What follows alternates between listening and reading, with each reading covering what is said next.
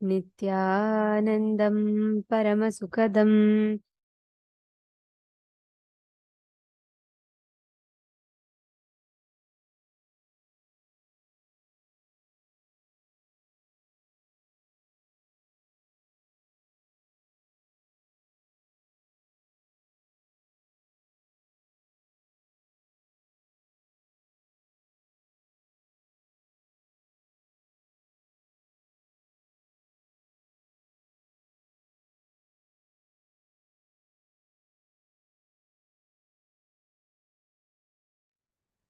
Nithyanandam Paramasukadam Kevalam Jnanamurtim Dvandvatitam Gagana Sadrisham Tattvamasyadilaksham Ekam Nityam Vimalamachalam Sarvadi Sakshi Bhutam Bhavatitam Triguna-rahitam Sadgurum Tam Namami. Nithyanandam, Nithyanandam, everyone. We welcome all of you, all the participants of Paramashivoham for the 15th day of the program. And today, the subject that we're all going to be learning about, what all of us are going to be understanding about, is something very, very special. Today, we are going to be experiencing, learning about how you can be your own boss. The science of manifesting leadership consciousness. How do you manifest leadership consciousness? How do you have command over everything in your life? We are going to be learning about all of that today. Welcome to your 15th day of the program.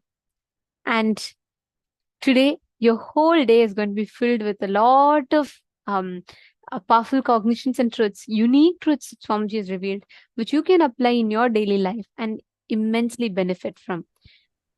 Do you know all the reality that you have in your life, right?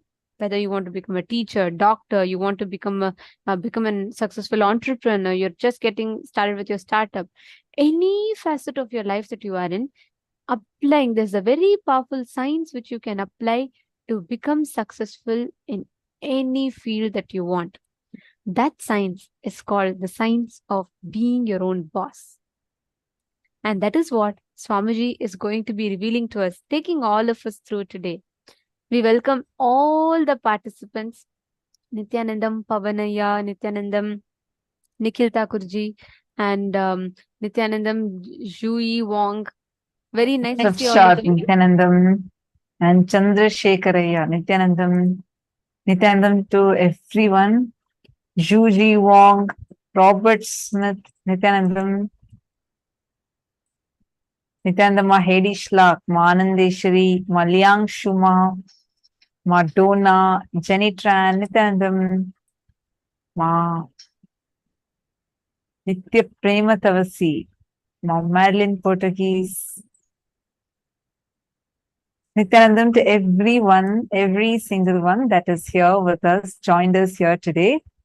Yes, Nithyanandam, Ma Anna Isabel, and Ma Vimala, Ma Sadashivamayi, Ma Mahabhairava Jnana Swarupam. Such a beautiful name you have. Nithyanandam to each and every single one of you that are here sitting with us. I'm so excited to have all of you here and having every one of you to join us for today's special day where we are going to delve deeper into the science of power manifestation, leadership consciousness, ability to be your own boss. Today, the deity, today we are going to be having the darshan of Bhagavān Tripurantaka. And in the temples, we are also going to be having Devi Parashakti worshipped as Rajarajeshwari, the leader of the whole cosmos, pure divine feminine consciousness.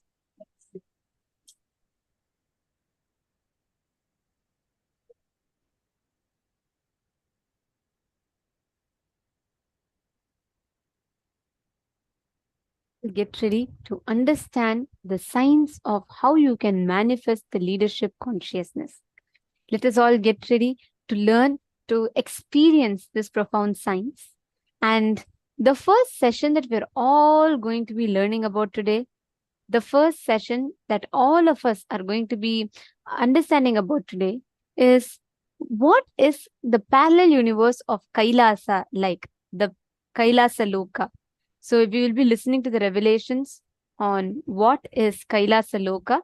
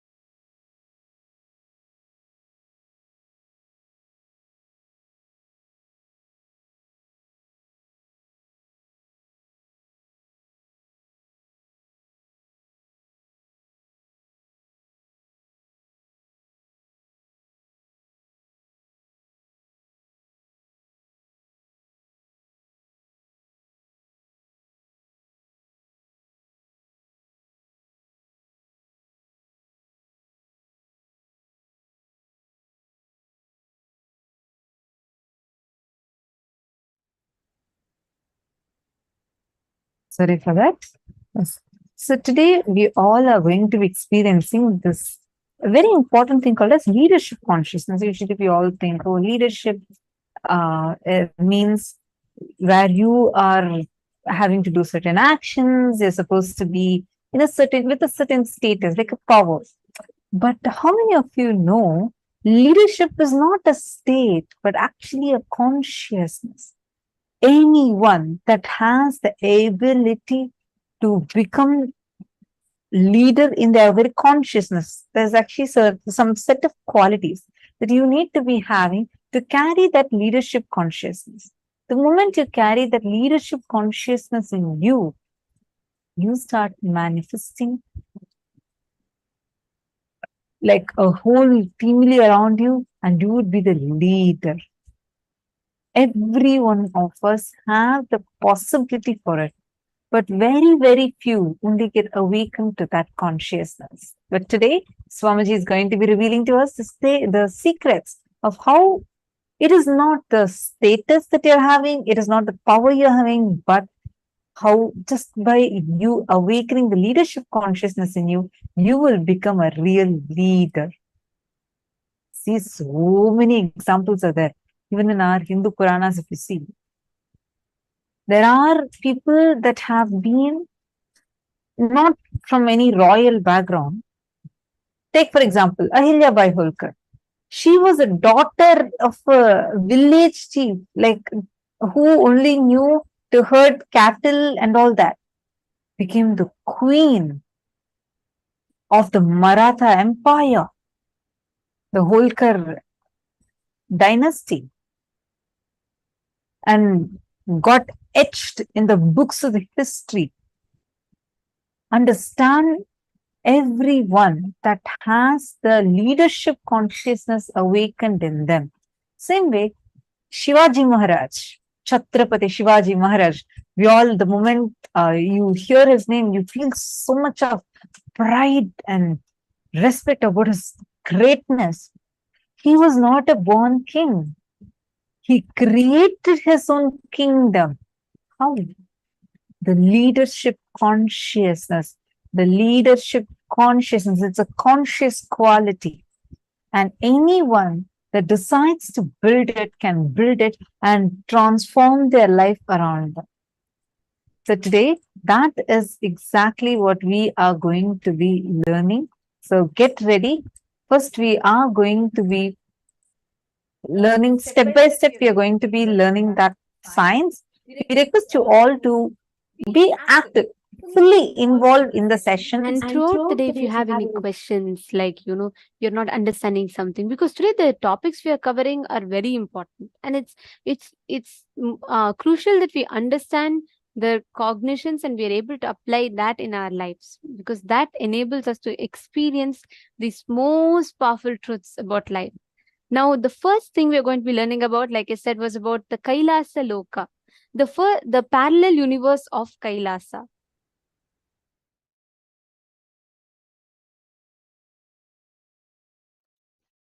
The unit of your life is your identification about you, how you perceive you, is the unit with which you measure whole universe. If you identify yourself as a joyful person, you measure the whole universe with that unit. If you identify yourself as a rich person, you measure the whole universe with that unit. If you identify yourself as a poor person, you measure the whole universe with that unit. How you assert yourself is the unit with which you measure universe. That's the way you live. That is your responsibility. That is your existence. Introducing your higher existence in parallel universe, asserting your higher existence in parallel universe, reassuring about your higher existence in parallel universe, initiating you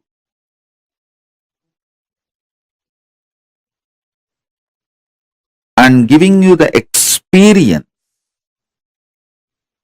about your higher existence, making you face yourself in the parallel universe, is my responsibility.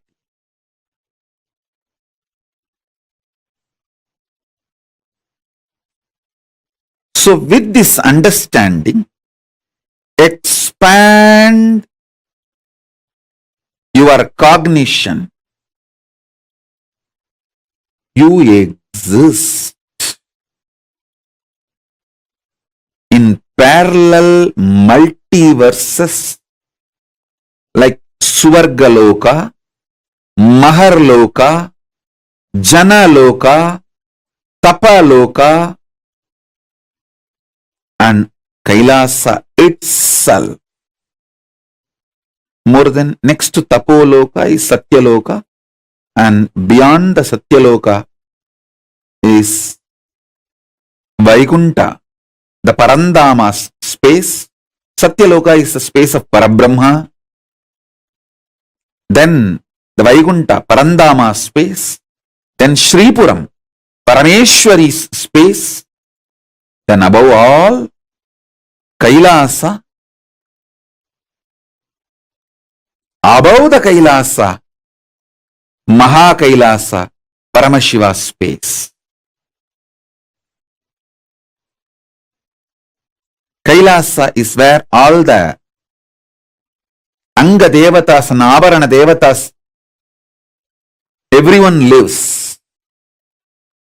People who achieved the Salogya, Samibhya, Sarubhya, Sayujya, Mukti with Paramashiva, all of them exist in Kailasa. In Maha Kailasa, he alone exists. In Paramadvaita Swarupa, Paramadvaita Satya.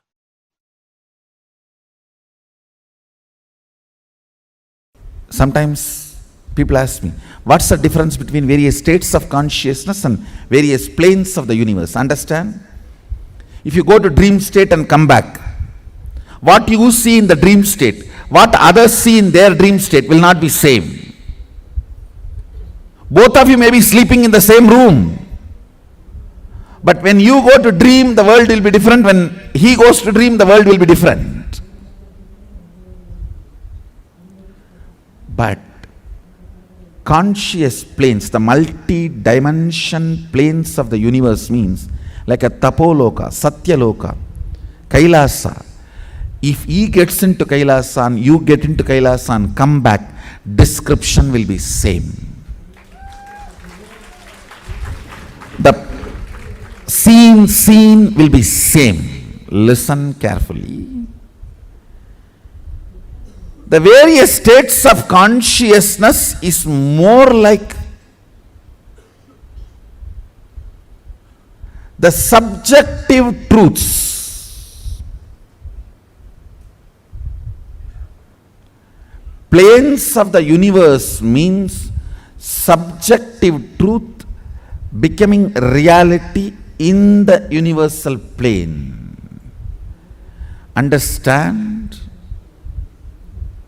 How now all of you experience the same in this Jakrat plane. This wall is same for all of you. This mic is same for all of you. The interpretations about the mic will be different. The knowledge about the wall will be different. Perception about the wall will be different, but wall is same.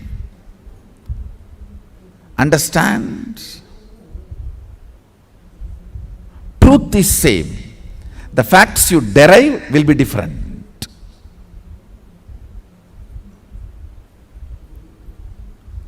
So this is the plane of Bhu.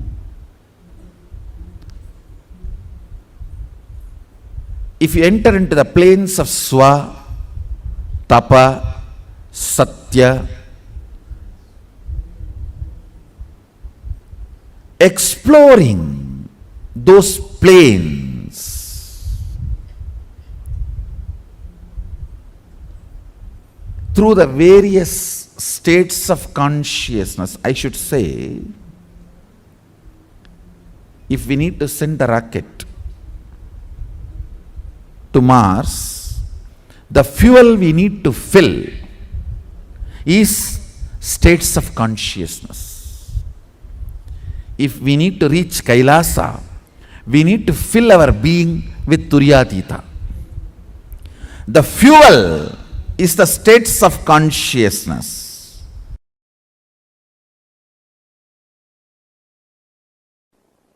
If you think in your life, grabbing, stealing from others is the best strategy for success, your identity in Patala gets strengthened. If you think the win-win is the best strategy in any deal, whether relationship or business, in every deal of your life, you also should win, other person also should win. The win-win is the most successful long-term peaceful right strategy. Then your identity in Swargaloka gets strengthened. If you feel no, giving up, Sarva Parityaga, Tyaga is the best strategy for all the auspiciousness in the life. Tyaga is the best strategy. The greatest powerfulness in the life. Then your identity in Tapoloka gets strengthened. If you feel integrity is the best strategy. Your identity in Satyaloka gets strengthened. If you feel integrity to Guru and the God is the best strategy. As I say,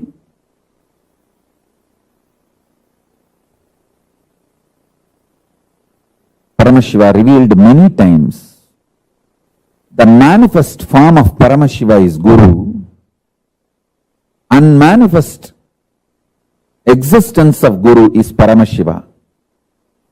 State of Guru is Paramashiva. Statement of Paramashiva is Guru. Statement of Paramashiva is Guru. State of Guru is Paramashiva. Avyakta of Guru is Paramashiva. Paramashiva's Vyakta is Guru. Manifest component of Paramashiva is Guru. Unmanifest existence of Guru is Paramashiva. Understand? The extraordinary powerful existence,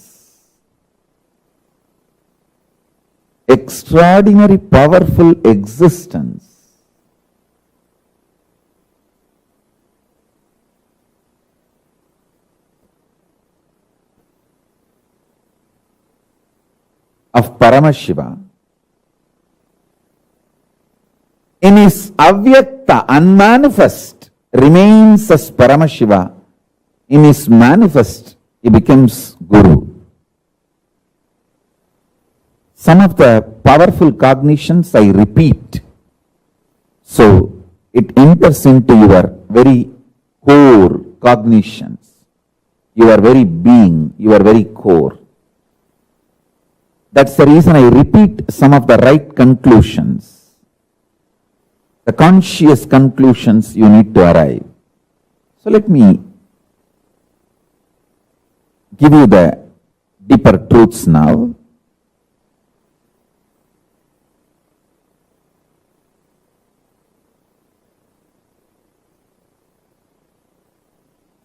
Level by level, understand about your body.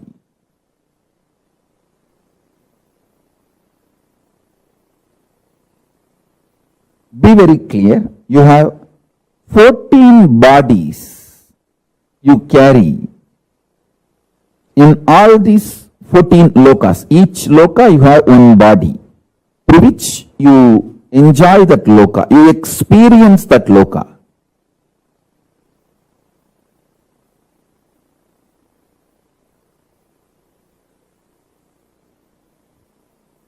Actually, the body you carry is the base from which you enjoy that loka. So the body you are carrying now in this bhuloka, where you are sitting and listening to me, this body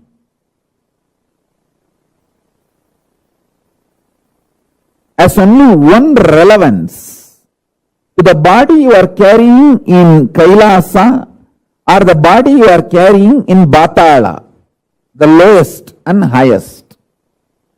The breathing which goes into you and comes out, the prana is same.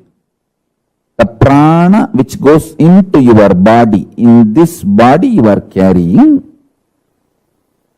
goes up to the body you are carrying in Kailasa and goes up to the body you are carrying in Batala. All these 14 bodies are stitched with one sutra, one thread called the prana functioning in you. Understand? These are the most subtle truths. If you start cognizing them, sitting with these powerful conclusions, you will start manifesting powers. Because they are so powerful, they manifest as powers in you. If you understand the breathing you are doing now adds prana, life energy into you, that prana from Batala goes to Kailasa through your body. Understand? Now I am wearing 1 lakh Rudraksha, little more than 1 lakh, because this 3 Gauri Shankar Mala which I am wearing is each one of them 108, 108. This 1 lakh Rudraksha, this whole 1 lakh Rudraksha is tied through a thread. Same way, the body you are carrying in all 14 lokas are tied through a thread.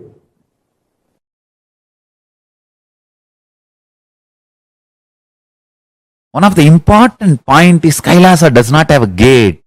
It neither has a gate nor has a door. It is an open, free entry for all. There is no qualification, predetermined condition for Kailasa. Only in Indraloka, Brahmaloka, Vaikuntha and all the qualifications, only Devatas can enter. Like that, many qualifications. But in Kailasa, Bhuta, Preta, Pichacha, all kinds of people are allowed, free. Some Bhutas make even Paramashiva run around. He is such a Bholenatha, he opens himself for all, and this bloody Bhasmasura goes and takes the boon that on whosoever head I put my hand, and they should be burnt to ashes. How can Shiva be burnt to ashes? But this fellow tries to play game with Shiva. Using the same boon he got from Shiva, Paramashiva plays the game just to prove that his boons are real. Just for that, he also runs around and tries to show the drama. Not that he has to save himself from Bhasmasura. How can fire be burnt? But he has to prove that the boon he gave is really, really real. Bhasmasura should feel job satisfaction that he did tapas and he got the boon. So just for that, to keep that principle alive, he also tries to run around, and then Vishnu comes and burns the Bhasmasura. All of you know that remaining story. Even that kind of fools get free entry. That's all I am trying to convey. Understand, one of the greatest blessing I had in my life was, I was literally, really in love with Arunagiri Yogeshwara, my guru, when I was listening to him. When I was listening, I was really in love with him. There was no calculation, maths. All I know is I am blessed even to get this space with him over.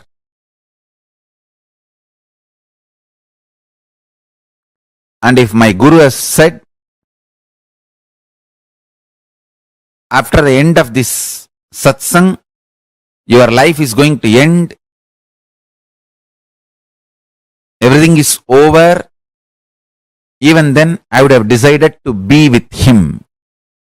I would have said, that is absolutely okay for me. Take the life, let me be here with you. I was ready to pay my life to have that one sitting with him. I was very clear. My life is too small to pay for his presence. I was absolutely clear. If he demands my life, I will, without even having second thought or any maths, I'll just give him. Because I know the logic with which he was functioning is worthy of paying millions of lives. Understand?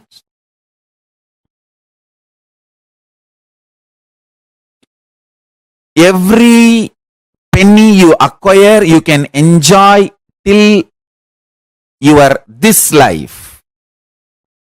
Every powerful cognition you acquire, you can enjoy as long as you exist.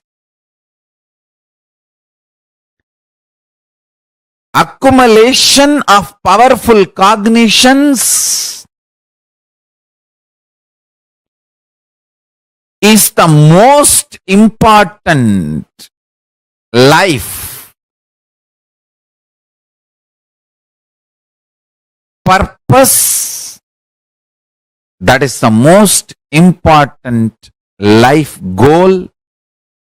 That is the greatest life wealth. Understand? Whenever we are beaten, agitated, flare up, how our energy responds to ourself, world, and cosmos and God. If that is based on powerful cognitions, you are living enlightenment. The logic with which my Guru was functioning was absolutely delicious. It was absolutely ecstatic. I was ready to pay not one, multiple lives to him to receive that.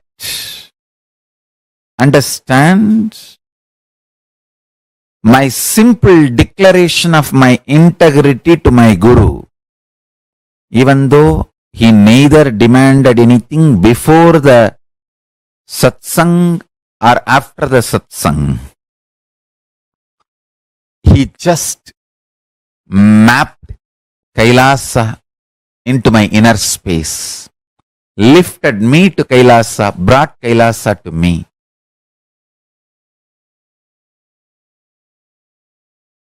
I literally do that to all of you now. I lift you all to Kailasa and bring Kailasa to you. Listen. Listen intensely. You can have 1,000 reasons why you should be integrated. You can have 1,000 reasons why you should not be integrated.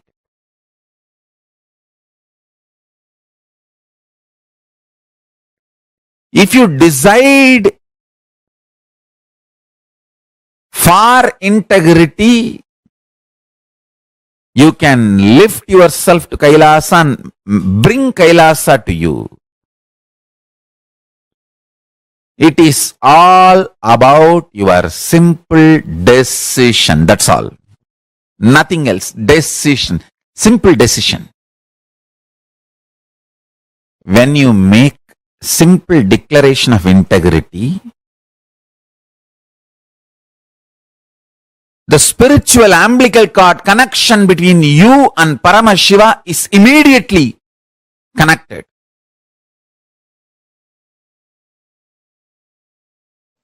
First truth. Tell Paramashiva, I know you are real. Second truth.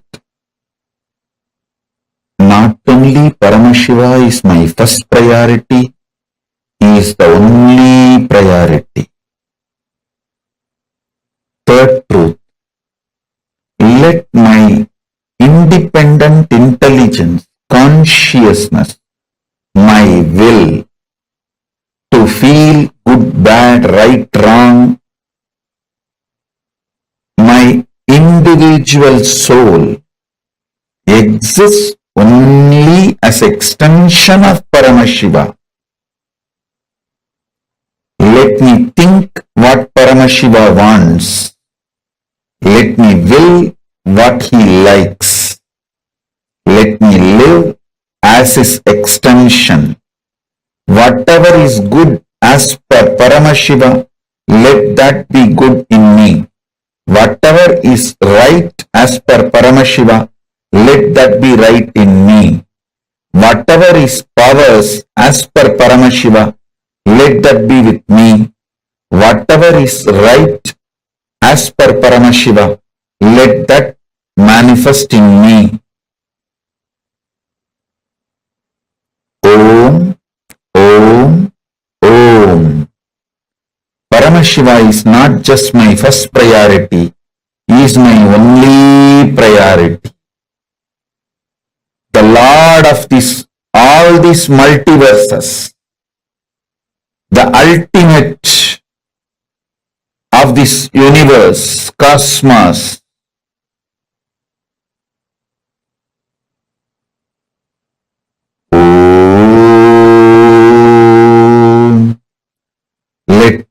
Paramashiva's activism manifest in me. Let me breathe only the way he wants. Let me think only the way he wants. Let me live only the way he wants. Let me desire only the things he wants. Let me enjoy only the things Paramashiva wants. Let me live only the way Paramashiva wants. Let me manifest only what Paramashiva wants. Let me attract only what Paramashiva wants. Let the activism as defined by Paramashiva manifest in me. Let intelligence as Paramashiva wants happen in me.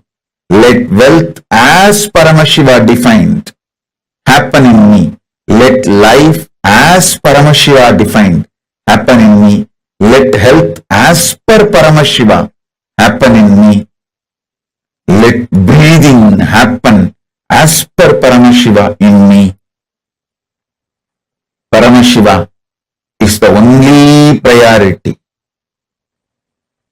Let Paramashiva be the only priority. Oh, let the inhaling happen as Paramashiva inhales. Let exhaling happens as Paramashiva exhales. Let my heart beat as Paramashiva's heart beats. Let my stomach digest as Paramashiva digests. Let my brain flow, visualize as Paramashiva visualizes. Let my will cognize as Paramashiva cognizes. Let my existence manifest as Paramashiva manifests. Let Paramashiva's existence be my existence.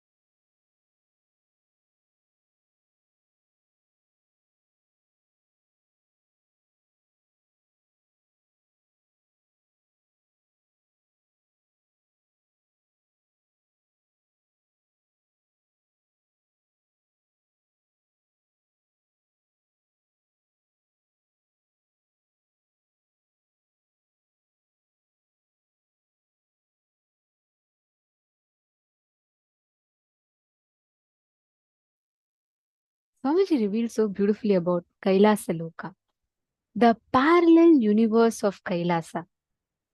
One important thing, right, is like what Swamiji revealed.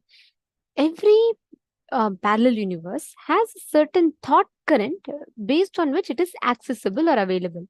Like, for example, if you constantly believe that your best strategy for life is always to have like win over people, like you feel whatever way I might use, but if I have to win over people, whatever cost it is, I will do it.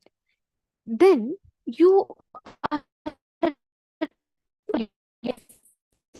your identity in the lower lokas, which is Tala, Vitala, Sutala, Talatala, Rasatala, Mahatala, Patala. There are 7 lower lokas. And even in them, certain deep rooted violent cognitions, like if, let's say, someone is committing acts such as murder, someone is doing theft, robbery, all of them naturally start strengthening their existence in these lower lokas. Now, let's say someone believes that whatever happens in life, the best strategy for me to apply is always to do tapas. I need to do tapas. Without tapas, I can't gain anything. And they start naturally empowering their existence in the higher lokas, the tapoloka. Now, every one of you that are here, Kailasa, you know why we're all learning about Kailasa today? This is very, very special because this Kailasa Loka, the parallel universe called Kailasa, literally becomes accessible to all of us just by the power of feeling connection. The moment you decide to experience that feeling connection, the moment you decide to experience that space of Guru Bhakti, feeling connection, automatically Kailasa opens up for you. That is what is the speciality of Kailasa. And Tripurantaka Murti, the leadership dimension, the inner strength in an individual opens up through Kailasa. So it is very important that we understand about this parallel universe and learn about them. Yes. Now, can I request each of you to post your understanding from the session? What have you understood from the session? Can I please request each of you to post?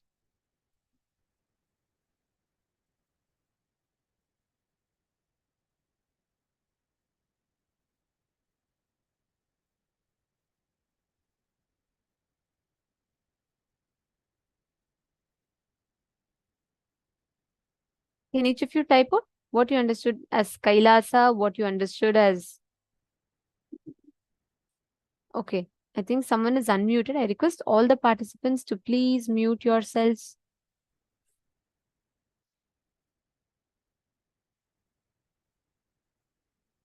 Yes. Okay. Now, also one more thing. Ma Mallika P and Ma Nataraja Priya. Ma Nataraja Priya, Ma Ananda Mahapurna, and Ma I see many of you are sitting here sincerely. I want to request all of you to proactively participate in the session. Whatever you are understanding, please keep posting that in the chat. Ma Mallika, which place are you from, Ma? Actually, I've been noticing you. You're sincerely sitting and listening to the sessions. Could you please post in the chat which place you're from? And Ma Carmen, where is Ma Paramashiva Shaktini? Yes. And Ma Jin Yu Shen. Ma Jin Yu Shen. Ma Su Ying Zhang. And Ma Karine. And Ma Jenny Tran. Okay, very nice to see all of you sitting. Now, each of you, please understand, the moment you open up the parallel universe called Kailasa, the moment you start connecting to that dimension, you will start experiencing the space of oneness, Paramashiva Shaktis manifesting in you. Okay. Now, we're going to be understanding what Swamiji revealed.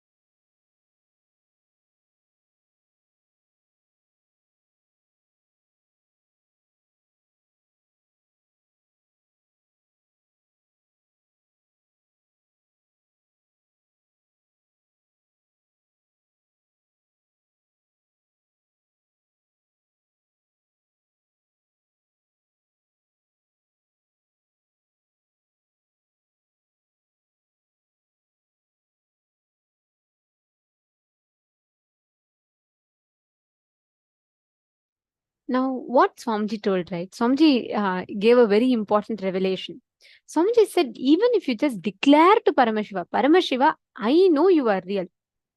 Not only Paramashiva is my first priority, he is my only priority in life. Understand, the moment you decide this integrity cognition in you, the parallel universe called Kailasa opens up for you. The moment you start experiencing, the moment you start understanding that you just declare, Paramashiva, whether I wait, I get it, I experience it or not, doesn't matter. Because I know you are real. My Guru told you are real, and I know you are real. And not just Paramashiva be my first priority, Paramashiva should be my only priority. And with that declaration, when you just sit and experience, the integrity is strongly awakened in you. You start being able to manifest. Manifest not just powers, but the powerful cognitions. All that belongs to Paramashiva becomes you. Okay? Now, we will be entering into a very short and a very powerful process. This process is basically where you're going to be identifying and raising your frequency. The moment you declare this frequency, the umbilical cord connection to Paramashiva will become fully aware. You're just going to say consciously, each of you sit straight now. You have to just close your eyes and declare, I am Paramashiva. Whether I believe it or not, accept it or not, whether I experience it or not, I am Paramashiva. I request every one of you to sit. Declare this one with this one declaration. Just declare whether I believe I am Paramashiva. Whether my logic accepts it or not and all is secondary. Just chant Mahavakya, that's all. Just chant Mahavakya. Just 8 minutes, sit and intensely chant the Mahavakya.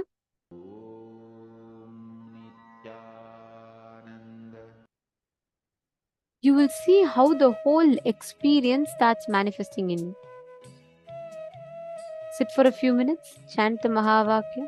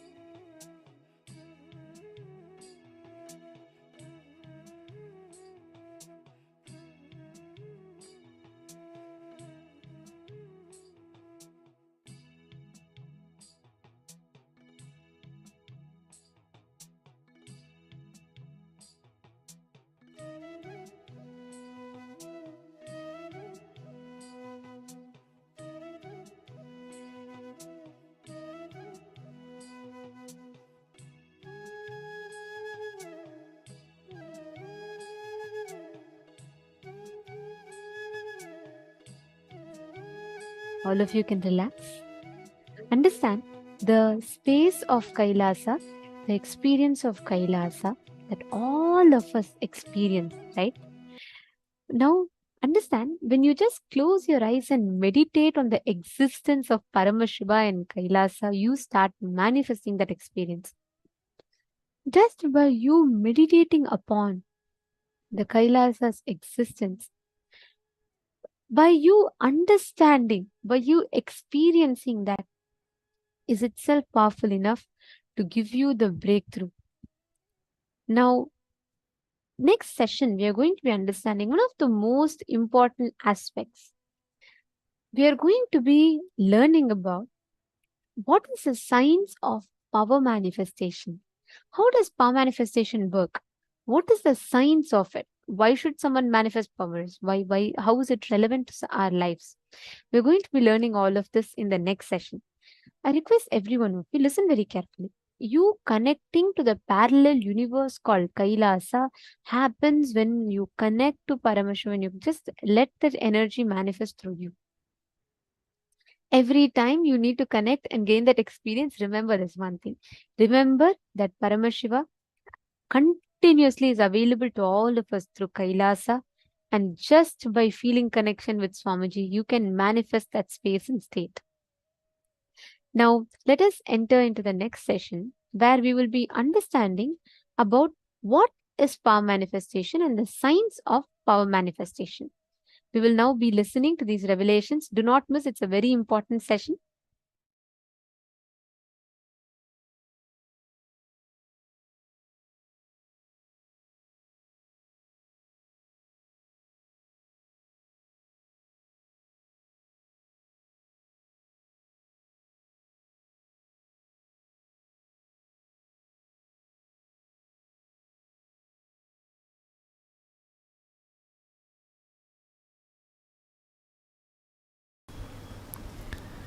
Every day religiously play with powers. Playing with powers means what? Playing with your oneness. Playing with your ability to be grounded in oneness with Mahadeva, Sadashiva.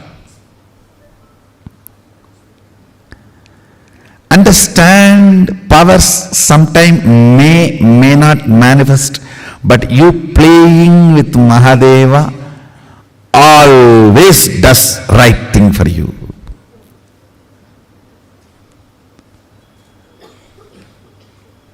That's the best thing for you. Sometimes the food you ate will be digested, sometimes may not be digested. That does not mean you will stop eating.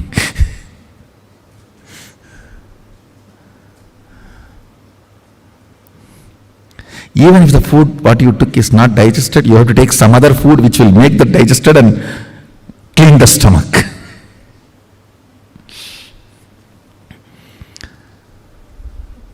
Some people ask me, what is the solution for power not manifesting? Solution for power not manifesting is power manifestation. That's all.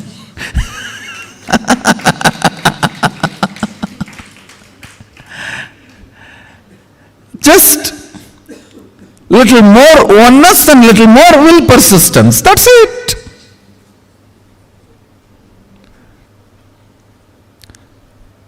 Power manifestation will automatically make you integrated. Man with $1 billion will not lose his integrity for a penny on the street. Law of life. Understand?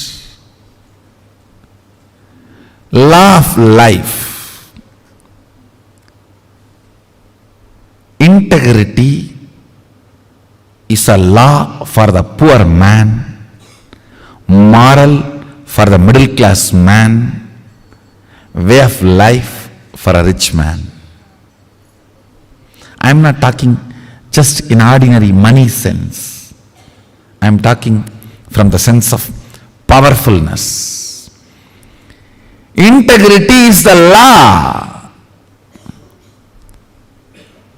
be enforced on a powerless poor man. It's a moral to be taught for a middle class man who faces ups and downs. It's a royal way of life.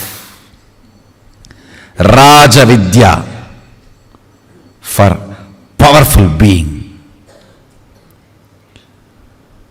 So all your energy, your effort, your will, persistence should go on power manifestation. So naturally, your idea about you will be raised. Understand?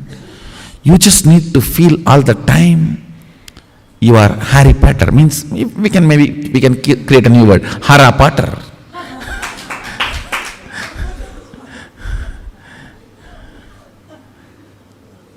You just should know. You have that oneness. Spider. You can just stretch your hands and that spider will spread all around and you can do what you want. Oneness is the material. Oneness is the existence. Oneness makes you feel royal.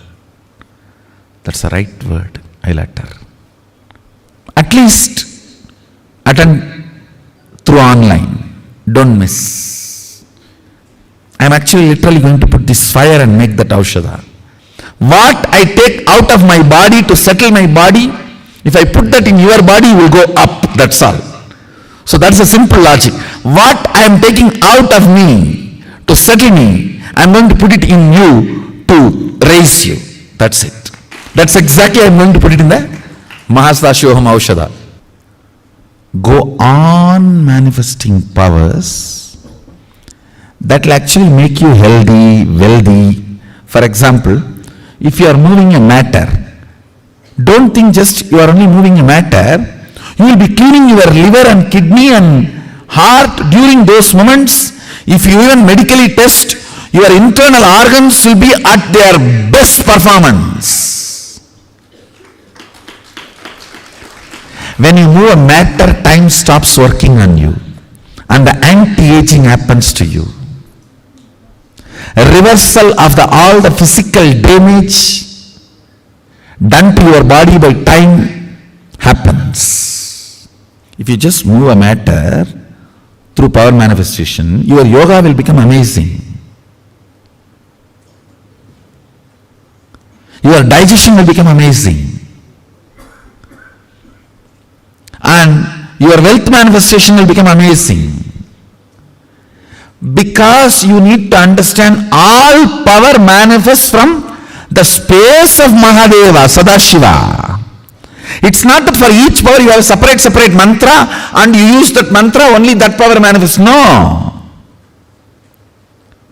You use tantra, not mantra, which is same for all power manifestation. Go on be power manifesting. Go on be reaching out to others. Go on be causing. I tell you, that just makes you a pure channel of Mahadeva, Sadashiva.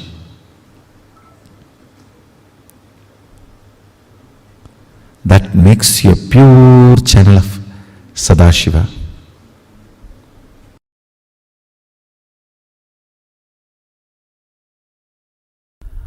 All power manifestation should align to manifest what you want as reality. Understand? Whatever you want in your life, you should be able to manifest. That is what is the purpose of power manifestation. Otherwise, just having some vibhuti appearing, kumkum appearing, and some pearls appearing, gems appearing, materialization. I don't think that is the goal. What will you do even having that? That is only an encouraging step. That is not the ultimate goal. And I do feel there are some non-integrity issues. Please be completely integrated, because I know the number sent and the number appeared. The numbers are not completely matching, so I know. So no more non-integrity games. Please maintain highest integrity and actual goal is manifesting life. Understand, when you move the coconut, crack the coconut, that is not the actual goal. Just cracking the coconut and break, it will crack, that's all. When you move the coconut, crack the coconut, use that power to balance your blood pressure, balance your sugar level, to heal your intra-organs, internal organs, and reverse aging. These are all the real powers which you can manifest through this coconut moving. Understand, when you know your consciousness over the matter, then your internal organs are also matter. Have power over them and start healing them, reversing them. Reversing the diseases and reversing the aging. Reversing the tiredness and boredom they all feel due to aging. That's the real achievement. Understand? All powers are to manifest what you want in your life as reality. If you are able to materialize something, then start using that power every day in your profession, in your career, in your everyday life. Start moving things in your life. Otherwise, what is the use? What is the use of this so-called materialization or other manifestation of powers? So understand, manifestation of powers is to manifest Ishwaratva. Ishwaratva means being Lord of your life. At least your life.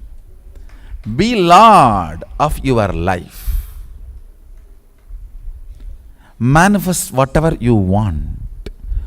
Go on, I tell you, when you start manifesting whatever you want very casually, with a lot of fun, without much effort, without feeling difficulty or anxiety, even once you feel, will it happen or not? Over. You are no more Ishwara. Without even remembering like that once, moving things, moving life as flow is Ishwaratva. Understand? Ishwaratva is the smell of Sadashivatva.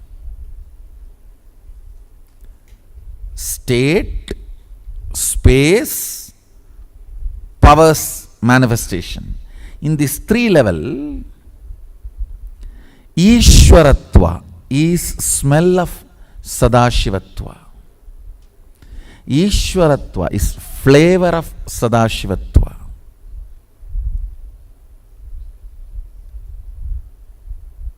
So understand, first thing I want to tell you, no non-integrity business in any power manifestation.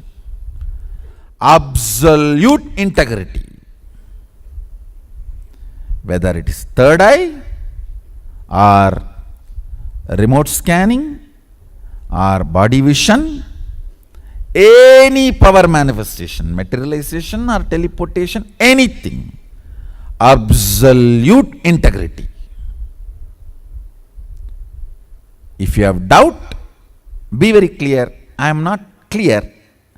I think I have a doubt. Let's stop with it. All of you are clear? Absolute integrity. Do not try to bring any name or fame by non-integrity. I do not want. I am very clear. Let integrity be our life breath. I tell you, Just the other day I was telling, Tirupati. Tirumala means Venkateshwara. So if you go there, you know you will have darshan of Venkateshwara. You may have to stand in queue. You may have to wait for 1 or 2 days. All that is different. You know you will have darshan of Venkateshwara. You cannot blame, oh, I did not see Ganesha, I did not see Jesus, I did not see this, I did not see that. Oh, they told me all gods are one and the same, but I went there, I saw only Venkateshwara. Be very clear. All of us know, if you go to Tirupati, Tirumala, you will see Venkateshwara. If you want to see Venkateshwara, go to Tirumala. If you don't want to see, don't go. That's all. But just because you want to see Ganesha, or you want to see Jesus, or you want to see some other god, that cannot be changed. Integrity of Tirumala is Venkateshwara. Over. Same way, integrity of our Sangha is integrity.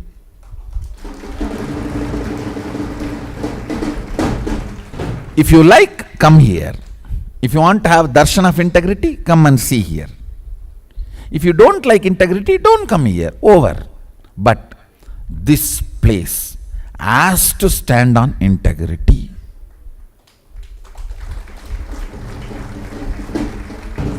If we have not aligned ourselves to integrity in some corners, some places, there's blind spots. That cannot be the reason to lose integrity in other places. No. The blind spot need to be cleared. Not that you will use that as a reason to build more blind spots or more non-integrity. No. Flag will fly high.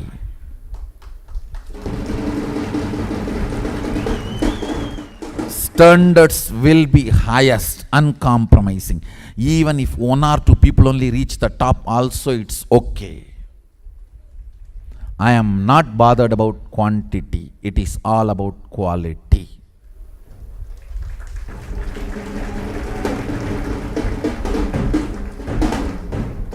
Understand, feel blessed.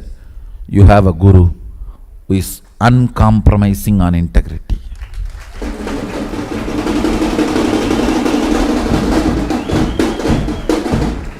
Who is very clear, no cheating, no non-integrity.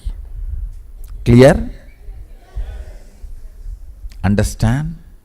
All these powers are gift from Sadashiva just because our integrity to him. What can you offer him? He has everything. He is Jagat. He is universe. The only thing we can offer him is our integrity to him. One of my disciples, she was asking me something. I casually asked, what will you give me if I give you this? She was laughing, what can I give you, Swamiji? I said, you can give your integrity to me.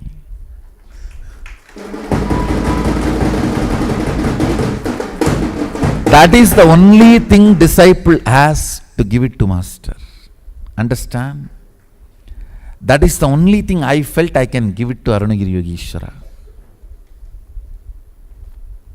When I was in love with him, I said, oh God, why are you so sweet? What can I do? Finally, I melted into only one thing. I should be integrated to him. That's all.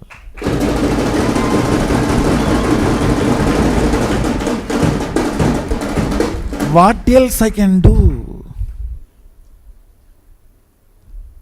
And throughout my life, I know for sure I am integrated to him. More and more the words he gave me, I remember, more and more I integrate myself to it.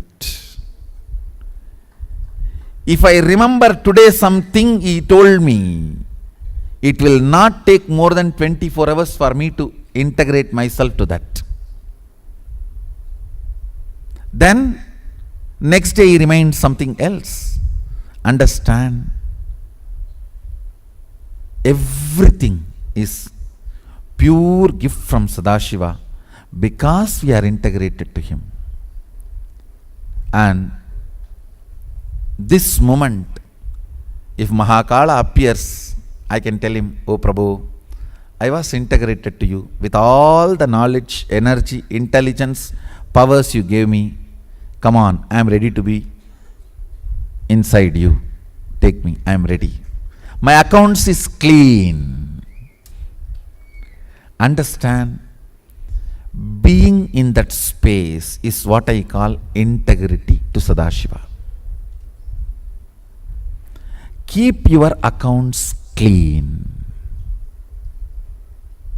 Whatever he gave, knowledge, intelligence, powers, understanding, body, mind, relationships, everything, align it to integrity to him. Over. Understand? We have nothing to give him other than our integrity. What else we can give him? You can pour water to clean the deity. You can pour milk to clean the deity. But he is not going to drink it. It is going to come back and you are going to drink it. It's going to come back as prasadam and you are going to drink it. What is the only one thing you can give him? Your integrity to him. When I fell in love with him, that's what I decided. Mahadeva, I'll be integrated to you forever.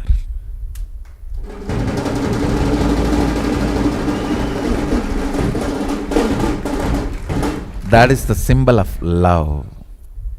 That is the symbol of love.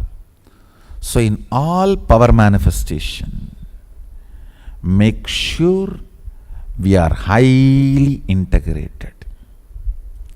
We are highly integrated. Not for anybody else, but for Mahadeva, but for Sadashiva, but for Mahakala. Understand?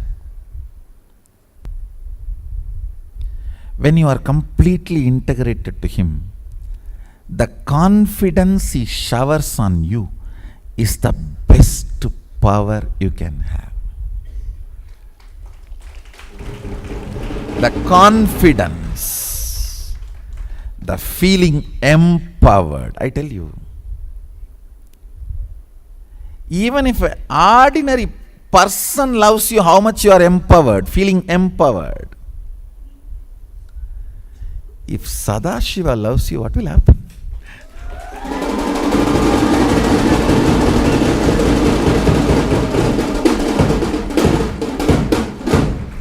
Whole universe empowers you. Whole universe is empowering you.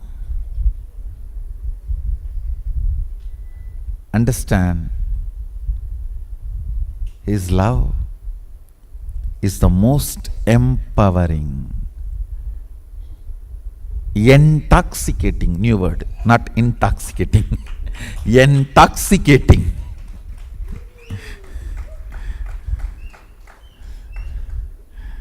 It is not intoxicating.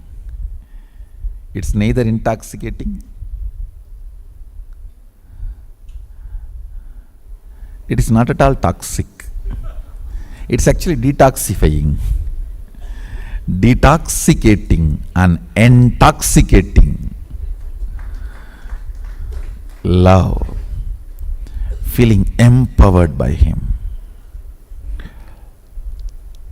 I tell you, when you are empowered by him, the only thing you can do is, Prabhu, let me be integrated to you. That's all. Prabhu, let me be integrated to you. That's all.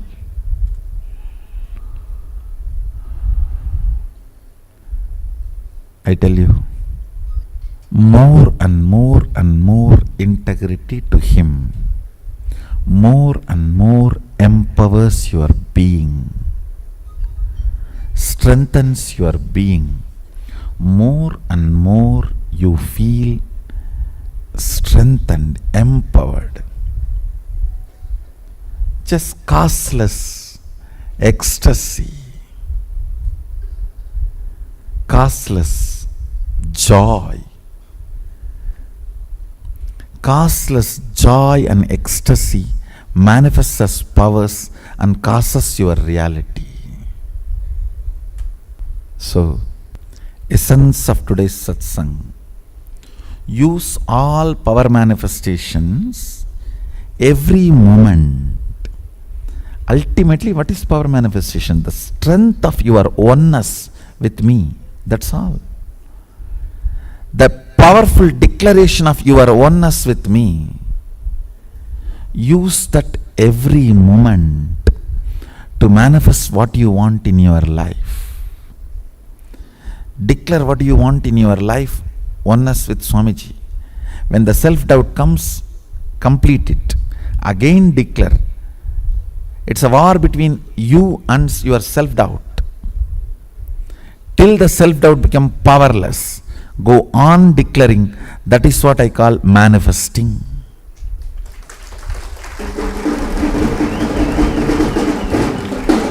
Even materialization should be in 3 seconds of your declaration. When you bring yourself to that oneness, let Swamiji express through this body and let it materialize. It should be only 3 seconds. The moment the sankalpa comes out of your mind, within 3 seconds it should come out of your hand. Then it is materialization.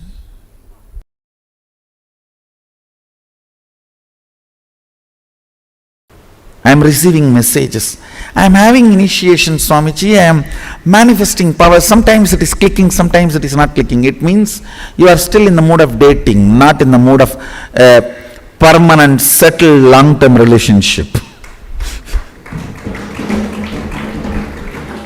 Still you are in the mood of, let me see how works.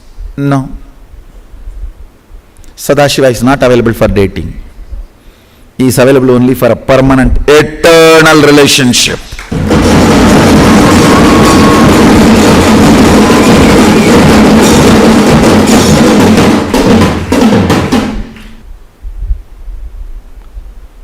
Understand, this is the country of integrity and stability.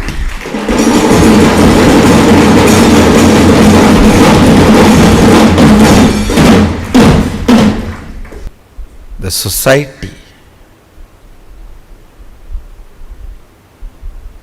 derives its stability from the integrity of the individuals.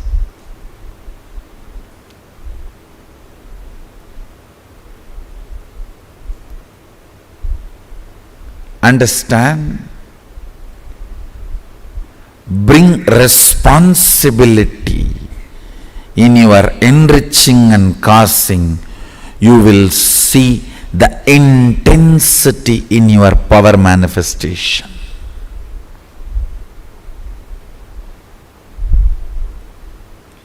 Responsibility in your enriching and causing. You decide.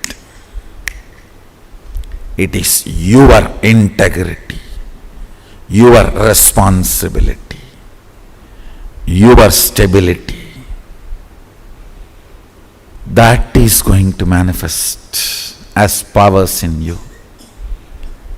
Understand, the sacred secret you need to practice is integrity to responsibility of enriching and causing. If you feel you want to manifest this power more strongly, become a committed causer. Sambhavana is Kailash currency. It is a pride you receive. Nothing wrong in it. It is not currency, it is Kailash currency. So develop a responsible, enriching and causing thought current intensely. You will intensely manifest all these great powers of length, body scanning and healing. This will manifest so intensely. You will be able to do all this remotely. You will be able to perform spiritual surgeries remotely. You will melt tumors, break kidney stones, melt the fat. You will perform even beauty surgeries just through the third eye.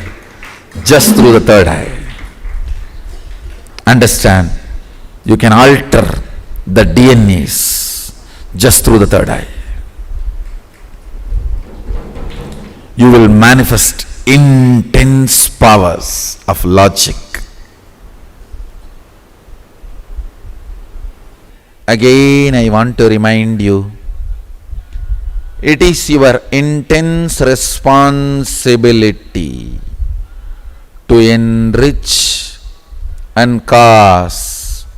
It is your intense commitment to enrich and cause opens your being to Mahasadashiva. Understand, Kailash currency is spiritual power. Along with Kailash currency, you receive spiritual powers. Manifest intense enriching and causing. You will manifest powers. Let's continue. Enriching and causing. You will manifest powers and Kailash currency. With this,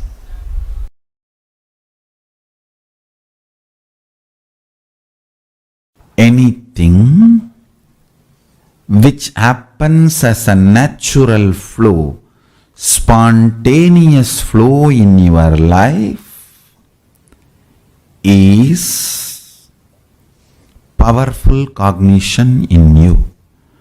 Powerful cognition never struggles. That is the law of life. If there is a struggle, some part of you is not having powerful cognition. Whether you want to manifest wealth, health, life, beautiful relationships, enlightenment, joy, anything you want. If you manifest powerful cognitions,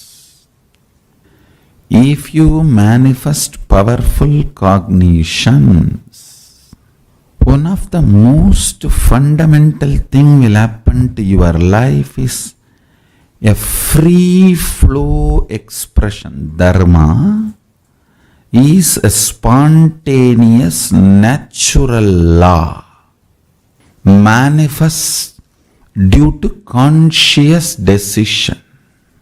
Listen carefully.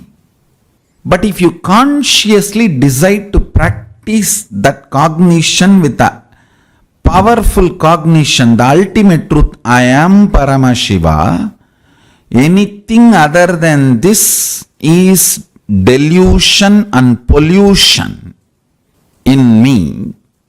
When you start practicing this powerful cognition, first it will start expressing in the form of peace. You will find more time you are spending in peace, then more time in bliss, more time in the space of completion, more time happiness, more time settled, more consciousness, more alive, more active, more brilliance.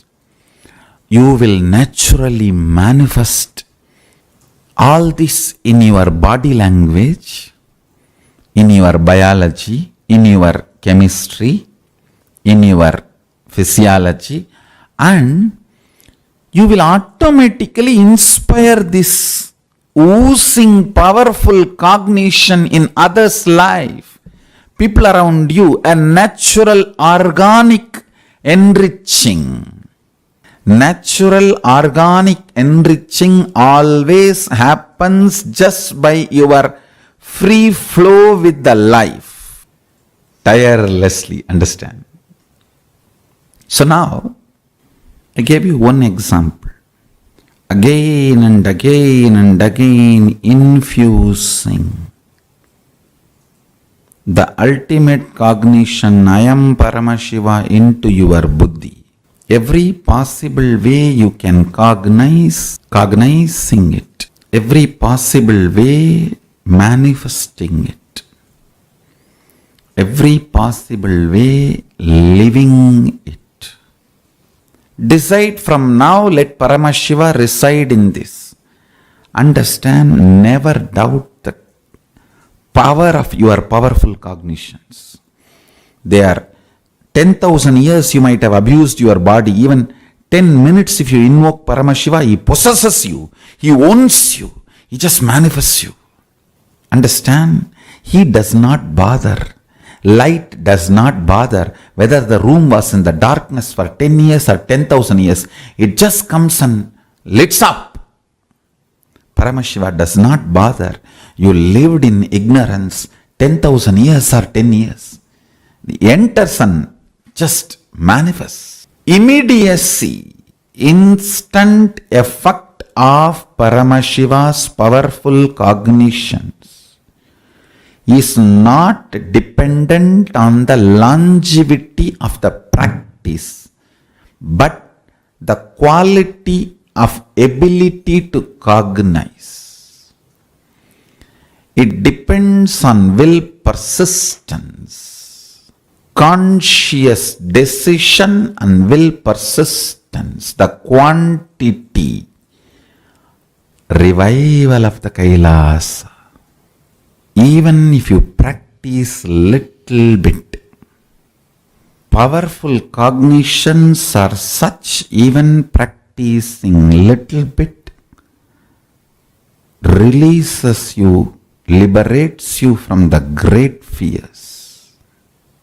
The state of Paramashiva, pure, unclutched, nirvana, sharira, turiyatita state, pure enlightened space. That state is the state of Paramashiva, where the source of the cosmos vibrates in its existential frequency.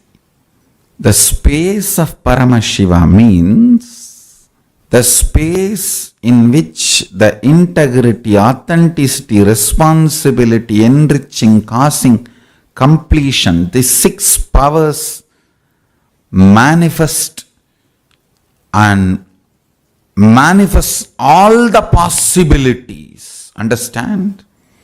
Integrity is not rule or restriction or moral. No, it's a power. It is your own ability to identify you is integrity. Paramashiva's space is a power. Integrity is a power. Authenticity is a power. Responsibility is a power. Enriching is a power. Causing is a power. Completion is a power. It is not moral, it is power. If you are struggling with integrity, you are thinking integrity as a rule. If you know waking up in the morning, Brahma Muhurta, and meditating is nothing but manifesting power, your life's purpose, you know you have a power to expand more powers, you will simply wake up in the Brahma Muhurta and start doing yoga and meditation. If you are struggling to wake up in the Brahma Muhurta for yoga and meditation, you think sleeping will empower you. Changing powerless cognitions and adding powerful cognitions is completion. Realizing your integrity, authenticity, responsibility, enriching is power, not bondage, is living enlightenment. Poverty is nothing but economical illegitimacy to your identity. If you build the spiritual identity, right identity, you will manifest economical legitimacy, means wealth. Because of your powerful cognitions,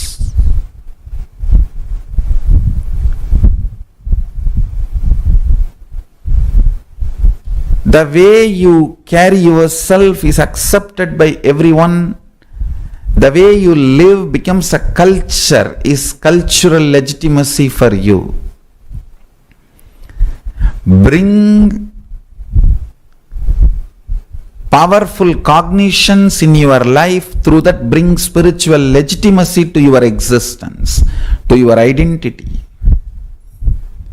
With that strength, bring social, cultural, economic legitimacy to your existence. Naturally, you will be able to manifest anything you want.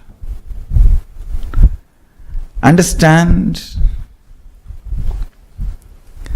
This whole science, manifesting the state, manifesting the space, manifesting the powers, manifesting the being, manifesting the superconsciousness of Paramashiva.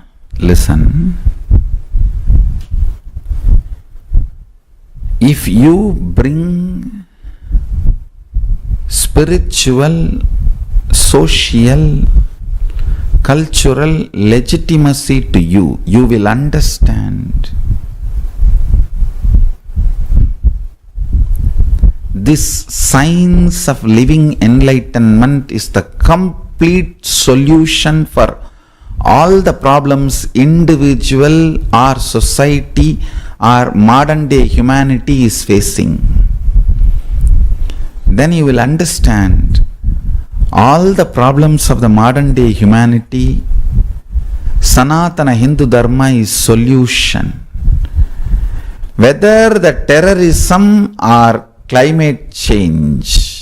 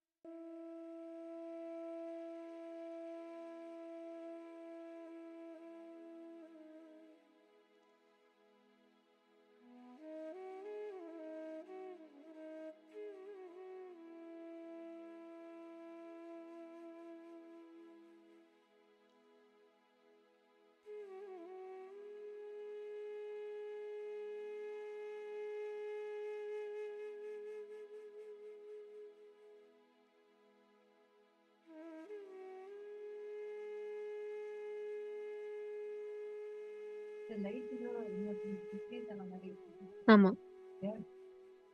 ரொம்ப தலைவலிக்குது. ரொம்ப ரொம்ப பிரைட்டா இருக்கு. என் கண்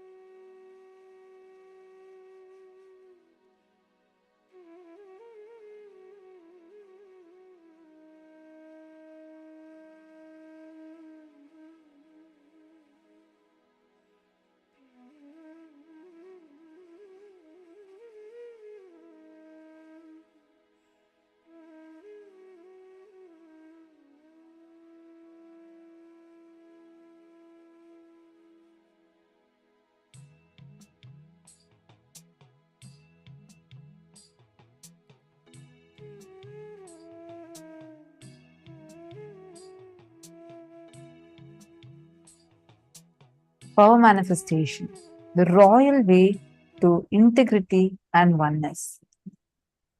Now we all the initiated disciples of Swamiji have people from almost all the time zones. I think all the time zones literally we have people who are here and as the part of the Hindu diaspora and who come here, attend the programs and get initiated into the science of power manifestation. We all understand it only to one level, but what power manifestation is doing to your being, what an amazing thing it's doing to you, we ourselves don't even realize. Power manifestation and powerful cognition manifestation makes you integrate. It makes you manifest Ishwaratva. Ishwaratva means being a lord of your life.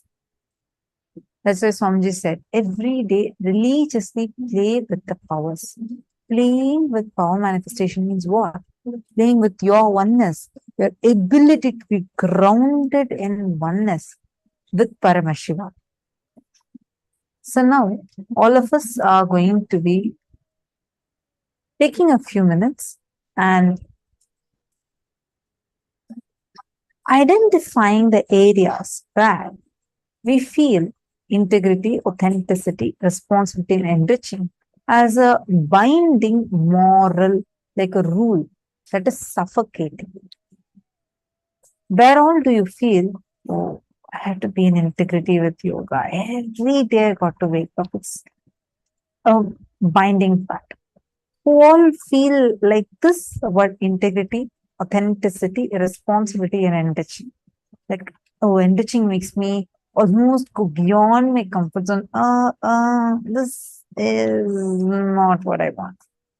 Something like this, which makes you feel in the areas of integrity, authenticity, responsibility, and enriching, the four tattvas, literally the four pillars on which we stand. How many of you feel that this is a binding moral, like a rule that is suffocating? Take a few minutes and please start penning them down. I hope all of you understood this step. Even if you feel sometimes was so narrow, please pen them down.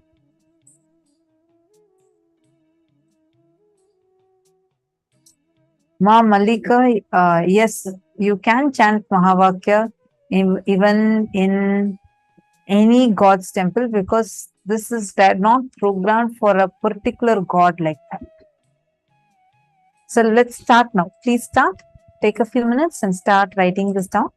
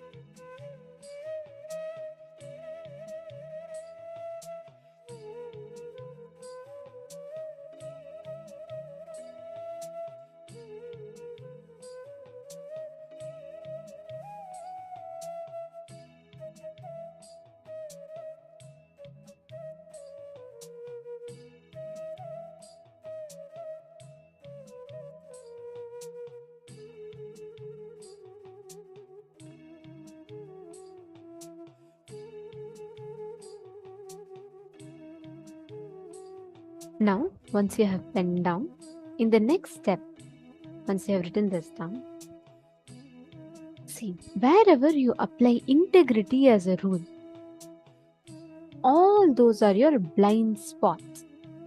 Everything cannot be like a hard rule. Life cannot be like a hard book of rules. It is to be operated with extreme intelligence and extreme awareness. You cannot say, oh, this is not in the book of rules, and so I can't do it like that. Life doesn't go with that. It is not okay, it's black and white, just put this is a rule, give me the rules, I'll just follow it. No, then you will become like a machine. We all have something called independent conscious will. The whole game is about how you are accessing, how you are experiencing this independent conscious will within you. Are you all catching it? Just this one thing, if you understand, just one thing, if you catch, the perspective from which you look at life will completely change. The perspective from which you understand life, it cannot be everywhere where you think integrity is a hard rule. Like, for example, morning yoga. Swamiji tells, okay, be integrated to everyday morning yoga. But if you think that as, oh God, every morning I have to wake up, it is too much, it is a rule, because it's a rule I have to go, then you are only the loser. Understand every moment, any crisis or situation. You cannot ever have a rule to solve it. It only happens out of intelligence. There's a big difference between rules and intelligence. Nithyanandam, sorry, I'm seeing that many participants tend to get unmuted. I apologize to all. I'm seeing the male body's room have had some inconvenience because of that. Yes, it's fixed now, so you'll not have that issue.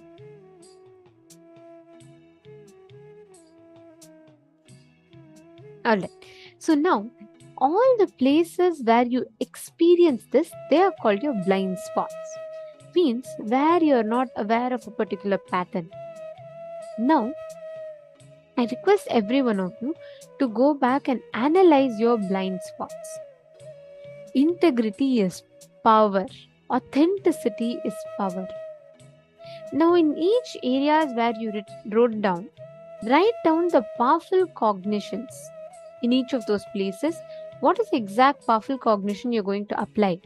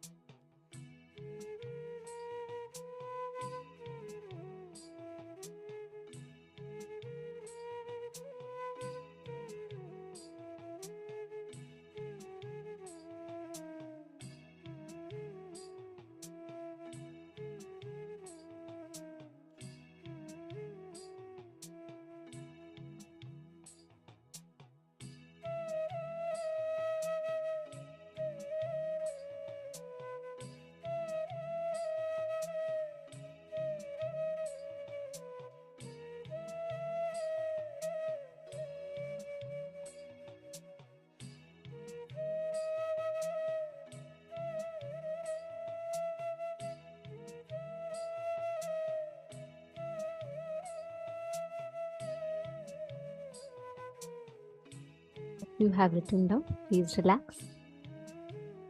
Now, we're all going to be entering into the next part, manifesting this powerful cognition as a power, manifesting this powerful cognition as an experience in each of us.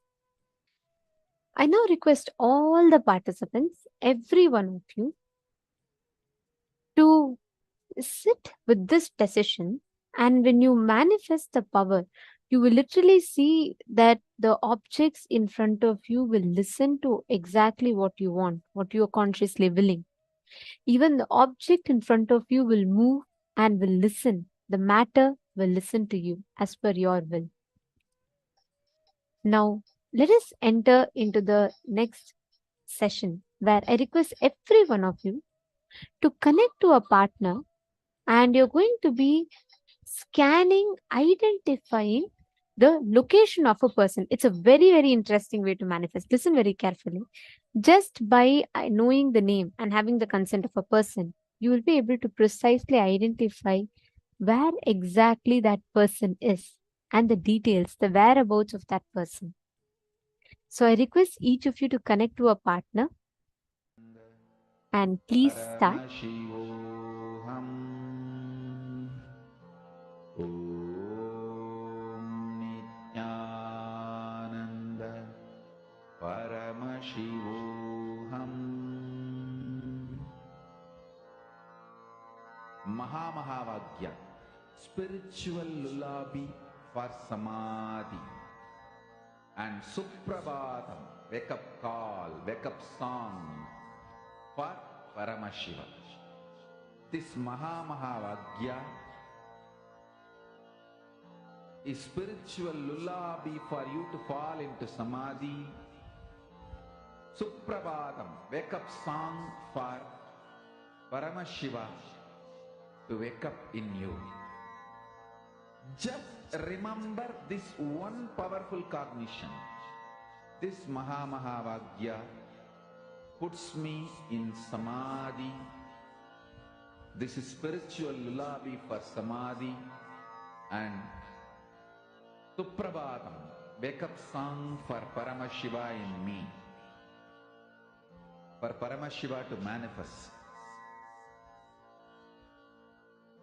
With this one spiritual powerful cognition, chant this Mahamahāvāgya.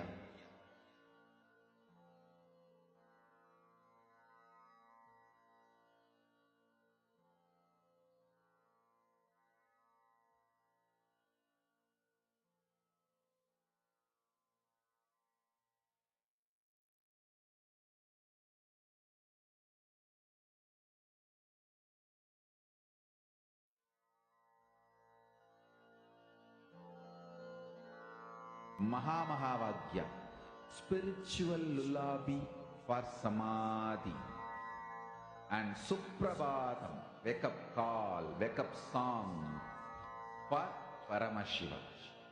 For Paramashiva to manifest. With this one spiritual powerful cognition, chant this Mahamahāvāgya. Om Nithyananda Paramashivoham. Om Nithyananda. I request each of you to please connect with a partner. You should see this in power. You will actually be able to precisely scan and identify where a person is right now. Let's say, for example, you are connecting to a partner and your partner has someone who is in their friend who is in LA. You can actually scan and see if they're driving their car right now, what color dress they are wearing, what color, where are they, like, are they sitting on the car, are they driving, are they having phone on their hand? Like literally you will be able to scan exactly locating a person. Can I please request every one of you to connect to a partner?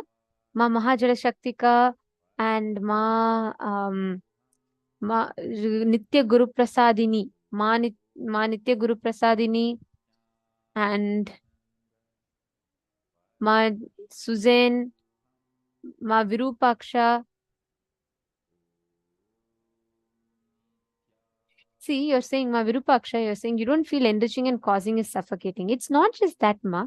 So the context is not that whether, oh, do we enjoy it or not. But understand this, whenever you enrich or when you follow these tattvas, do you make that as a suffocation inside of you? What does that mean? Are you following it as a rule, hard set rule, or are you following it with inspiration? Okay, Ma Mary Claire, Ma Sonia Rao has partnered up. Ma Mahabhairava Jnana. See, it is not scanning the house. Ma Sonia Rao, Ma Mahabhairava Jnana. All of you listen very carefully. It is not scanning the house. Listen, there's a big difference. I request all of your kind listening. If you're all listening, please put yes in the chat. Listen, you are not going to scan the house of your partner.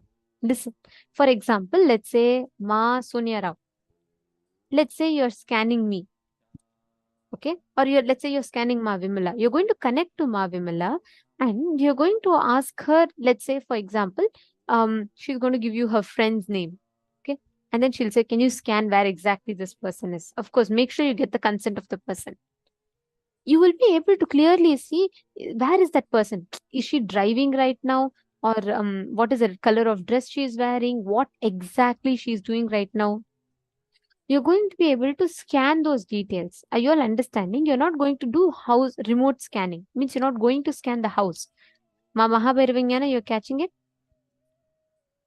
You're going to be scanning the location of that person. Means what exactly they're doing right now at this moment. Ma Sonia Rao, see, if you see them, you'll know that they're in the house. You're going to scan their friend.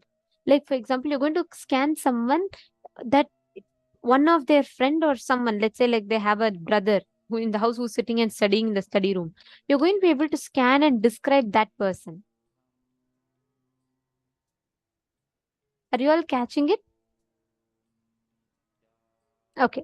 Can I request every one of you to please connect to a partner? Please connect to your partner and ask your partner to give you a friend. So it's not your partner itself you're going to scan.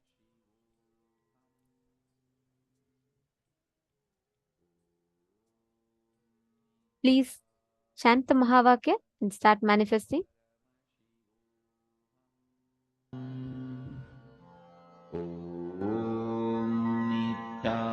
Nithyananda Paramashivoham Om Nithyananda Paramashivoham Om Nithyananda Paramashivoham Om Nithyananda Paramashivoham Om Nithyananda Paramashivoham Om Nithyananda Paramashivoham Om Nithyananda Paramashivoham Om Nithyananda Paramashivoham Om Nithyananda Paramashivoham Om Nithyananda Paramashivoham Om Nithyananda Paramashivoham Om Nithyananda Paramashivoham Om Nithyananda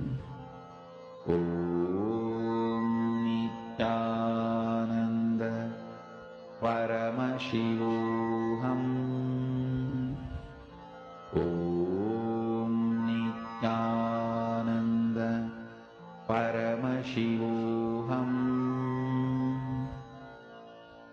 Om Nithyananda Paramashivoham. Om Nithyananda Paramashivoham. Om Nithyananda Paramashivoham. Om Nithyananda Paramashivoham. Om Nithyananda Paramashivoham. Om Nithyananda Paramashivoham. Om Nithyananda Paramashivoham. Om Nithyananda Paramashivoham. Om Nithyananda Paramashivoham. Om Nithyananda Paramashivoham. Om Nithyananda Paramashivoham. Om Nithyananda Paramashivoham. Om Nithyananda Paramashivoham. Om Nithyananda Paramashivoham. Om Nithyananda Paramashivoham. Om Nithyananda Paramashivoham. Om Nithyananda Paramashivoham. Om Nithyananda Paramashivoham. Om Nithyananda Paramashivoham. Please. Om Now, Nithyananda all of you can post how many of you have manifested. How many of you were able to see and identify?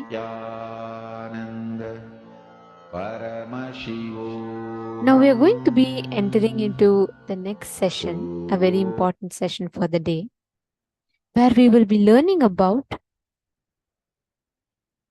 the identity and the definition that we carry about the identity. What is I and what is the mind? Where is the border between what we think as I and what we think as mine? We are now going to be listening to these revelations from Swamiji.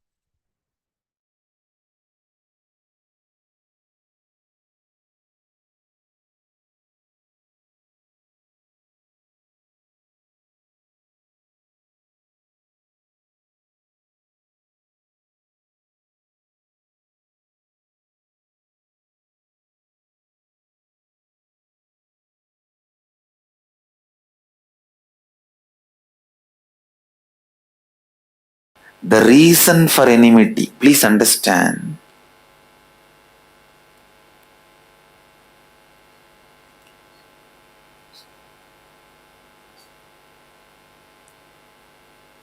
biggest delusion you need to handle in life is there is something other than you. Underquote, there is something other than you. Everything exists is you.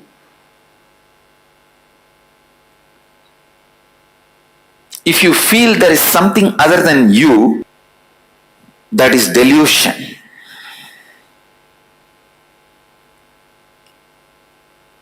Handling that delusion is very important. For that, you need to know what or whom you feel as other than you and why you feel that or them as other than you. Please understand, if a bamboo is thrown in the Ganga and that bamboo is floating, it looks like Ganga is become two now, right side, left side. But Ganga never became two. The bamboo makes Ganga look like two. It is always our enmity that makes your conscious Ganga to look you and other.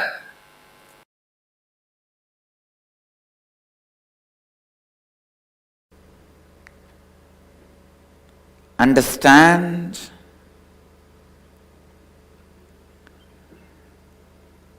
Digest Advaita more and more into your thinking. Digest Advaita more and more into your words.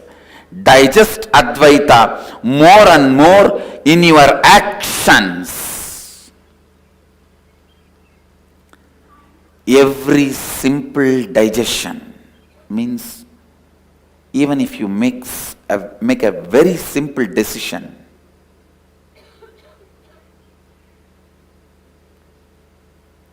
I will not use the word I and mine in my words, in my speak. When I speak in my speech, I'll use only the word we, us. Even this simple decision will go on be reminding you, if you take it from the context of oneness. If you take this simple decision from the context of oneness, even this simple decision will go on be reminding you the Advaita. It will go on be reminding you the Advaita.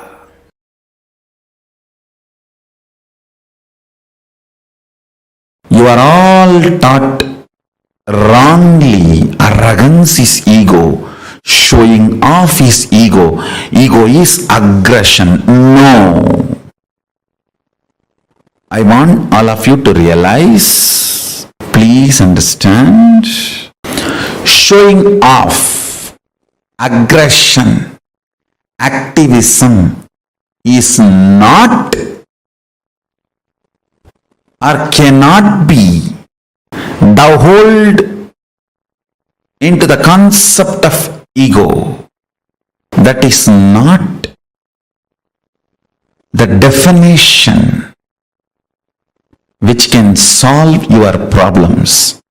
I'll tell you from the vision of Paramashiva what is ego precisely. Ego is self-beating mechanism, the stick with which you constantly beat yourself, put you down through your self-doubt, self-hatred, self-denial. Constant SDHD bonding gum is what I call lust, and the frequency with which you use that is ego. Second important thing, I The identity I is not the source of mine, but mine is the source of I. This delusion, listen carefully. The truth is, I is not the source of mine. Mine is the source of the I. This is the truth. The real I you have, it is from Paramashiva. The I you experience is from mine. But due to the delusion of the lust, you start feeling the mine is from I and constantly legitimize decisions of the mind as the decisions of the I. Please understand. Decisions of the mind, when you associate that as the decisions of I, you have fallen into delusion. For example, some small chemical imbalances in your body, hormonal imbalances in your system, if they decide something, it is decisions of mind, not decisions of I. But you pick those decisions and attribute them to you and start thinking it is decisions of I, then you execute it. That delusion, the decisions of mind getting attributed to decisions of I, decisions of mind becoming part of the decisions of I, decisions of mind due to the lust gets attached and made to feel, experience as decisions of I. I tell you, this is the worst shade of the lust.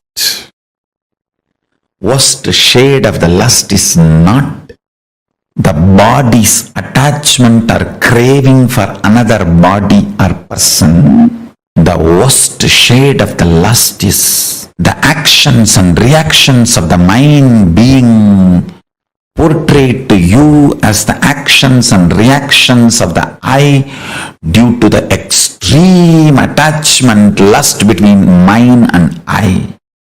Listen carefully. Shanti means able to see the gap between what is the instinct of the I and what is the instinct of the mind. That is Shanti. Able to see inside your inner space. The thoughts generated in you, are they from mind or are they from I? Always the I realizes and releases only powerful cognitions. Always mind realizes and raises only powerless cognitions. It's an eternal law of life. Ability to see the gap is Shanti. Inability to see the gap is Moga.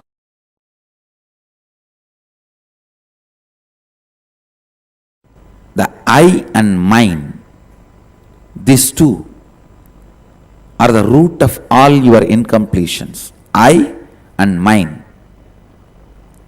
People always think the I comes first and then mind happens. No. Mind comes first, then I happens. Based on whatever you cognize as yours, you cognize who you are. Listen.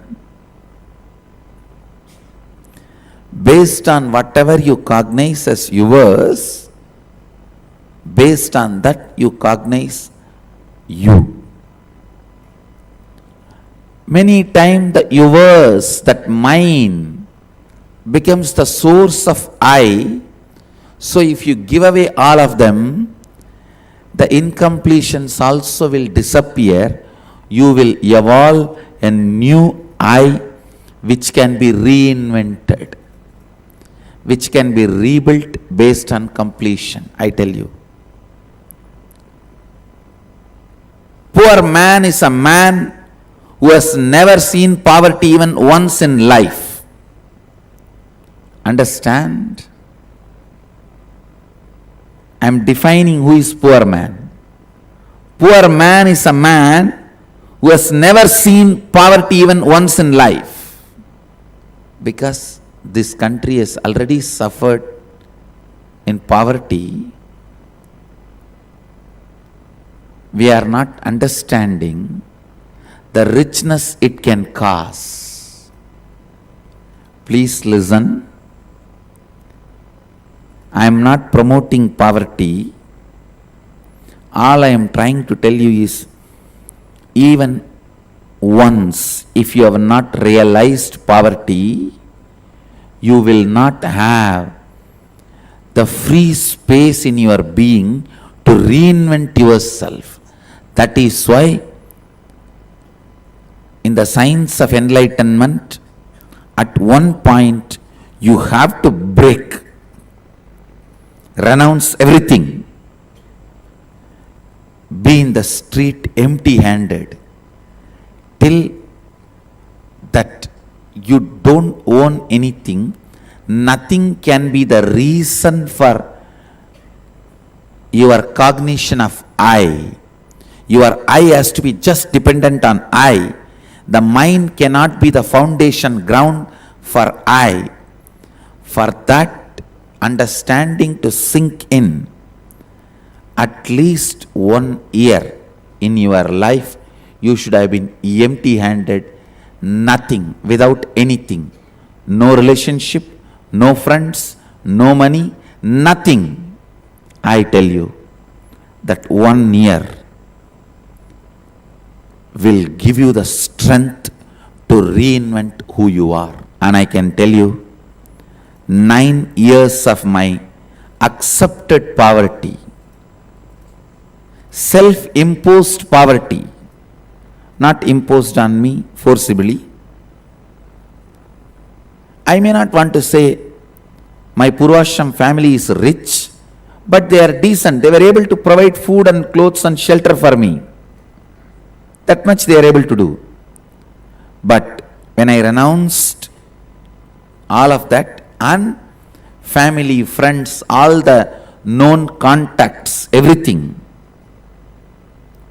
that 9 years of self-imposed poverty gave me tremendous space to reinvent myself and rebuild the new I from the space of completion. Because of mine, you build I. When that mine is taken away, the I can just be rebuilt.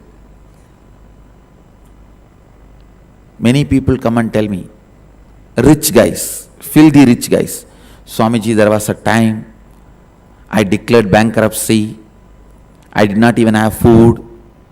This scene which I am describing will be a typical part of all big rich guys.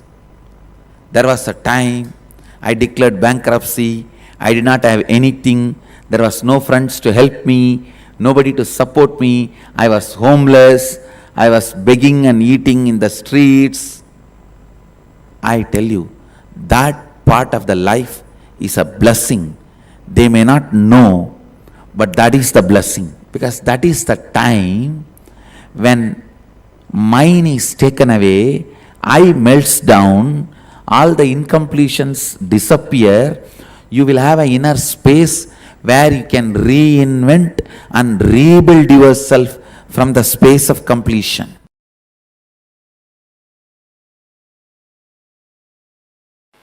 Biggest delusion you need to handle in life is there is something other than you. Underquote, there is something other than you. Everything exists is you.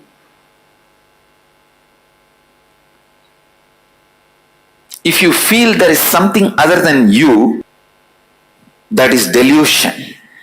Handling that delusion is very important. For that you need to know what or whom you feel as other than you, and why you feel that or them as other than you, please understand. If a bamboo is thrown in the Ganga and the bamboo is floating, it looks like Ganga is become two now, right side, left side. But Ganga never became two. The bamboo makes Ganga look like two. It is always our enmity that makes your conscious Ganga to look you and other.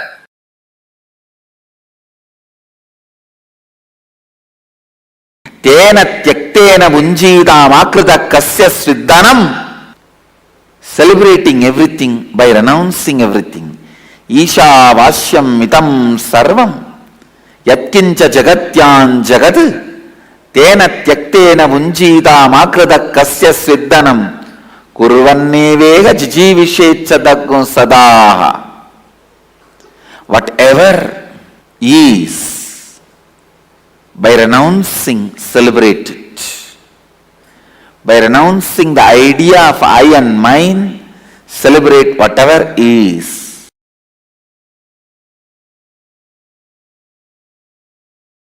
A sublime poet, Isha Vasyam Idagum Sarvam Yatkincha Jagatyan Jagad Tena Tyaktena Bunjita Makrita Kasya Sviddanam.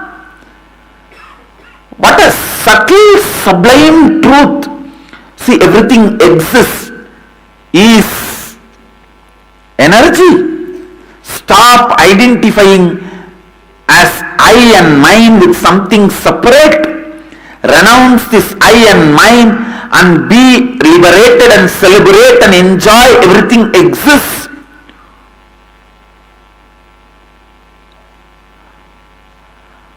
Just remembering this verse, without food and water and sleep, I can spend days together. When methods are given, you ask for the gist. When conclusions are given, you ask for the method. It's a human mind. Ishavasya Upanishad gave all the conclusions. Ishavasyam idam sarvam yatkincha jagatyan jagad tena tyaktena bunjita makrita kasya sviddanam. All conclusions.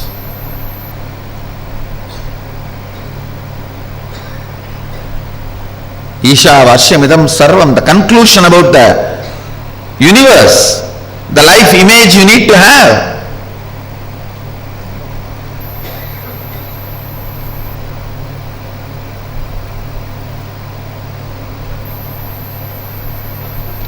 Ishavasyamidam sarvam yatkincha jagatyan jagat tena tyaktena bunjita makrita kasya sviddanam. Means that second statement is the conclusion, the relationship you need to have with the universe.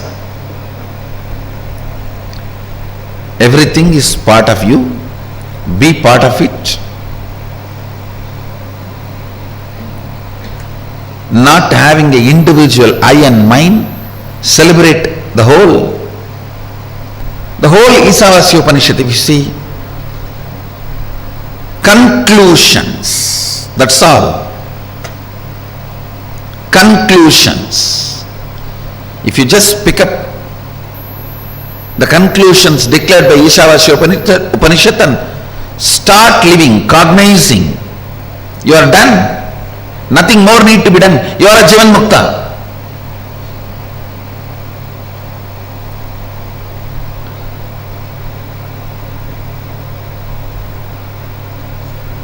But you don't do it with that simplicity, in that simple way. You ask for a method. How everything is God. How? Then comes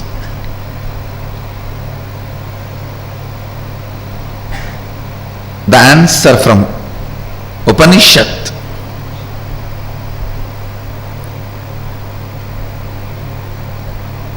The Kenopanishad. Kenopanishad is a powerful thought current. I should say thought currents because few more are presented in this. Powerful thought currents. The first thought current presented in Kenopanishad is seeking. Keneshitam patati preshitam manakena prana pratama praiti yuktaha keneshitam vachamimam vadanti chakshushrotram kavu devo yunakti.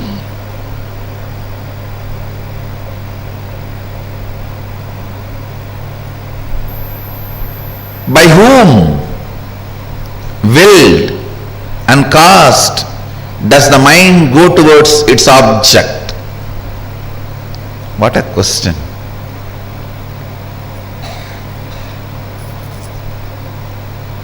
Just by the strength of the question, you know the person who is in front of you is a seeker or poker.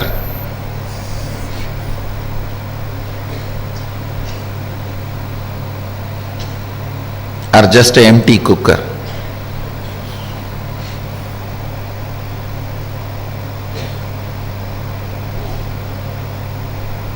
By whom?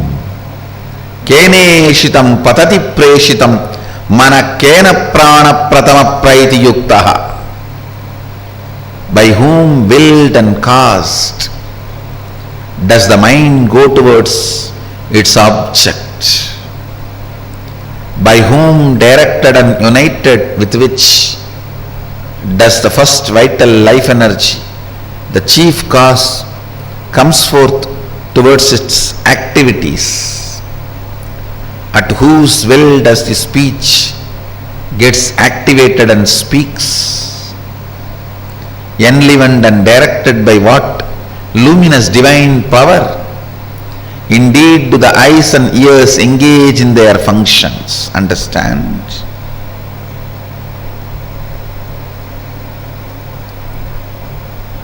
The moment you remember you, what all you perceive as part of you, start questioning them. Start questioning them. Questioning, putting questions about those basic things. Putting questions about those basic things is seeking. Don't assume anything. Understand? The more and more you assume, more and more it shows your ignorance. People who ask answer for their questions are fools. People who understand when I question their answers are the most intelligent beings. Understand, I do two things when people come with question. Sometime I give answers to their questions. Sometime I question their answers. When you put a question, you have certain answers in that question. You have certain conclusions. Based on those conclusions, you put the question. I question those conclusions. I question those answers you have.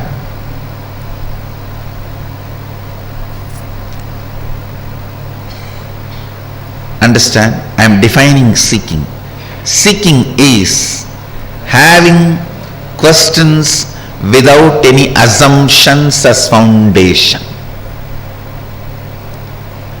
non-assumption questions, non-assuming questions is seeking.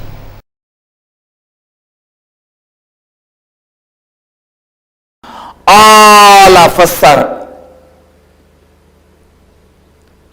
completely connected in the space of oneness. I am not saying all of us are one. All of us are in the space of oneness. All of us are in the space of oneness. If you see goodness from outside, you are in the space of completion inside. If you see bad things outside, you need to complete inside. Let every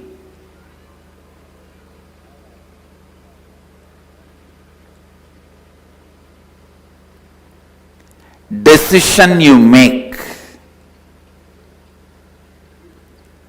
let every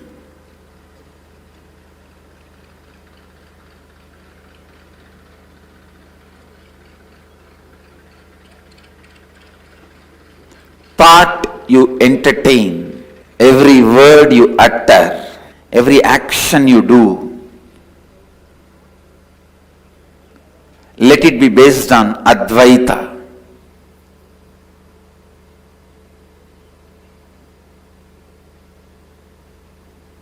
Let it be completely based on Advaita. Understand, living Advaita means your self-drive, your inspiration, your energy, your experience,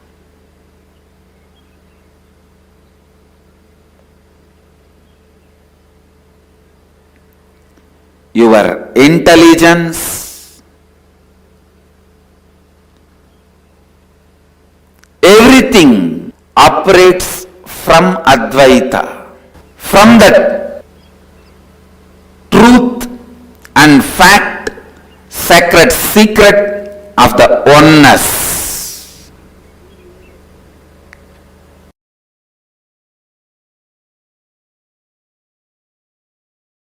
All of us are interconnected. We are all not islands. These are all fundamental truths. I tell you. When you start unclutching, Kailasa experiences the joy, bliss of your unclutching.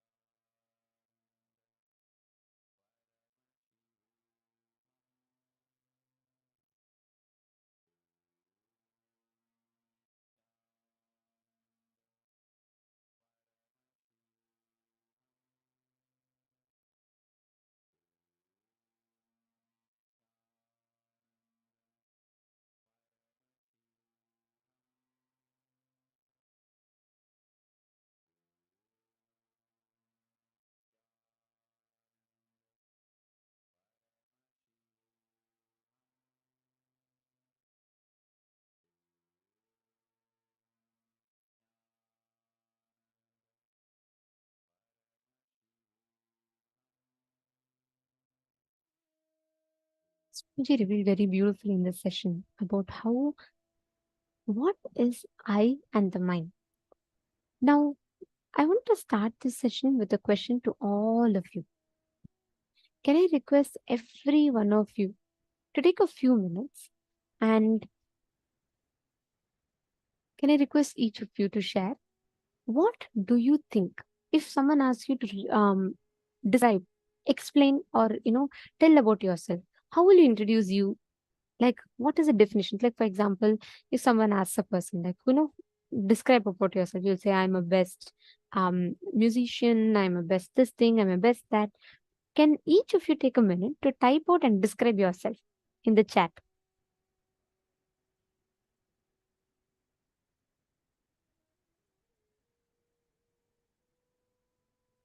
Can I request each of you to type out, post in the chat?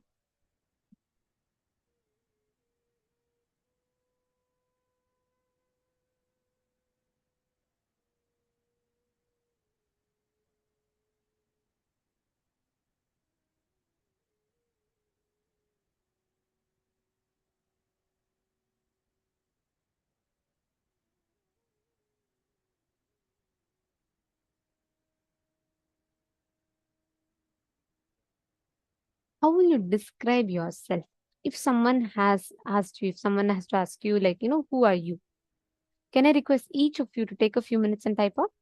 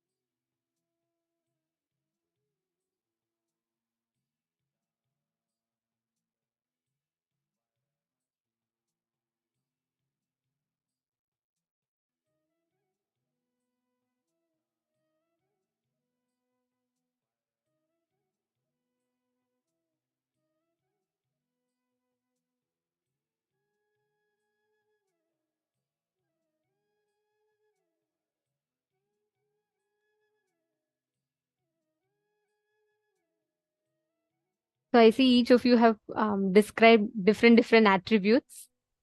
See, the moment we ask, say, the moment someone tells, can you tell me about yourself? Each of us explain about who we are based on our mind, correct? I see each of you have posted um,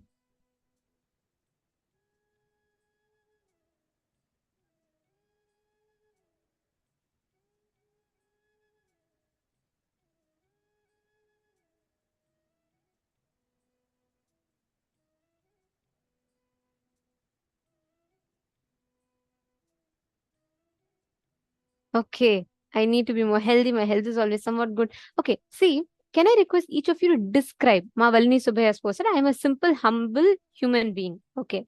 Then come on, everyone else, how will you describe yourself? If you have to tell about yourself to someone, right? How will you describe about you?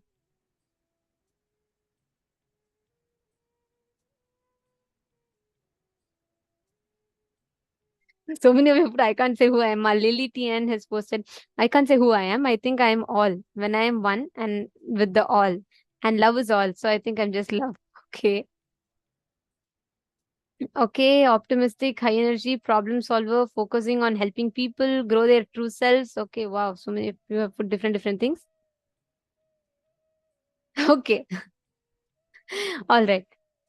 Now, listen. You know why I asked this question? I want each of you to go back and revisit your answers, your description about what you are or who you are. I'm Asaf shared that's posted. I'm someone who's who is on a spiritual journey, artist in painting, interested in different fields. Good. And come on, Akashaya, Everardo Ayya, all the others in the male body's room. Bhavana is saying it's one of the most difficult things to tell.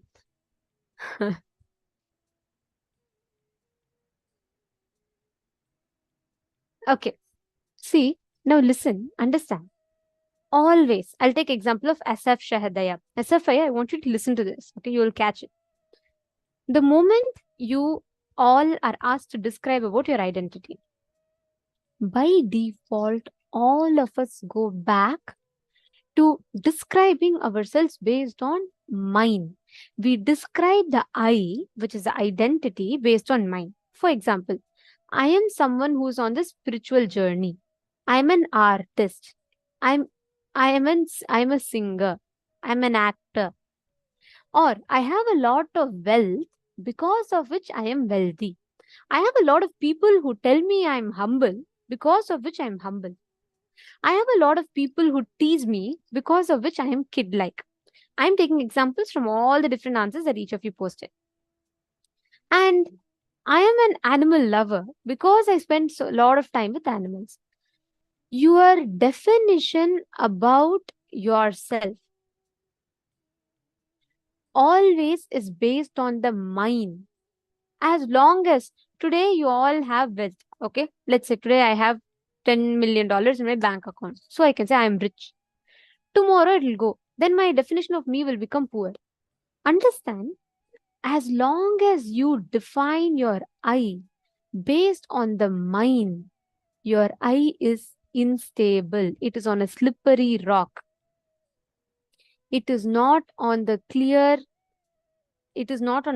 solid surface.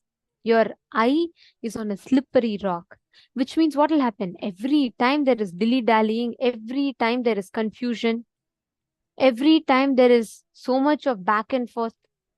So even you are completely unstable about what is happening in your inner space. Your definition of I, the identity that you carry, keeps changing. Today, you have a good spouse, and let's say you get a lot of love. You'll feel like, I am loved, I'm very cared for, and I'm very cherished.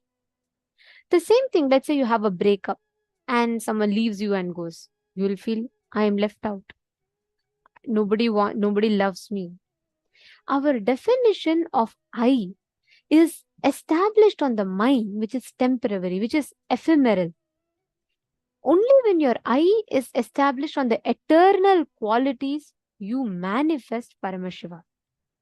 Understand, you can never define yourself based on mind. Every one of you. How many of you are understanding that each of your definition is based on your mind? Because I spend time with nature, I am a nature lover. Because I spend time with people and people praise me, people tell I'm beautiful, I feel I'm beautiful. Because I have a lot of wealth, I am wealthy. How many of you are noticing your definition? Even if you have put, okay, I'm kid-like. Because people tease you, because people behave certain way to you, you feel you're a kid-like. You're very fun and loving to be around with. How many of you are catching that?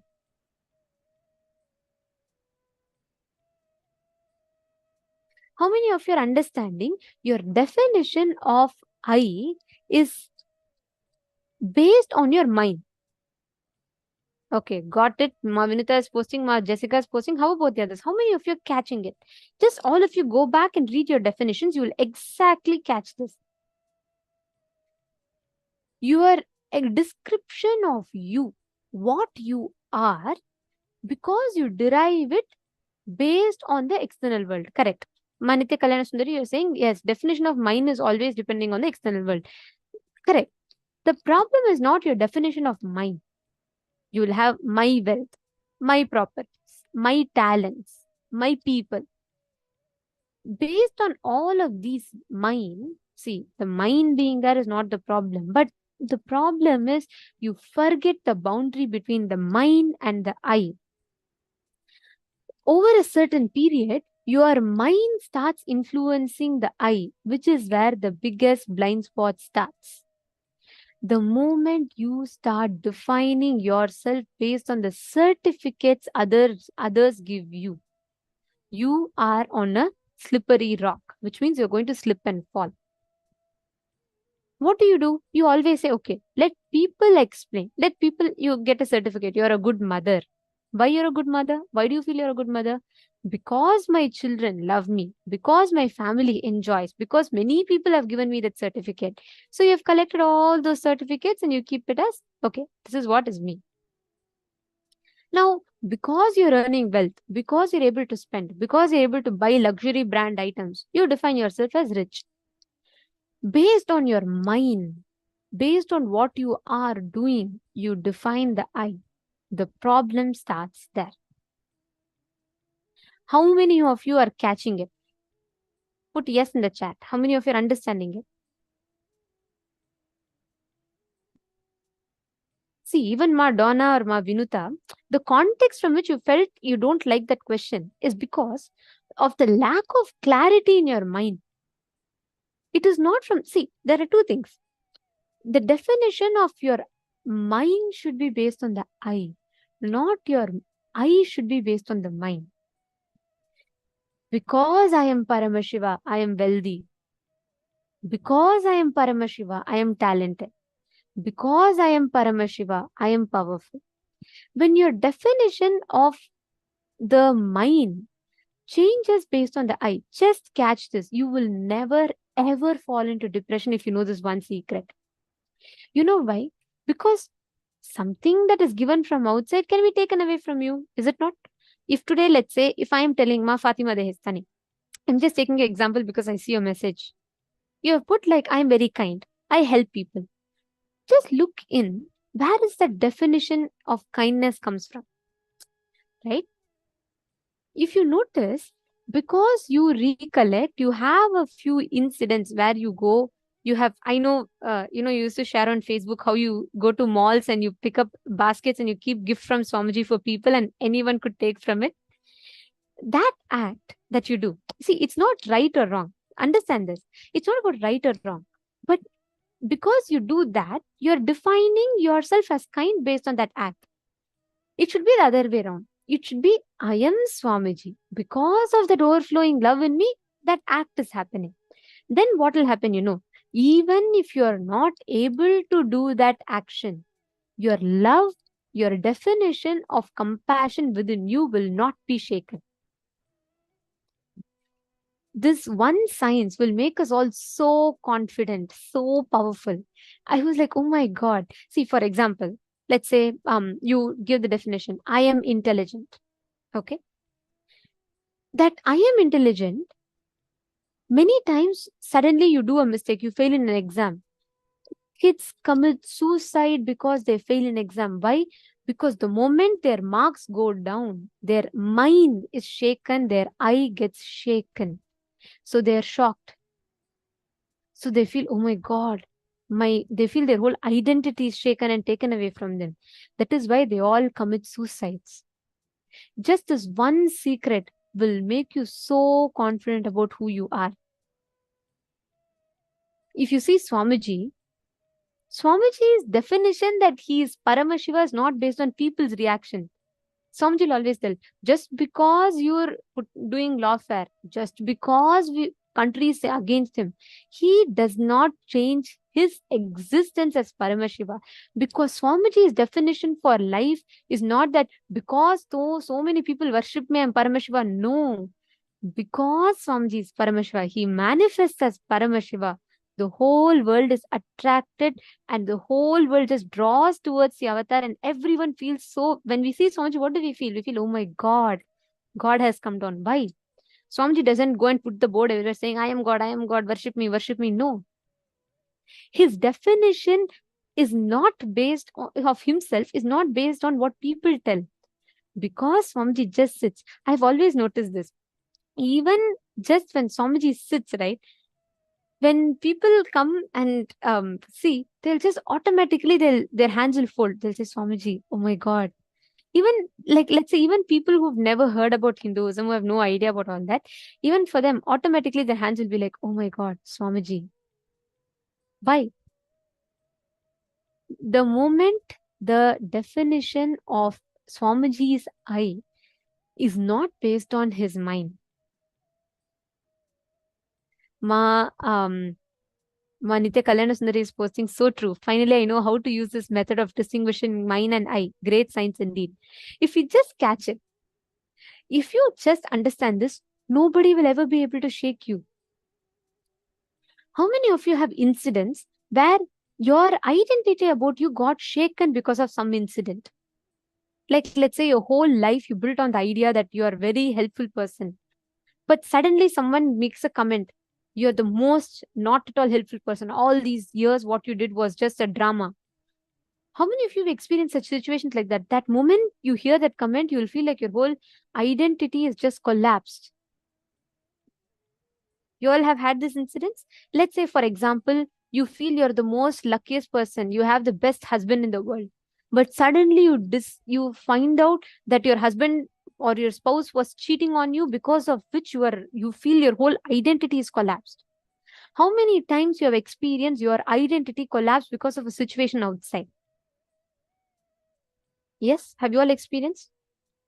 Why? Because you defined yourself based on the situation. Vinutha Nagraj is posting, I always thought I'm a people's person until I took customer facing job. I was surprised I hated interacting with people. Exactly. You just caught the thread. Because we all carry unstable definitions of who we are based on people's certificates. Someone gives you the certificate, you're beautiful. So you feel, oh God, look, I'm beautiful. Someone gives you the certificate, you're humble. You feel like, oh, I'm humble. So what do? Instead of actually exploring, experiencing inside you, you try to go on convincing people outside you. Many times, just so that you don't look bad, you try to put up a different face, right? Have you all seen? Inside you, you don't want that person to come. But just because you see, you will say, inside you will be like, why did he even come? I was not even ready for that. But outside you'll say, oh my God, I was just waiting for you to come. Thank you so much. Right? Why do we start that hypocrisy? Because the definition of our I and mind are always in conflict. Always we do this role reversal. We define the mind based on the, we define the I based on the mind. If we catch this, look back in your life. If you understand this one thing, right? Now consciously start changing the definition. Just start saying, Just because I am Swamiji. Because I am Swamiji, I can never be powerless. Because I am Swamiji, I am caring. Because I am Swamiji, I am loving. Then what will happen? Even if someone tells, oh, you're the most unloving person in this world. Will Swamiji, because you're Swamiji, can you be unloving? No. Your definition about you will not change. You will only try to see, oh, what in the other person made them feel that I'm unloving. But your confidence about you, the foundation on which you have built, is not of other certificates, it is of your own experience. Are you all catching it?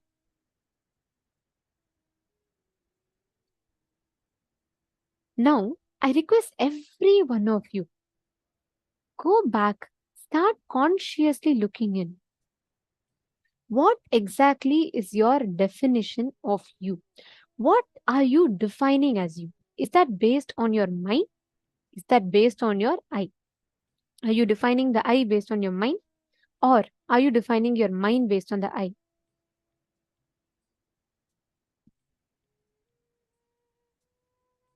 See, our ego is always self-beating mechanism.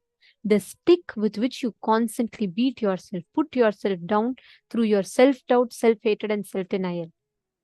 The I and mind, these two are the root of all your incompletions.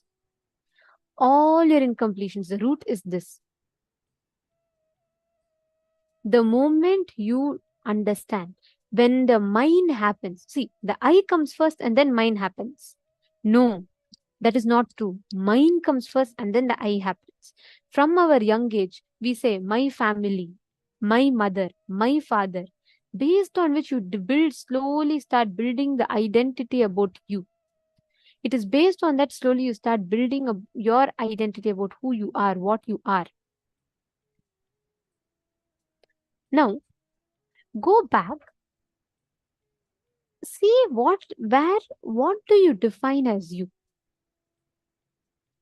From the moment you remember you, all the perceptions you've carried about you. See, many of you put, I'm like this, I'm like that, but these are all too short. These are all just based on today, yesterday. No, go back to your life. From the fundamental, list down all the definitions of you that you carry. I request every one of you to do this exercise.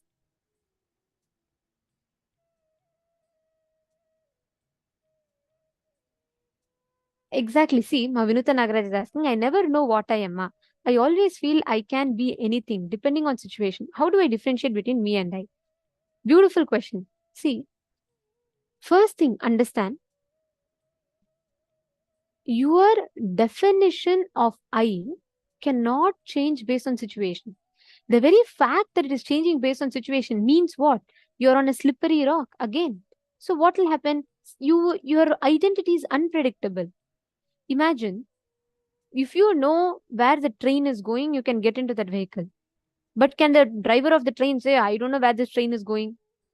Then all the passengers are going to be in insecurity. If the flight is going and the pilot says, oh, I don't know where this flight is going, you can never say. That whole decision cannot be taken based on unpredictability. Understand, all the decisions you make in your life about you is based on the definitions you carry about you. But if you're not clear about the definitions that you carry about you, then imagine what will happen with your life. It will be confusion. One day you will feel like I'm the most confident person, I can do this. Then you'll go and start a job, you'll go and start a startup. Then what will happen? Suddenly you will feel like one day I'm not fit for this. Then you'll destroy the whole startup that you created. That is why we have so many problems in life, because our I is so unstable. Now imagine, if you fix your identity, discard all the definition of mind. You're a teacher, you're a dancer, you're this, you're that. Move all of them aside. Your whole, how do we find your I? The I is consciousness. The problem is, you don't need to find your I. You just need to remove all the new definitions you have added. You need to separate the mind. Anything other than your consciousness is mine only. Go back and see. any other definition about you other than the definition that your consciousness is based on the mind. You just need to consciously start every decision you make in your life. You should say, hey, I am consciousness. As consciousness, as Paramashiva, as Swamiji, can I get affected? Can I get affected based on a loss of money? No. Can I become poor just because I lose money? No. Then what should I do? Me having money today does not make me rich. Me having money, not having money tomorrow will not make me poor. I am consciousness. That should be the only way. That should be the only way you operate in life. You just need to know this. Now, I request each of you first, Ma Vimala, if you write down, you'll be able to understand it better. I request each of you to take a notebook and pen. Write down all the definitions of mind that you have created so far inside your inner space. Take a few minutes and pen it down. I am this, I am that, I am this, I am that, whatever. Write it. From the very beginning, all the definitions about mind that you carry, please pen that.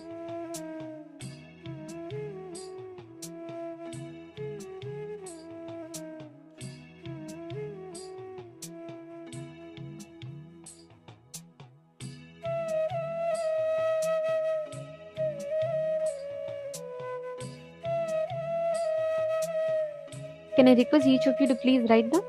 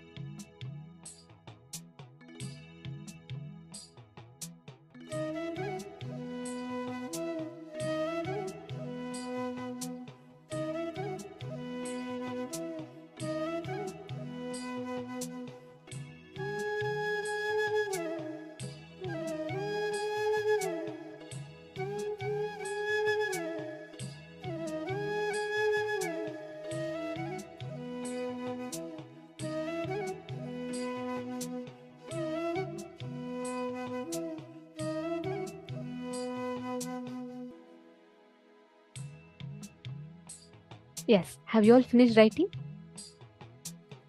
Actually, this one exercise, just doing this one exercise and understanding the difference between the I and the mine and all of that, it will completely change. It'll make you completely like a different personality. It'll make you a confident being from your inner space. Okay, wonderful. Now, let's all enter into the power manifestation session. Okay, you all understood? Lily Tian. Ma Lily Tian, where are you from?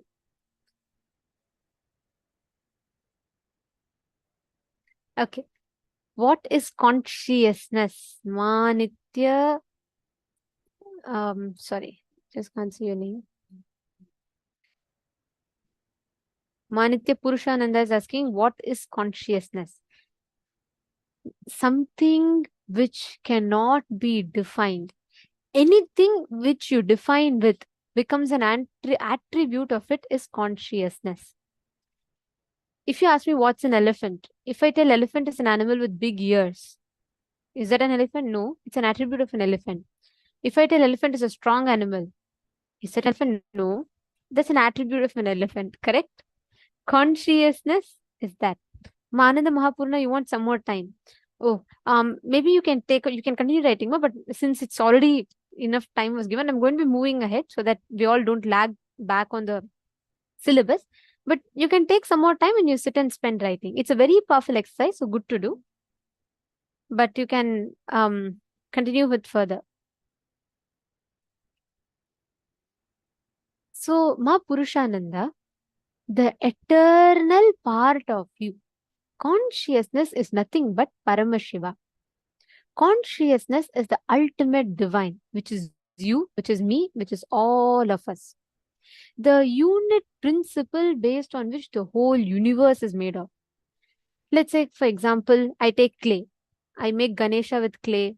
I make a doll with clay. I make Barbie doll with clay. I make palace with clay. I make temple with clay. I make a terrace with clay. I can make any of this sculptures.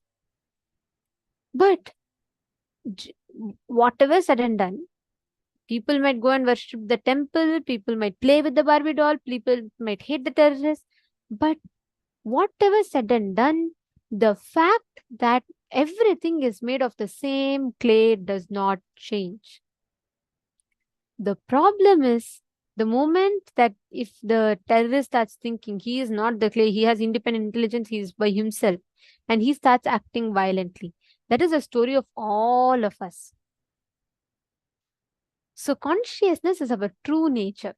Identifying it is our purpose.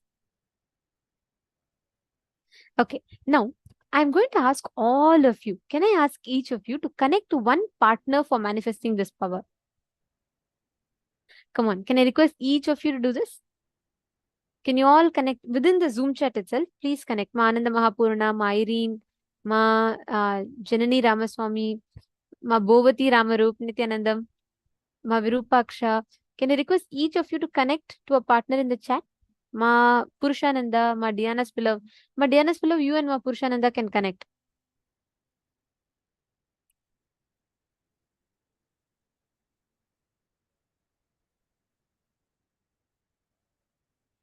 Ma Vinuta Nagaraj, it's alchemy products and only mirror or a granite slab can be used, ma. So if you all have an energized mirror or a granite slab, only few objects. You know why it is used? Because only those objects can hold the energy. So other objects do not have the ability to hold the energy of this Aushadha. That is why mirror, actually Swamiji tells, after some time mirror will itself break on its own because it can't hold the energy for a long time. Any mirror works, but it should be energized. Ma Vinuta Nagaraj, which place are you from? Sorry, I think last time I asked you, I forgot. Did you attend PSM 2? Were you there for PSM 2? No, okay. This is your first program, is it? All right. No issues. From San Jose. Beautiful, ma. Okay.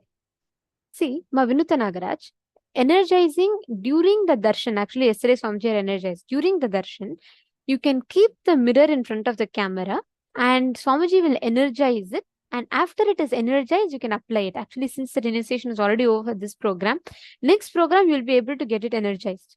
Or even in the darshan today, you can keep it.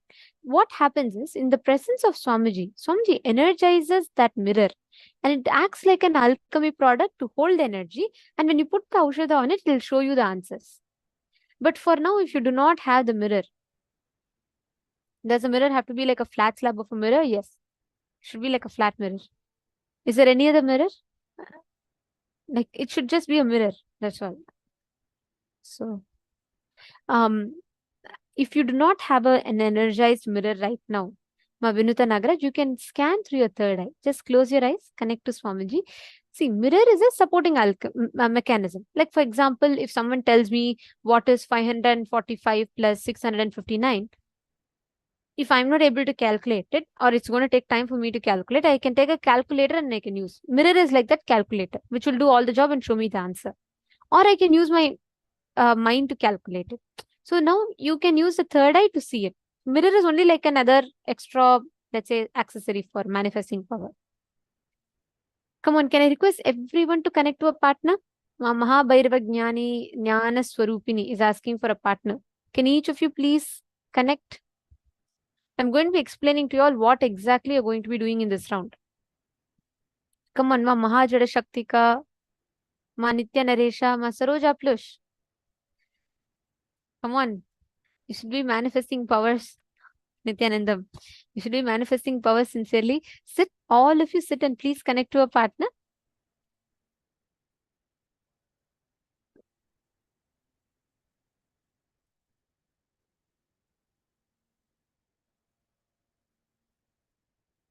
Come on, Akash Jaranamasaya. I see Laurel and King Zing Wong. Can I request all the male bodies also to please connect? Take a few minutes. Kulbhushan Tomaraya and Lauren L. Lauren L. Nithyanandam Sanjay Oriyaya. Could you all please connect with a partner here? We have Akash Jaranamasaya also, who's asked for a partner. Please, could you all connect to a partner, please?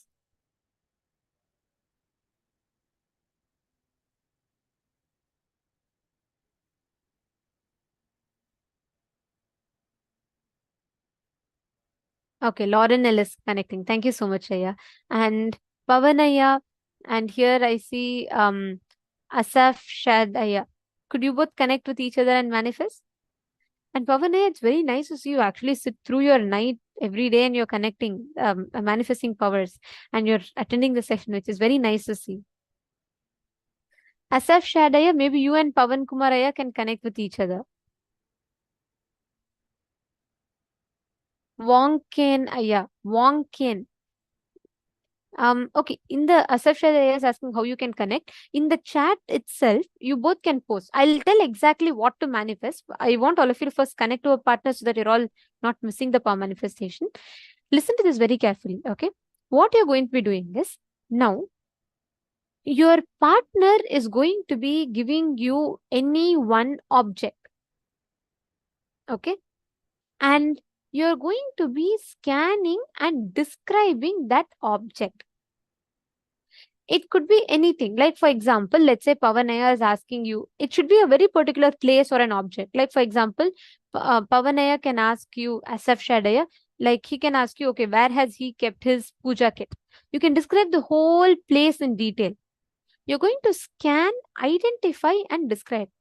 This it should be done with a mirror. If you have an energized mirror, if not, do not worry, you can do it just with your eyes closed. The slide will actually have instructions for the mirror, but if you do not have the mirror, it is okay, it is perfectly okay. You can just close your eyes and scan. Are all of you clear? Nithyanandam, Pavanaya, if you're there, could you please respond to Asaf Shadaya in the chat? Or Sunil Yadavaya and others in this room, please can I request you all to come on the chat and connect to a partner? Keegzin Wong. Kigzin Wongaya? Are you there? You can, yes, you and Junji Wong can connect.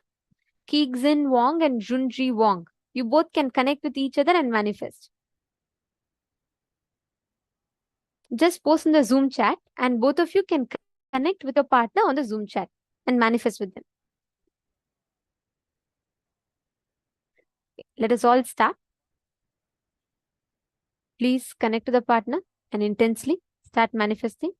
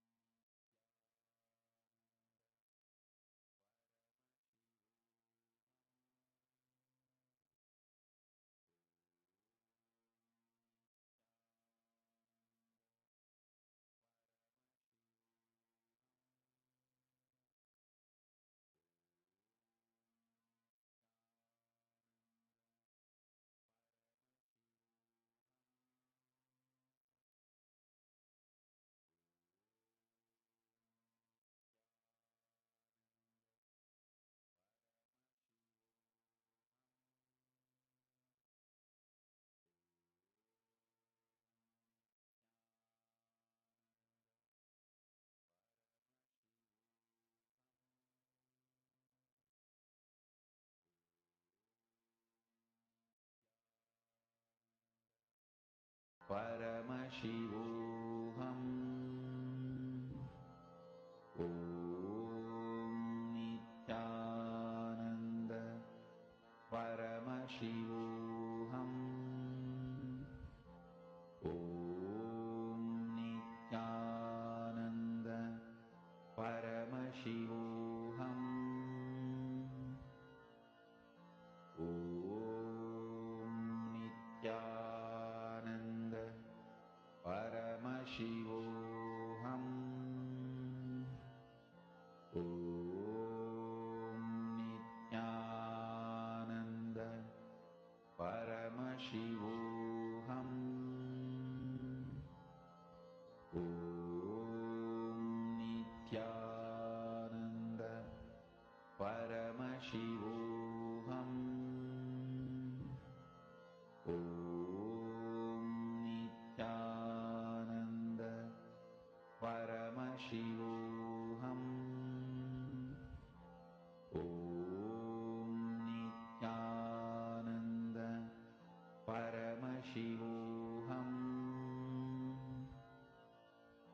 Om Nithyananda Paramashivoham. Om Nithyananda Paramashivoham. Om Nithyananda Paramashivoham. Om Nithyananda Paramashivoham. Om Nithyananda Paramashivoham. Om Nithyananda Paramashivoham. Om Nithyananda Paramashivoham. Om Nithyananda Relax. Paramashivoham. All of you can relax. Now, we are going to be entering into the next session where we understand about how we can manifest superpowers with our conscious choice. We all learnt about I and mind. Now we are going to be entering into a very important session where we are going to be learning about the science of power manifestation.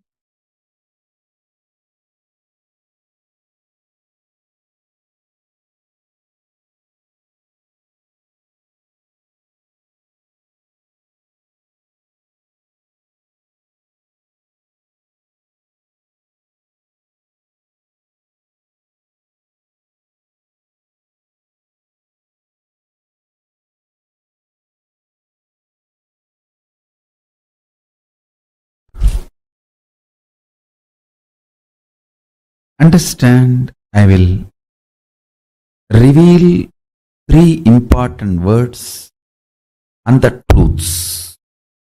First word, natural selection. Second word, artificial selection. Third word, conscious selection.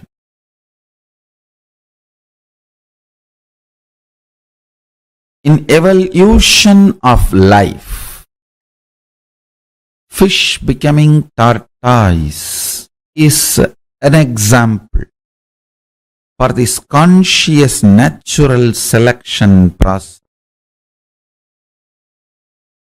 Second, conscious artificial selection. Example for this is human beings breeding various types of dogs, various breeds and varieties of dogs. First,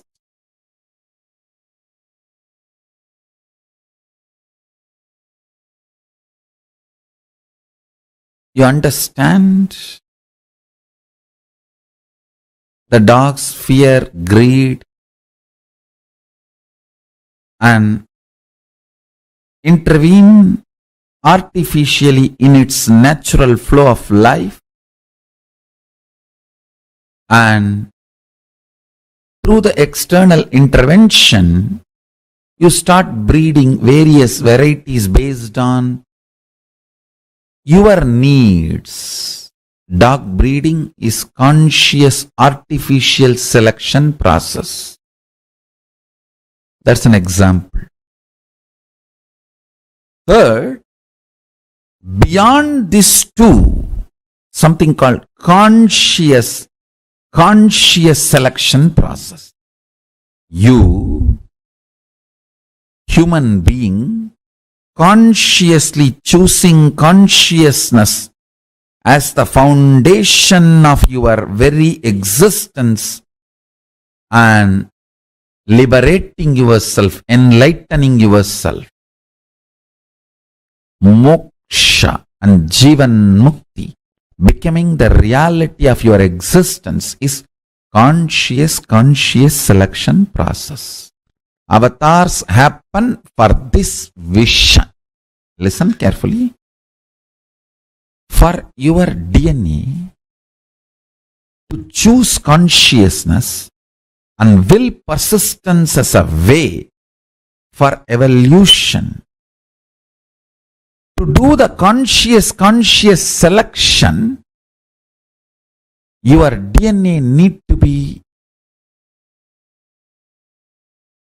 introduced to its higher possibility. If your DNA decides to do conscious selection and decides to evolve its DNA through the mutation, through will persistence, where it is going to land, what it is going to achieve, your DNA need to be told about the end result. That is why an incarnation happens to inspire your DNA to go through the conscious selection process. Understand? I wanted to tell you one more thing. Don't even expect lubrication. The 3 levels of evolution. Understand? Every day your lifestyle directly affects not just your muscle memory and biomemory, your very DNA. Every night the way you sleep, the quality of sleep directly affects your DNA.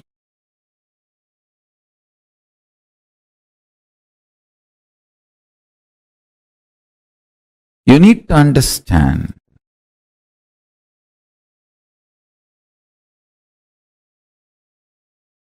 consciously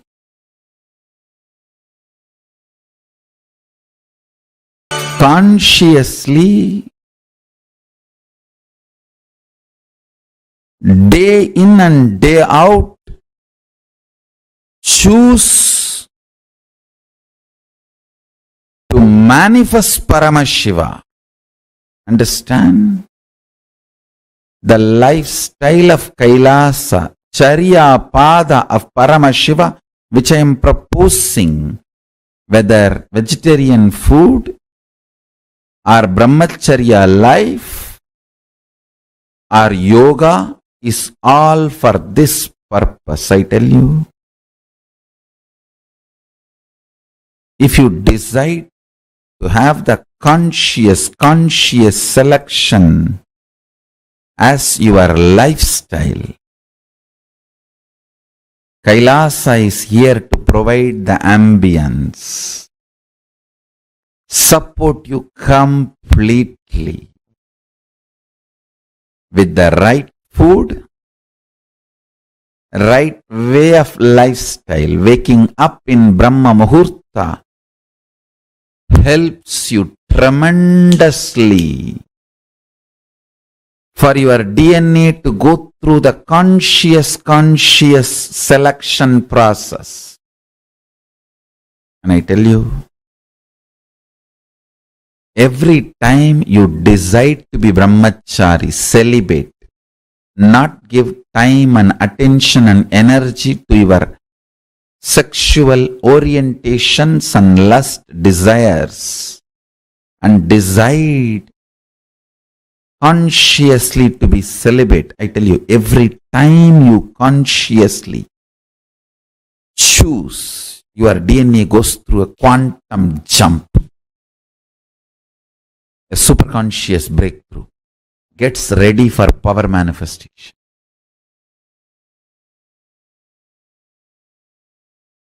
Especially with this powerful cognition, with this understanding, if you choose, I am choosing now brahmacharya, celibacy, because I want my DNA to have a conscious selection process and go towards Paramashivatva, Paramashiva. With my will persistence, I am proceeding. Let my muscle memory, biomemory, very DNA have the superconscious breakthrough and manifest powers, state, space, powers, being, superconsciousness of Paramashiva. Understand? 3 ways of life. Evolution. 1. Natural selection. A fish becoming tortoise, tortoise becoming pig, and that's natural selection. Then artificial selection. Human beings breeding dogs. Then conscious selection. Understand?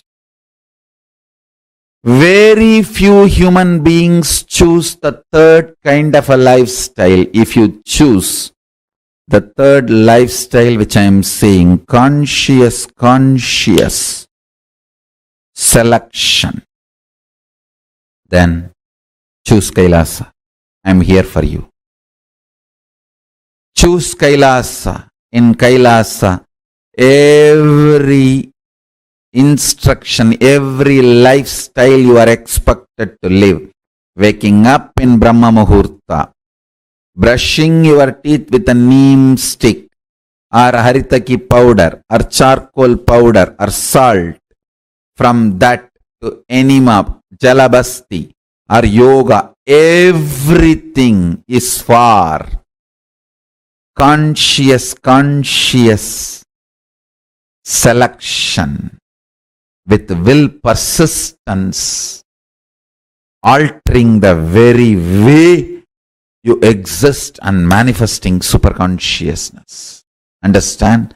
That is why I am saying, anyone struggling or enjoying, even if you live in Kailasa with your will persistence, you are moving towards superconscious being, superconscious breakthrough. Every Gurukul child is equivalent to $1 trillion because he is getting the best from the very young age. He is now entering into conscious choice selection of his DNA mutation with will persistence. He is not getting bred. He is not getting bred like dog breeding. No. Understand?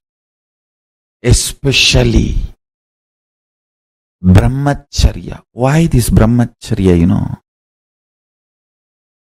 Unless you decide with your conscious will persistence, you can never be successful in brahmacharya. Brahmacharya proves whether you have decided with your will persistence. Even your decision to practice brahmacharya proves the strength of your conscious choice and your will persistence, your decision Nobody else has brainwashed you. You can never practice brahmacharya through brainwashing.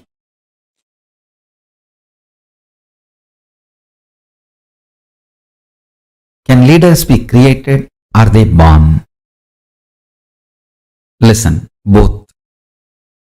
Let me define leader. Leader is a person who can manifest his conscious decision with the will persistence and manifest it as reality in the real life by giving a conscious breakthrough to his own DNA through quantum leap from the normal natural selection process and lead his life is a leader. Let me repeat.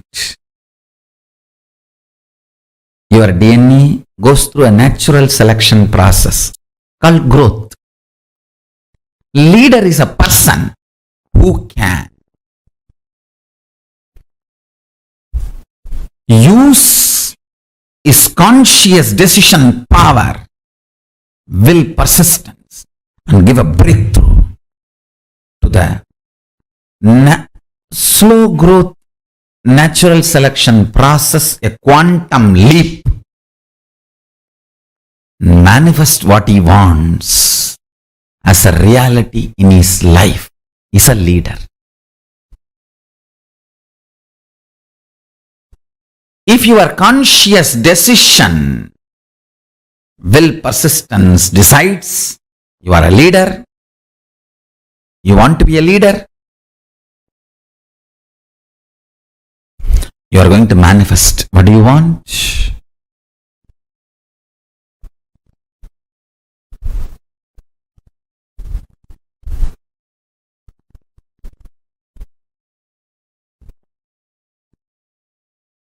I tell you that always gives a quantum jump to your natural growth.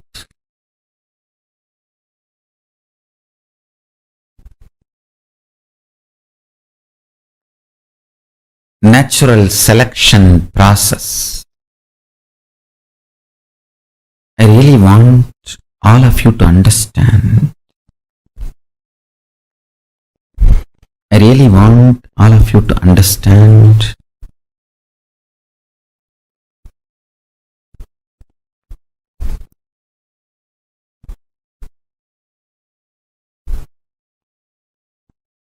the natural selection process which your DNA goes through.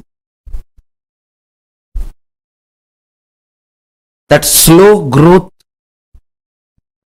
is not compulsion or mandation or fate of you. Understand? Till you use the conscious decision power, it can be fate. Once you decide to use the conscious decision power, you can just alter, change, delete, rewrite anything you want. Anything you want.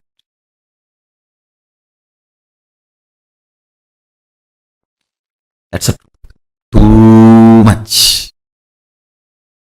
You need to know the powerful cognitions you hold are like a nectar. If you hold the wrong, it will become poison. Every Upanishadic truth is a powerful cognition. If you hold the powerful cognition, you are Paramashiva, ultimate oneness space, where you are free from everything, completely unclutched.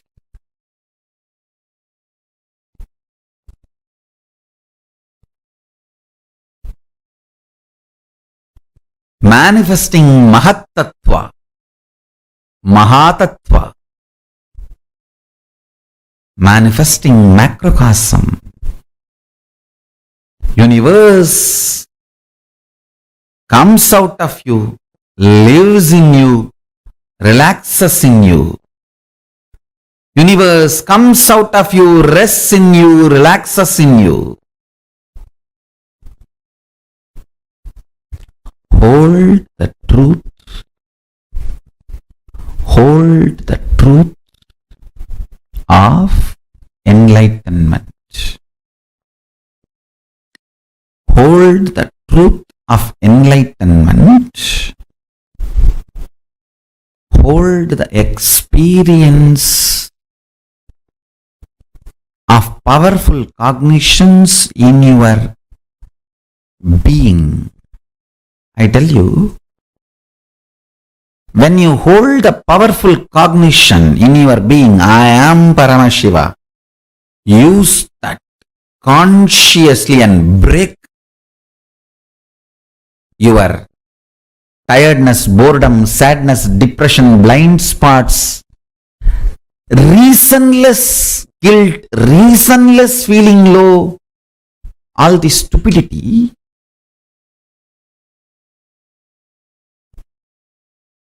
Leaders are born sometime, made many times. Your conscious breakthrough capability is powerful enough to have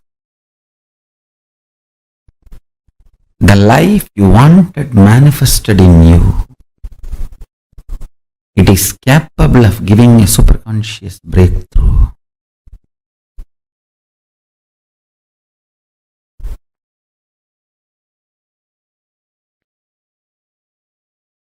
Understand our Vedas and Agamas, Dharmashastras.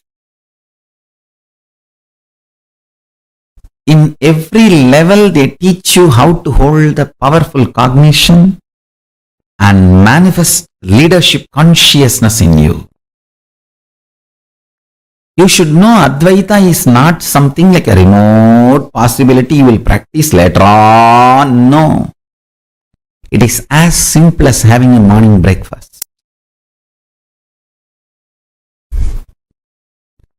You can get enlightened by holding the powerful cognition before your next breakfast. How the death is possible every minute, enlightenment is possible every minute.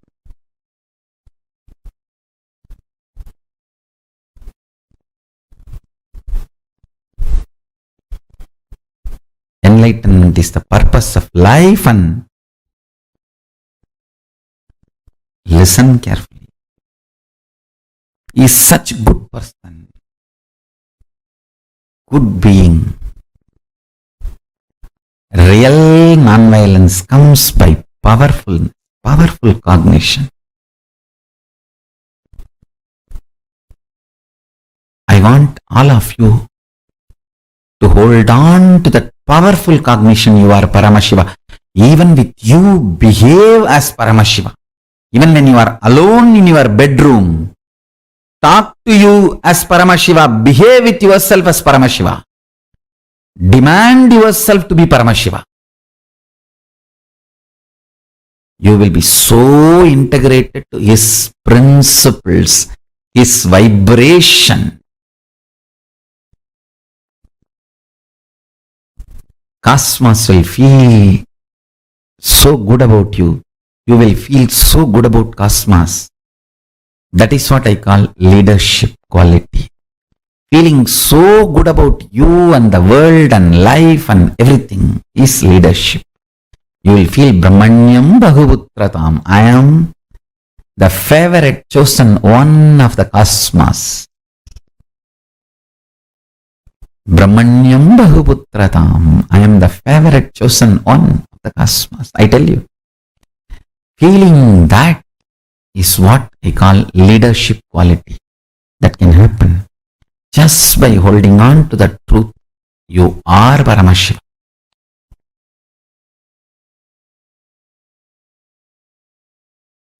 Actually, the way I was manifesting powers, we got little stuck. Why, most of you guys are already corrupted by the Western logic Vatavarana. So you just started translating all my initiations into a small utility value and started looking only into that and started focusing only into that instead of focusing into oneness. Understand? I am not alternative lifestyle for you. I am oneness for you.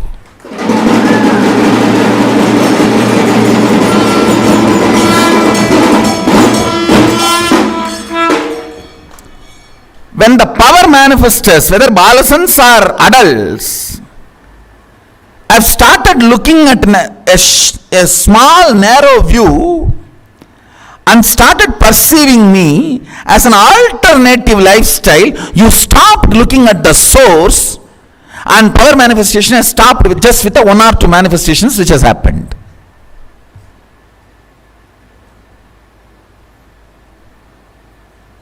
I don't know how many of you are understanding. A tree is beautifully coming. First the fruits are happening. The first flowers are happening.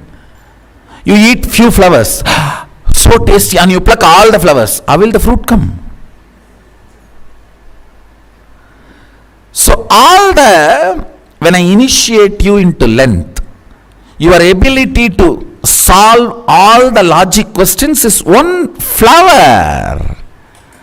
But you are so glamored about the flower, entertained about the flower, engrossed into the flower. You forgot the root.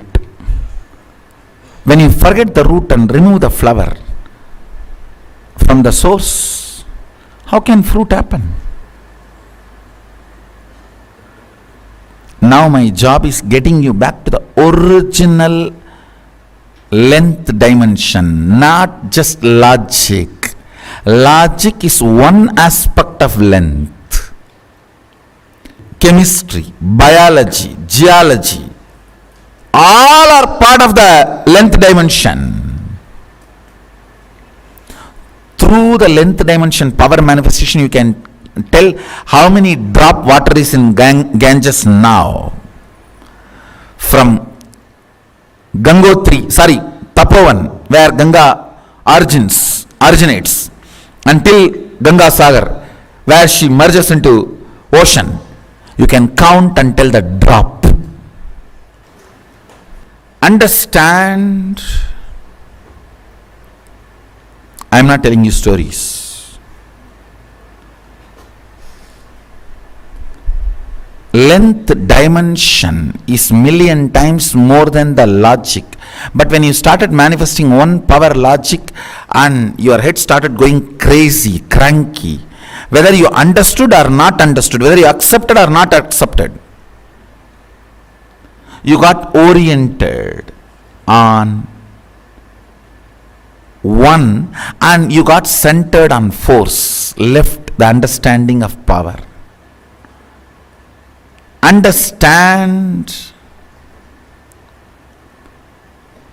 as long as powers are side effect of you, you are Shiva.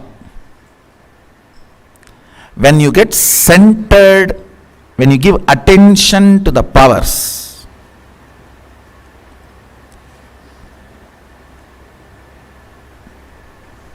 gone. Then they get converted into force. All struggle is when you put your focus on the force. I think power manifestors should know now. This is one of the important click. Whether you manifest or not, focus should be on the source. More and more on oneness, more and more on rotation, swapradakshina. Your existence, your reality.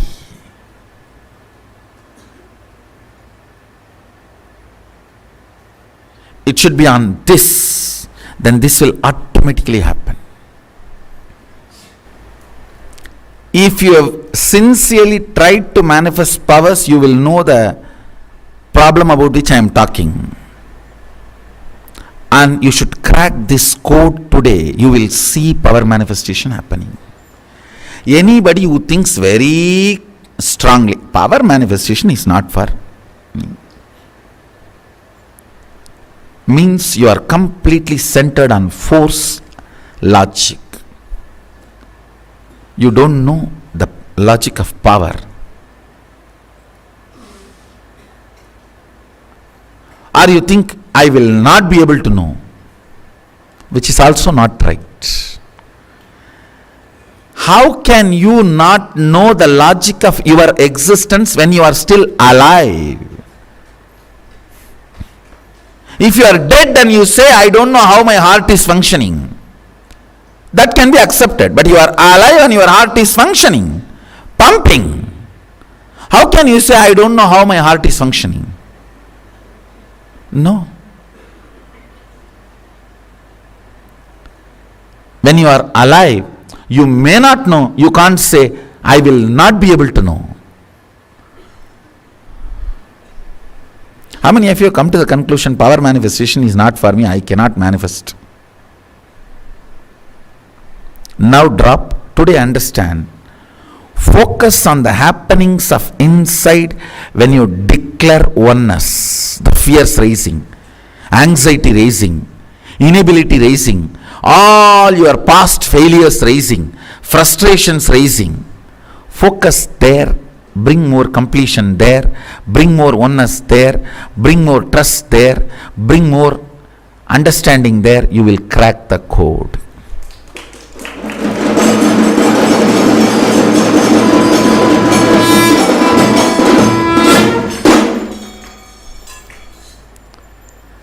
Crack the code. If you crack the code, you will manifest powers. The difference between Siddhi and Shakti. Siddhi is force, Shakti is power. Shakti is mother, Siddhi is Chitti, stepmother. Understand? Force is different and powers are different. I think with this click, with this understanding, see, declare oneness from your inner space. Whatever comes out, attend to it, complete with it, work on it, and again go for oneness. You will see powers manifesting left and right.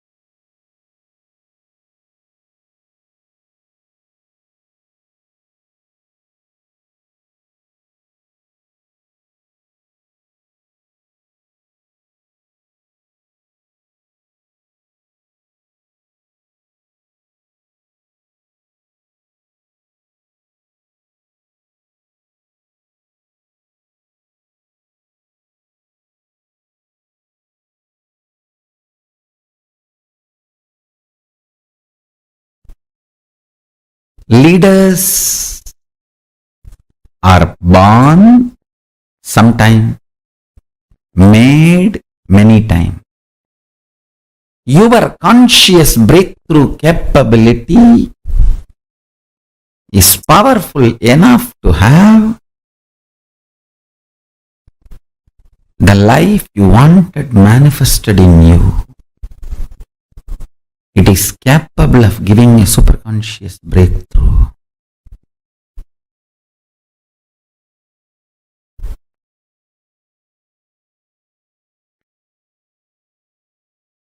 understand our Vedas and Agamas, Dharmashastras. In every level, they teach you how to hold the powerful cognition and manifest leadership consciousness in you. You should know Advaita is not something like a remote possibility you will practice later on. No. It is as simple as having a morning breakfast. You can get enlightened by holding the powerful cognition before your next breakfast. How the death is possible every minute, enlightenment is possible every minute.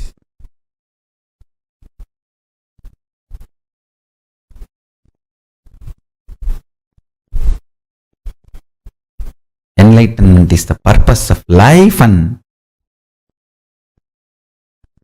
listen carefully.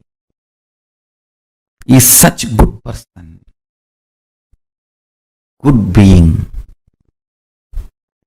Real non-violence comes by powerful cognition.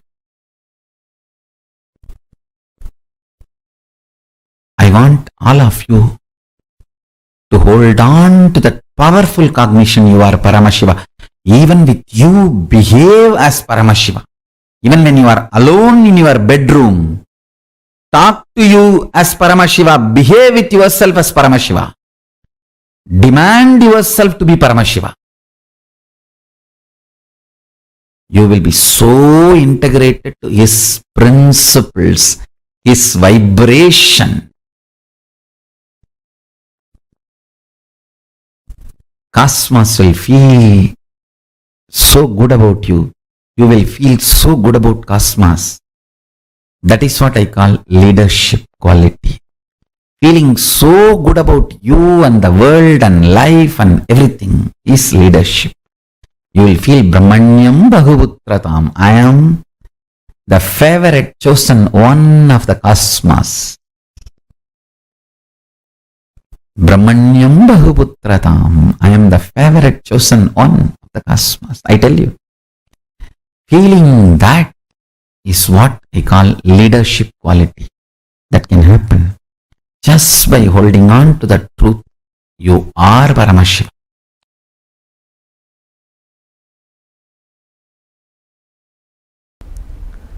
Intense but subtle. Listen. Strength of your breathing is your life. Strength of your breathing is your energy. Strength of your breathing is your consciousness.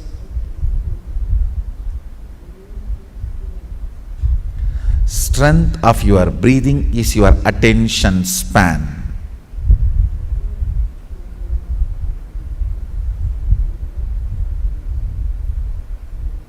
All these kriyas make your breathing intense but subtle.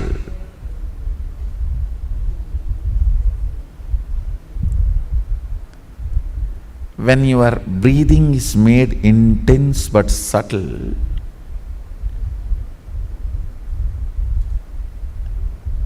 it electrifies various components of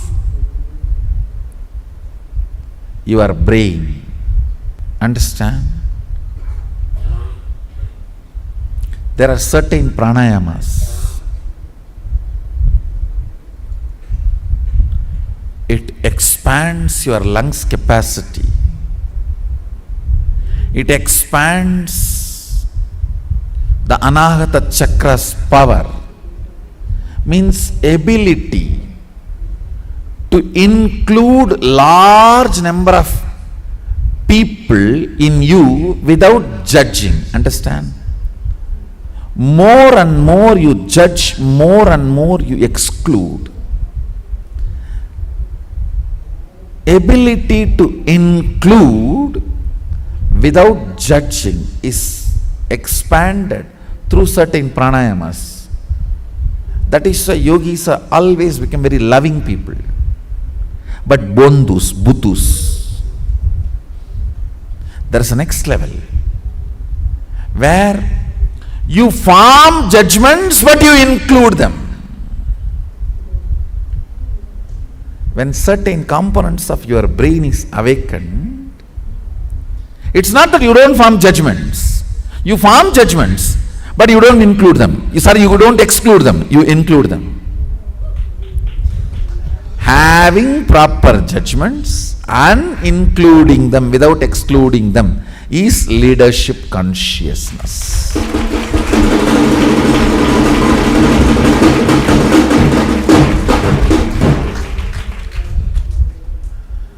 Not having judgments, just including them, you become such fool. Foolishness is not Bholenatha, understand. Sadashiva's name Bholenatha does not mean he is fool, no. He is in such space, never excludes anybody, but he has a right judgment about everybody.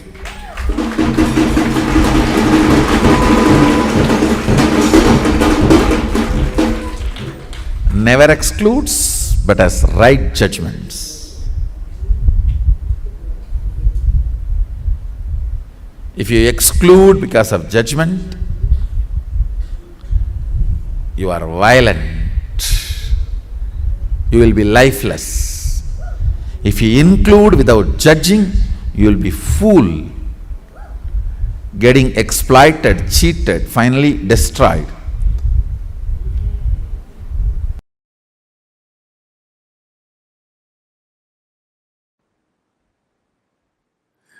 Understand, if you have the attitude of why me, even if you are world's richest man, you will not be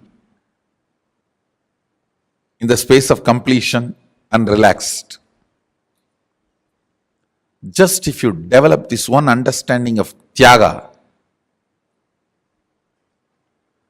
I don't care about ups and downs. My conscious decisions and conclusions are my life. That's it. That's it. That Tyaga will manifest in tons of ways, like how Tyaga is manifesting in me. I have decided to be ferocious with me and decided to go and be in the temple.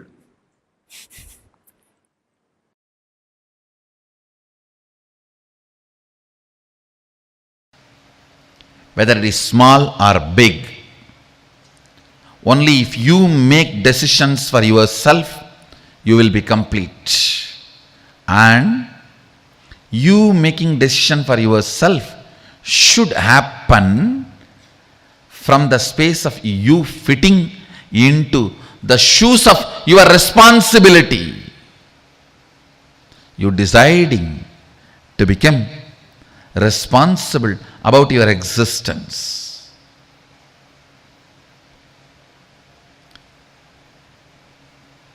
Understand,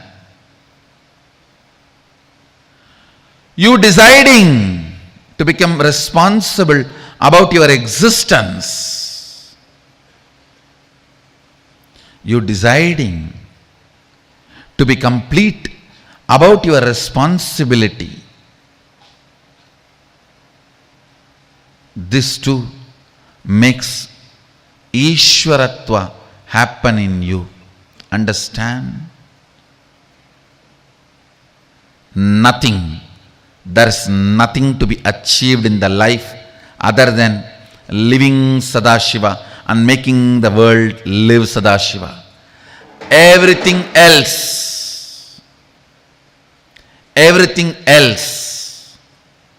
is simple waste of life. Waste of life. You are born deluded into the concept of money and you run, suddenly collapse. Whether you are successful in saving or not unsuccessful in saving, whether you had it or did not have it, both Doesn't matter. You have not even done some good to somebody.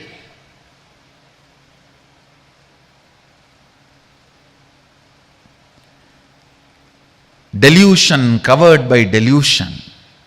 Understand?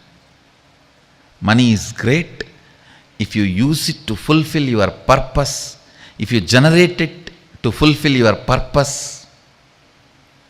But without a purpose of life, money, relationships, people, influence, everything is delusion.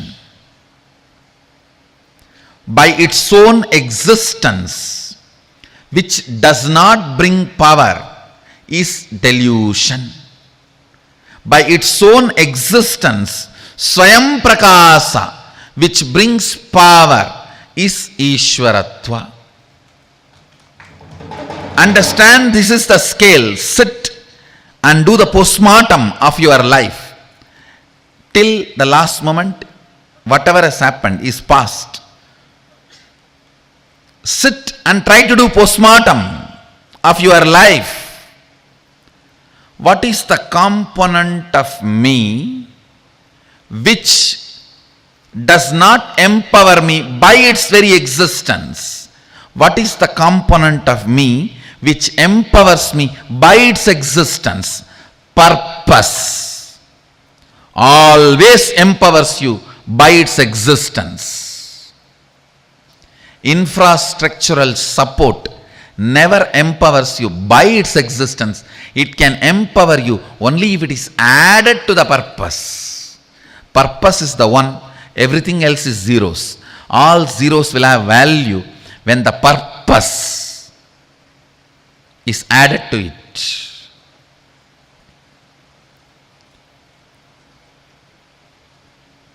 Be responsible for your purpose of existence. Understand? Look brings beauty, purpose brings personality. Look brings beauty, purpose brings personality. Beauty can never be permanent component of your life. Personality can be the permanent component of your life.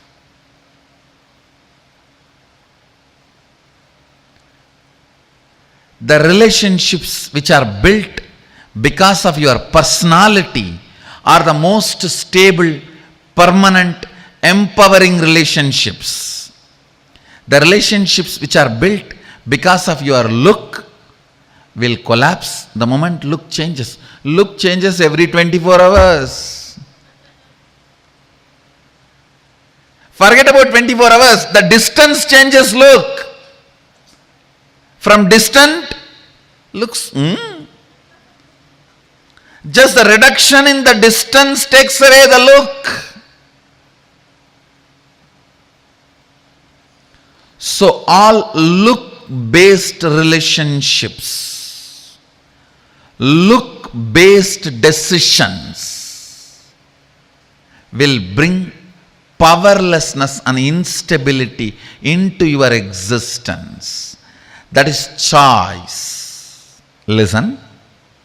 All these words understand. Choices, multiple choices, look-based decisions, unstable relationships. All these words, somehow it will be connected.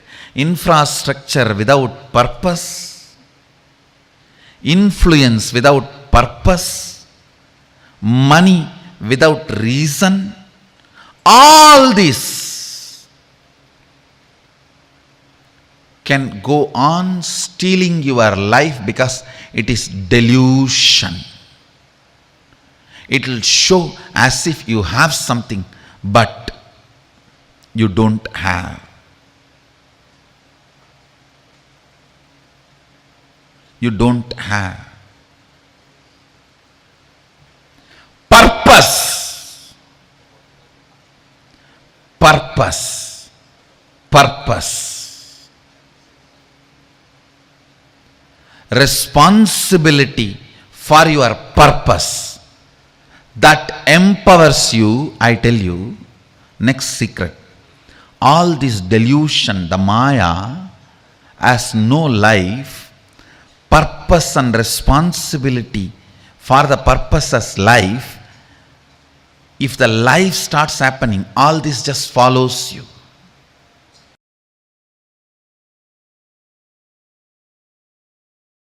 The horses in the army which runs in the front always wins and comes back.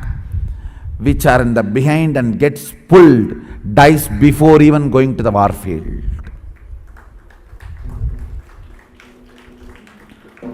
Horses in the army which runs in the front, goes, wins, comes back. The horses which are behind gets dragged and pulled, does not want to come, dies before even going to the warfield. Are you going to be the horses in the front or in the behind getting dragged, pulled? I tell you, life is Kurukshetra.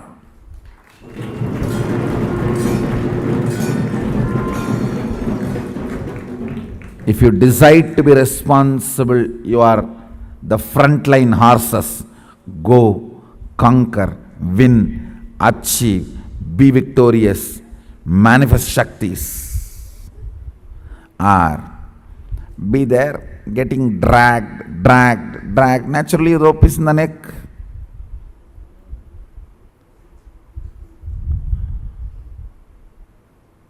Pulled, dragged.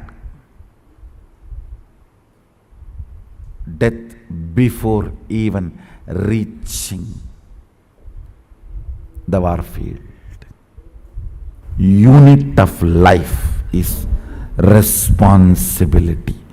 Based on the responsibility you cognize, powers are manifested in you. Understand? Not the cheating. In responsibility also you have an inner image responsibility separate, outer image responsibility separate. Outer image responsibilities, everyone should become Sadashivatva. Inner image responsibility, let's have a big beach house and vacation house and sleep.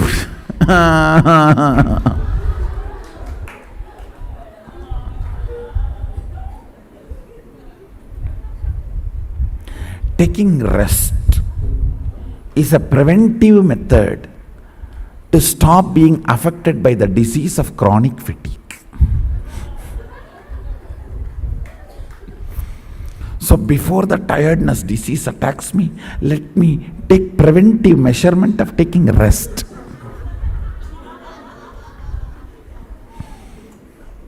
Why are you sleeping whole day? Tiredness disease may come to me. What will happen?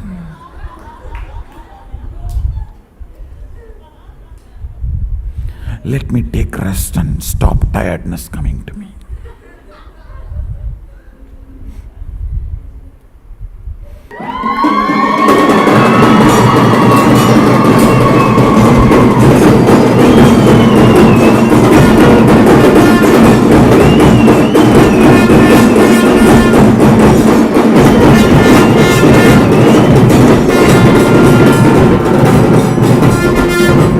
Tongue filled with his name and nose filled with his smell, skin filled with his hug.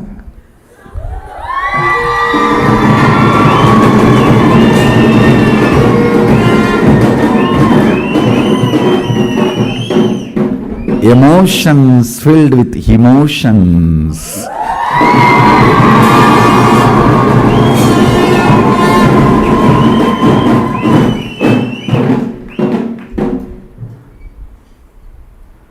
Nyasa means purifying. That is why Anganyasa, Karanyasa. Sannyasa means purifying everything. Sarvanyasa is sannyasa.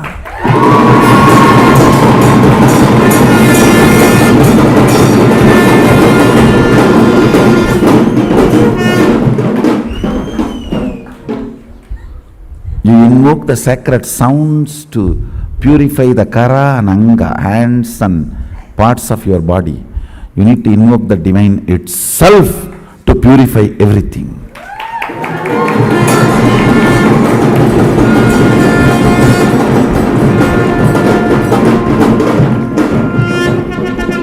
Your will filled with His responsibility.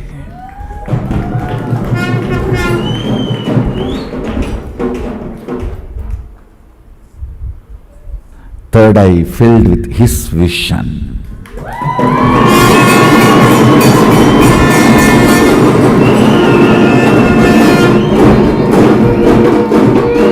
Two eyes filled with His vision. Third eye filled with His vision. Two eyes filled with His vision. Third eye filled with His vision.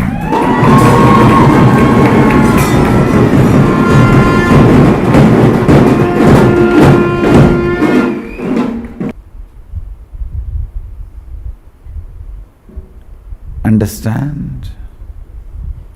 Essence of today's satsang. Responsibility makes Shava into Sheva. When Shava flows as Shakti, it becomes Sheva.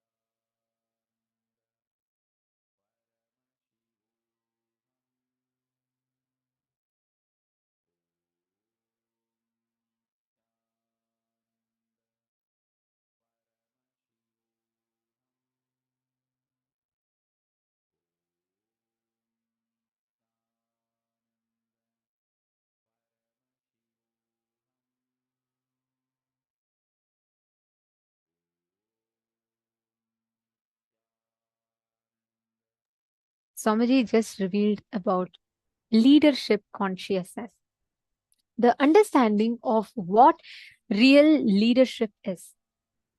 Leadership is a state, the feeling of responsibility, not status. It is a state. It is not a status. It is not a status where you are given the position and you try to fit yourself into it. No.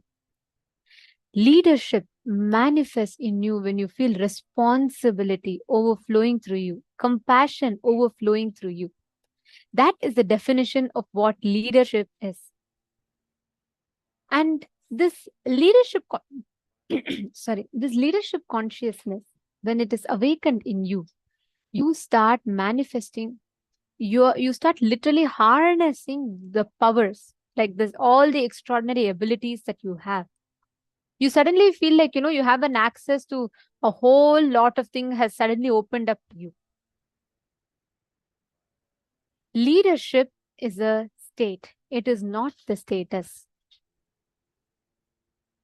What you need to do, what you need to create, how you manifest the reality in front of you, all of this will be completely different. The moment you just understand and redefine, take your definition of leadership. I have the right definition of leadership in you.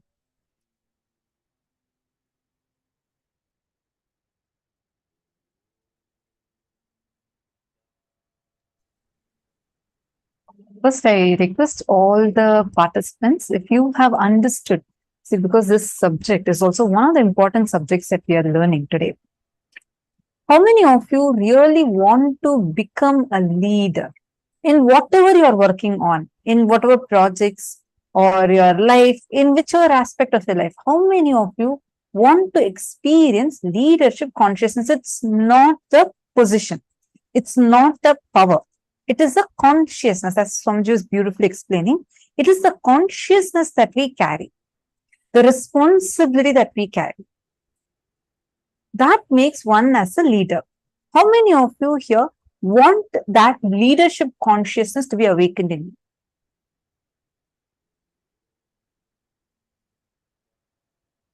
Okay, see Asaf Faya showing thumbs up.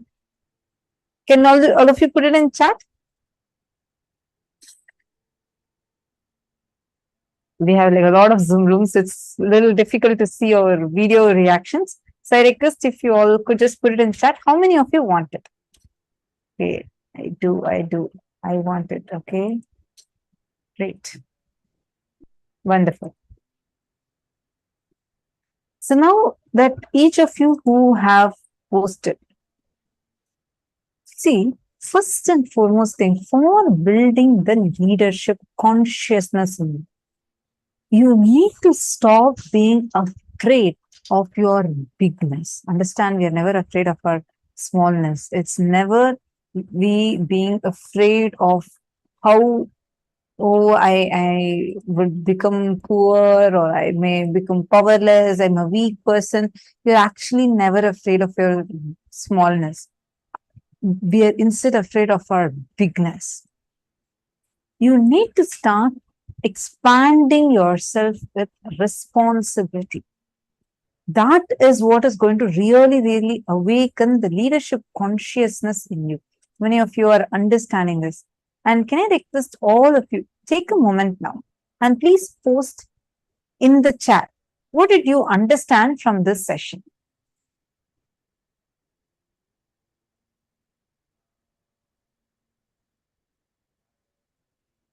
Take a moment. I request all of you to go to the Zoom chat and please post what did you understand as leadership consciousness and what are the clicks you had for awakening this leadership consciousness in you.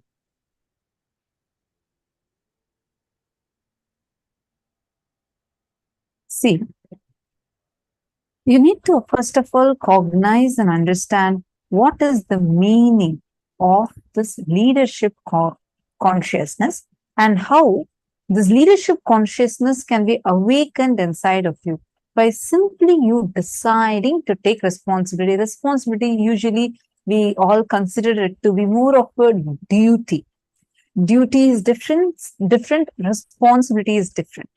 Duty, you feel it like, oh, I got to do all of these. These are my duty and I must do it. And then you take from that limited cognition, limited perception, what you operate out of that is your duty. And when you do your duty or don't do your duty, it's not that, say, for example, you feel, let's say, going and taking a class. Let's say you're a teacher, you going and taking a class is your duty. You would go diligently, you may take class. Same, we have so many school teachers who teach the exact same subject every single year to the students again and again and again. They do it diligently. When you take it as your responsibility, not from the context that it's your duty, but from the context and cognition that it is my responsibility to do because I am the source of everything.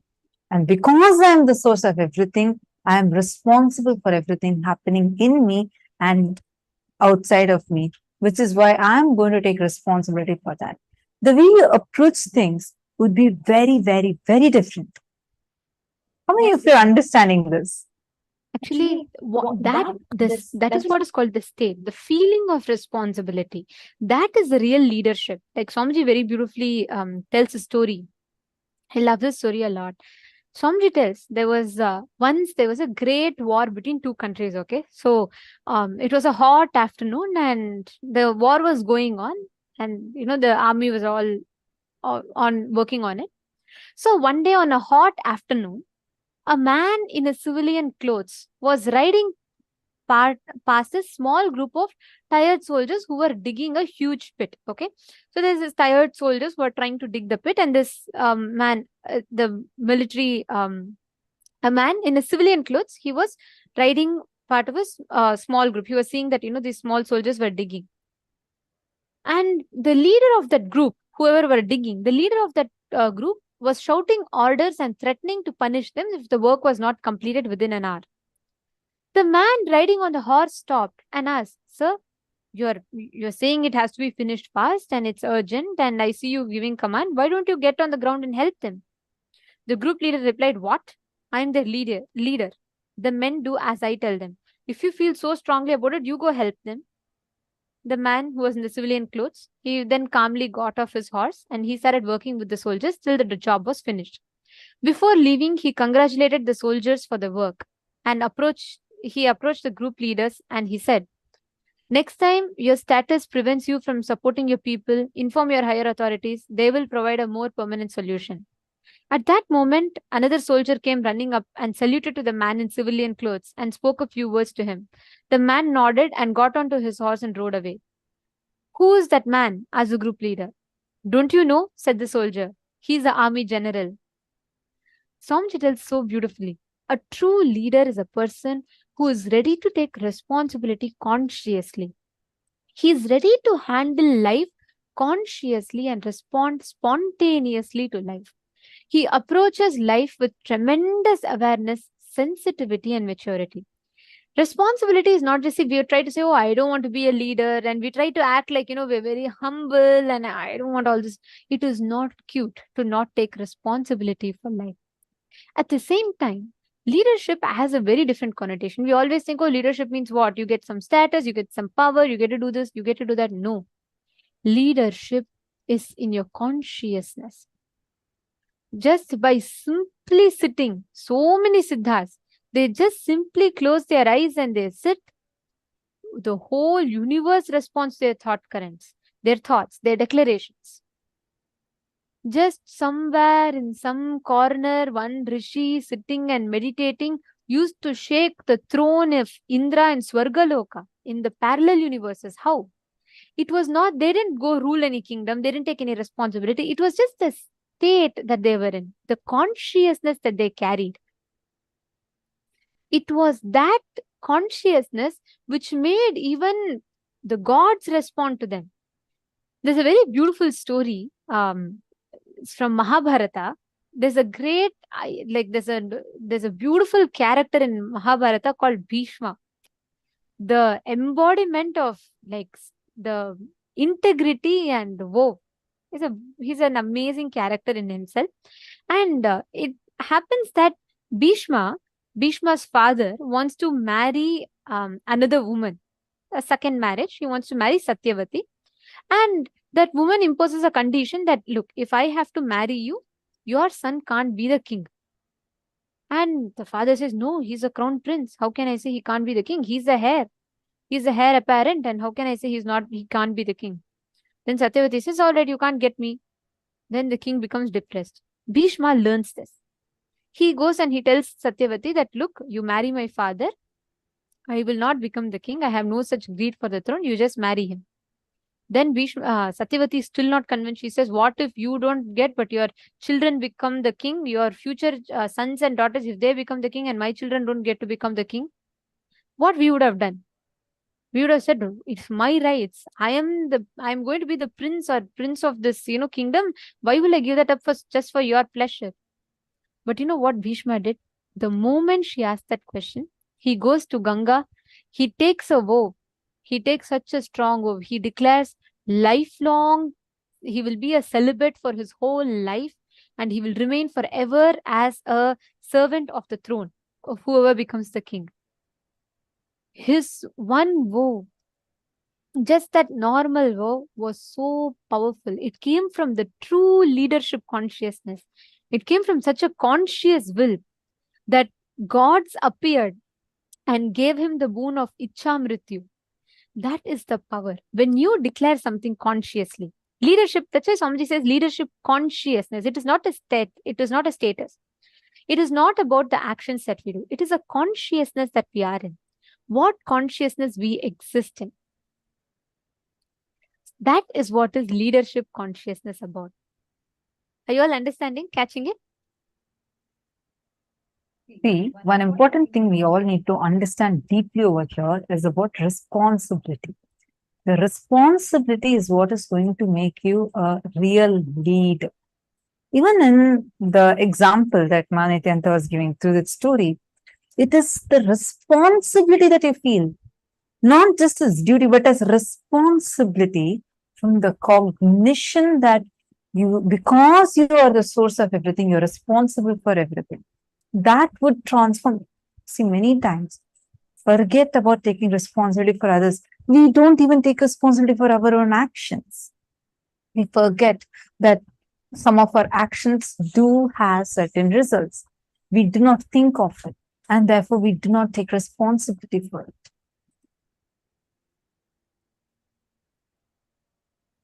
Pavana is saying, I like the stories you choose, Ma. Very interesting ones and apt. Actually, all these stories are here. It is all from what Swamiji has revealed. Like each of these stories, every day for the satsangs and the kind of hard work Swamiji has done, it's just wow. For everyday satsangs, Swamiji will have jokes, stories, and he'll present the most complex subjects in such a casual way, like you could easily understand. Not even casual way, I should say, in a way that's so understandable. And all these stories are from what Swamiji has revealed in satsangs and in Swamiji's books.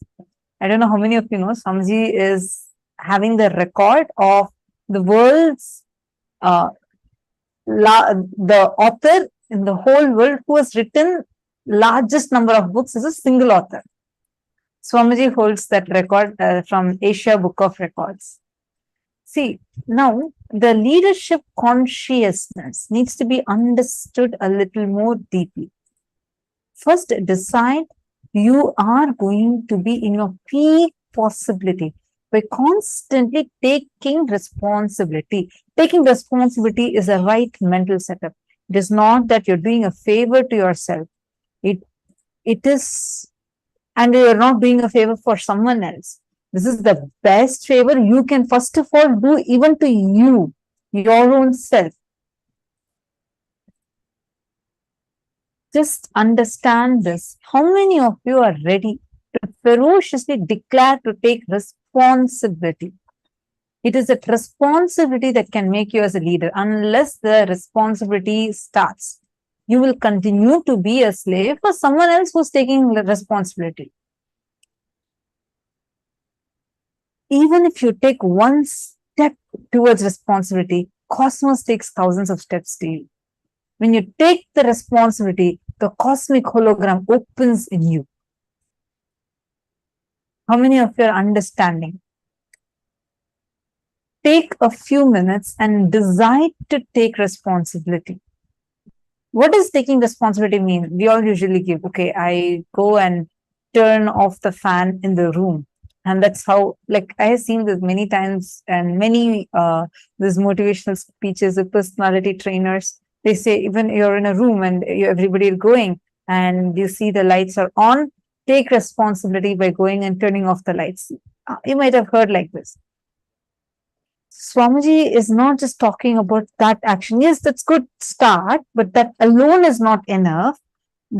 It's not about the action you do, but are you starting it from the cognition that you are the source of everything? Look at your life, your conflicts, the things that you're struggling with. Why are you a slave of the society and societal setup? Why are you bound by things? It's because the responsibility is missing in you. Look in. Stop blaming others. Take responsibility.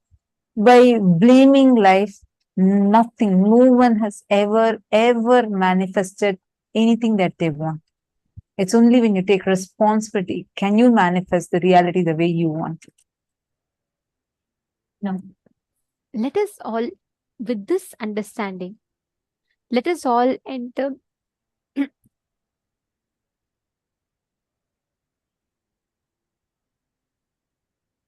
let us all enter into the power manifestation. And we request all the participants now, with this one understanding, your conscious will become so powerful that the way you experience, the way you cognize, the way you see reality will change. There's a very beautiful power that Swamiji has initiated all of us into. The power of being able to command, control a silicon device without touching it. Listen very carefully. It's a very, very powerful science. And all of you should know, even if you think you have never manifested powers ever before and it's a problem for you, this power can be manifested. Even if you think you have a corroded, eroded third eye, and if you think I can never manifest powers, you can still manifest this power. It's a very beautiful power that Swamiji has initiated. The ability to charge a silicon device without touching it. The ability to unlock a silicon device without touching it. This is the power we're all going to be manifesting. Can I request all of you to keep your gadget in front of you? You're going to be operating the gadget.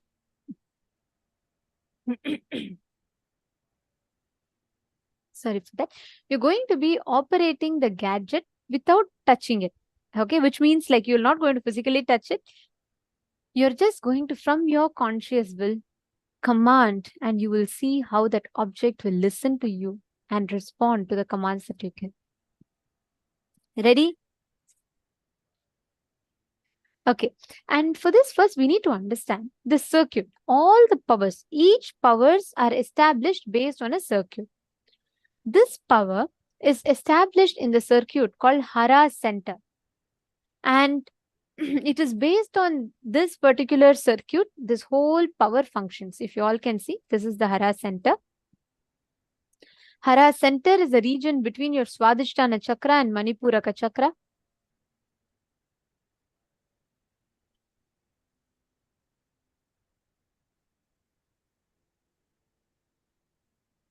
And this exact region is where we need to focus on for manifesting this power. Joining with us in this segment is Manitya Devasmaranananda and Manitya Brahmayogananda.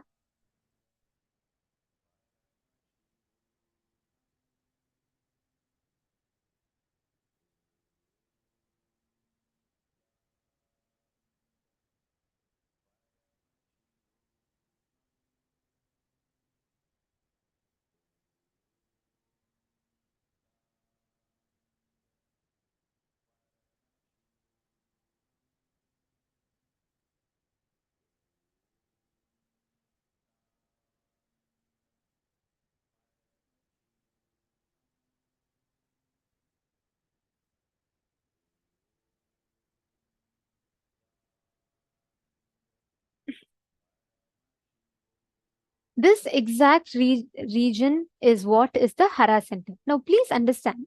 We'll explain to you the science behind this. Listen carefully. The silicon device is basically made of the earth element. It has the ability to receive your commands and it has the ability to amplify and respond to your commands. Now, let us understand how exactly the science is going to work. Listen very carefully.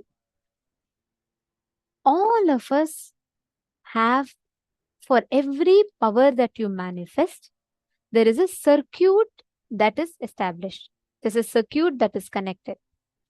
This circuit is not like, for example, like how if you have to run the fridge in your house, it's a separate circuit for that.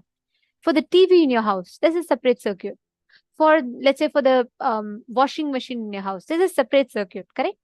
The power supply is the same, but the way the power supply is taken, right, whether the intensity or how the power supply is taken, that each of them have a different circuit. Am I right? The same way, we have this circuit for every power that we manifest. For example, for the power of third eye, the circuit is through the third eye. The length, breadth, and depth.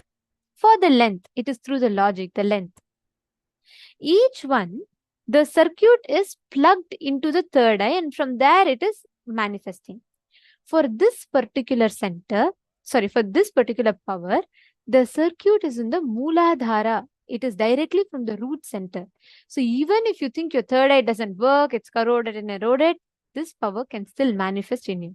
Understanding? It is directly connected to the Hara center, which is right above the Swadhisthana and Manipuraka. Which means anything you visualize, you can simply download it just by your command. You can unlock the phone. Understanding? Are all of you clear? If you're all clear, please could you all put yes in the chat? Yes, Vinuta, you should turn off. That's what I wanted to announce also. So before you don't need to manifest as of now. Please wait. We'll explain to you all and we'll tell you all the exact steps. Your phone should not have face recognitions or voice recognition or anything. Turn it off for some time till you manifest this power. But first, if you all have understood, can I request every one of you to please put yes in the chat and acknowledge that you understood?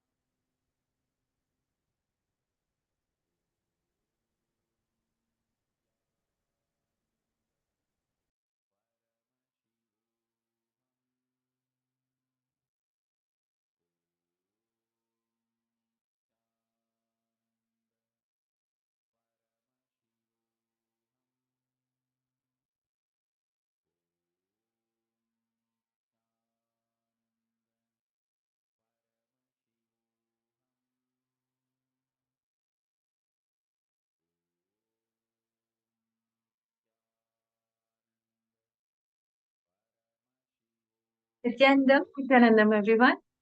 So now, as Ma Nityananda just gave a brief, we are going to be entering into the power manifestation. So now we are going to be manifesting the power of commanding our consciousness over the silicon device.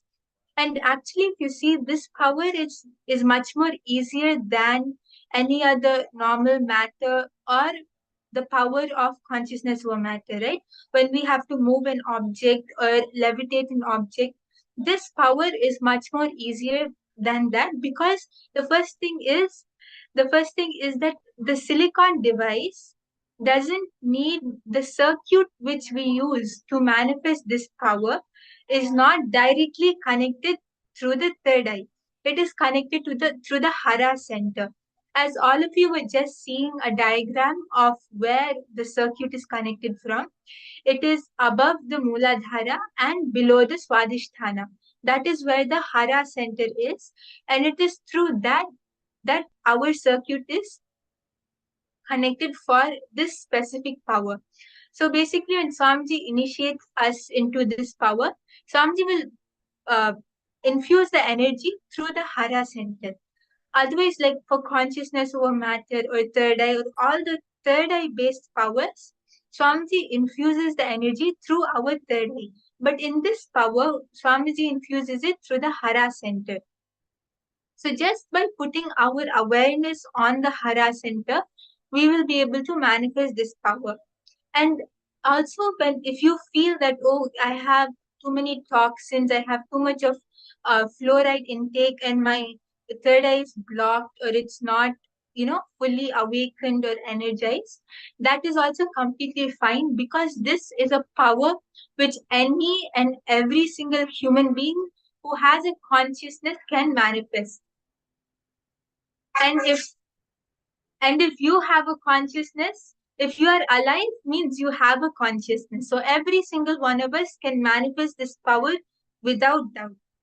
So now I request everyone to get ready with your silicon devices. Whatever you have, it can be a tablet or a phone or whichever device you have, keep it in front of you and make sure that the face recognition is off and the phone is switched off, because we are going to be manifesting the power of unlocking the phone through manifesting powers.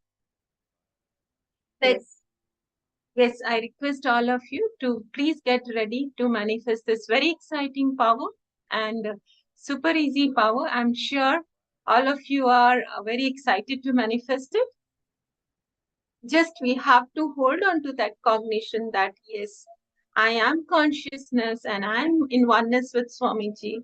And simply you will see that the consciousness commands over the silicon and the device, you'll be able to on it.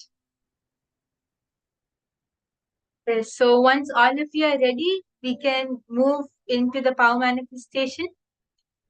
So now I request everyone, don't touch your devices, keep it in front of you and just connect to Swamiji. Sit straight with your head, neck and spine in a straight line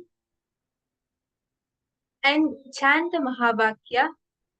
Connect to Swamiji and you'll see that when you connect to Swamiji, when you start chanting the Mahavakya, you'll just feel the energy which is it just gushes through you. You'll feel it literally, you'll feel it in your hara center. If you just put your awareness in the center below your Swadhisthana and above your Muladhara, you'll feel the energy over there.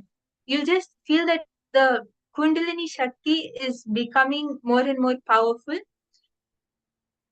And just direct that full energy towards the silicon device.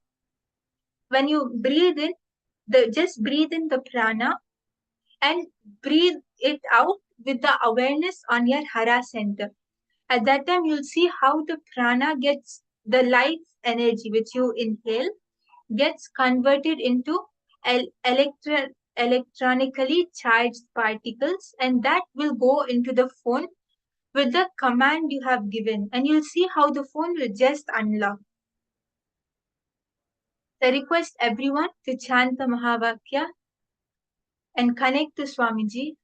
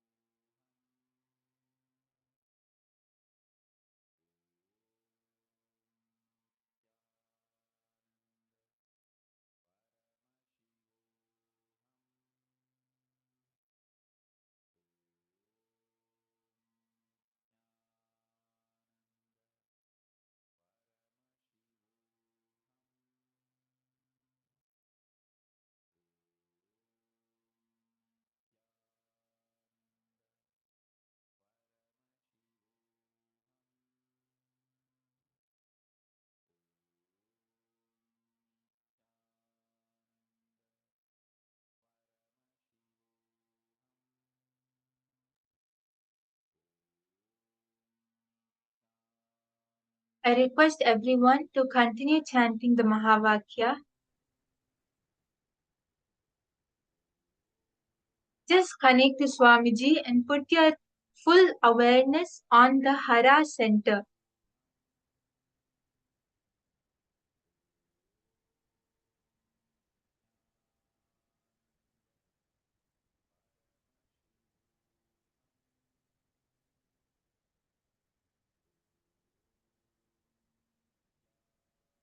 When you put your awareness on the Hara center, you will see that the energy is starting to get created. The energy is over there, and just direct that full energy towards the silicon device in front of you.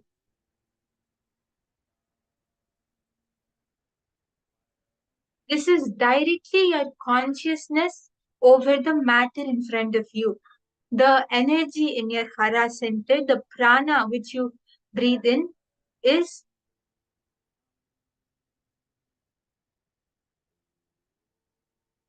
the prana which you breathe in is the consciousness inside you. When you command the silicon device, that is your consciousness, the Paramashiva inside you. With that same space, with that same energy that yes, I am Paramashiva, just command the device to open, to unlock. Just hold the space that Paramashiva is telling the device to open. Paramashiva is commanding the device to unlock. And you'll see that the phone or the tablet or whatever is in front of you has to listen and it will open, it will unlock.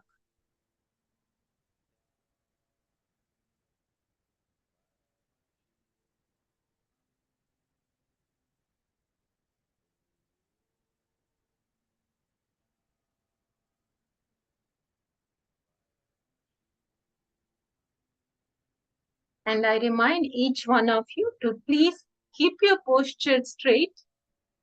Sit straight with your head, neck, and spine in a straight line.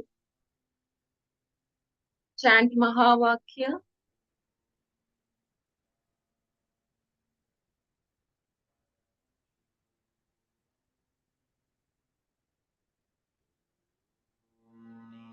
Continue to chant the Mahavakya and just hold the visualization that the energy from your Hara center is going onto the silicon device and it's unlocking. Just hold this visualization inside you and put the power, the energy of your consciousness onto the silicon device. You'll see that the silicon device has to listen and it will listen to you. The silicon device will turn on and it will unlock.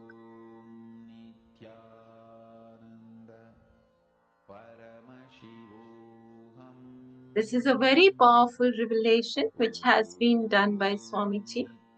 Swamiji revealed that the silicon listens to the consciousness. So please understand, it simply listens to the consciousness. We just have to cognize that and give a command from that space. Nithyananda Paramashivoham Om Nithyananda Paramashivoham Om Nithyananda Paramashivoham Om Nithyananda Paramashivoham Om Nithyananda Paramashivoham Om Nithyananda Paramashivoham Om Nithyananda Paramashivoham Om Nithyananda Paramashivoham Om Nithyananda Paramashivoham Om Nithyananda Paramashivoham Om Nithyananda Paramashivoham Om Nithyananda Paramashivoham Mahamahāvāgya, spiritual lullaby for samadhi, and Suprabhatam, wake up call, wake up song for Paramashiva. This Mahamahāvāgya is spiritual lullaby for you to fall into samadhi. Suprabhatam, wake up song for Paramashiva to wake up in you.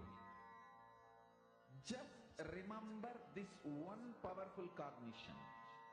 This Mahamahāvāgya puts me in samadhi. This is spiritual lullaby for samadhi, and Suprabhatam, wake up song for Paramashiva in me, for Paramashiva to manifest. With this one spiritual powerful cognition, chant this Mahamahāvāgya.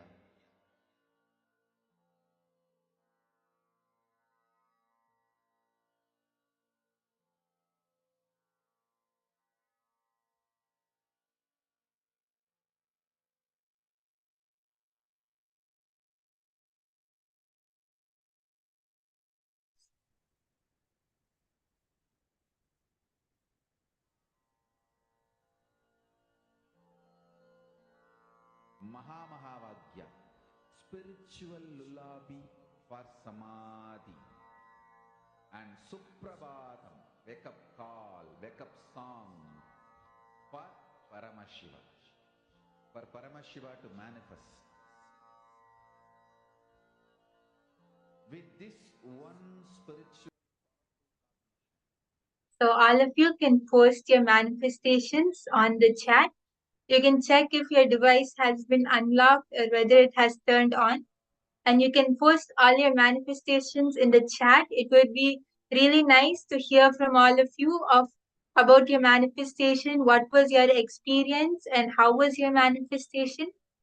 And now we are going to be moving on to the next session about Tripurantaka Murti. Who is Tripurantaka Murti and what is his significance? What is the significance of Tripurantaka Murti?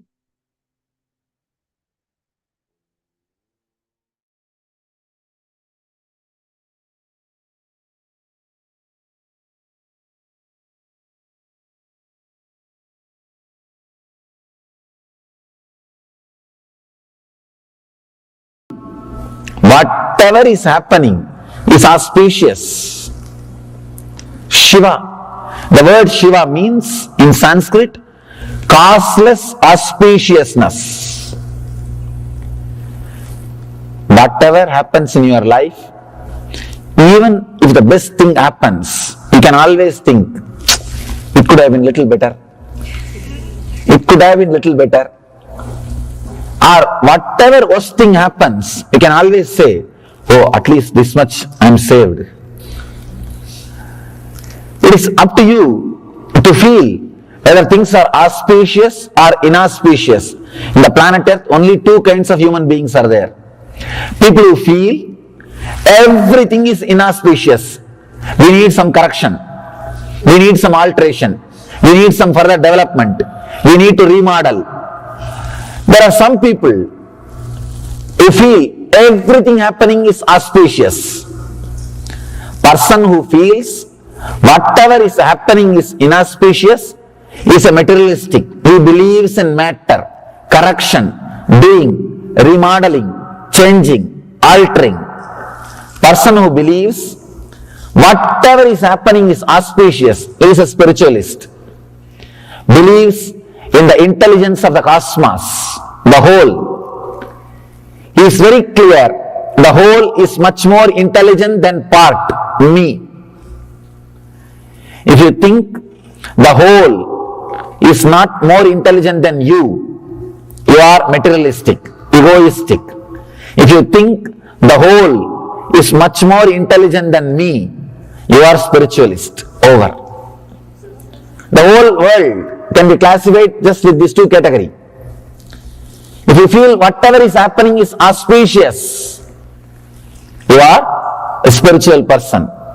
A small story. After a powerful sermon on the charity, the priest sends his hat for a rounds, for a collection. The hat goes round, comes back as empty as it was sent. He took his hat and said, oh God, at least the hat came back. Understand? He is intelligent. He is really intelligent. He is able to think whatever is happening is auspicious. Whatever is happening is best. You can either think whatever is happening is inauspicious, or you can realize whatever is happening is auspicious. Why enlightened beings are constantly feeling whatever is happening is auspicious? It is just because of the Kundalini Shakti. Once this Kundalini energy awakens in you, you will feel so much of energy in your body, you will not be able to complain about anybody. Understand? You will complain about anything or any person or any incident only when you are in low mood.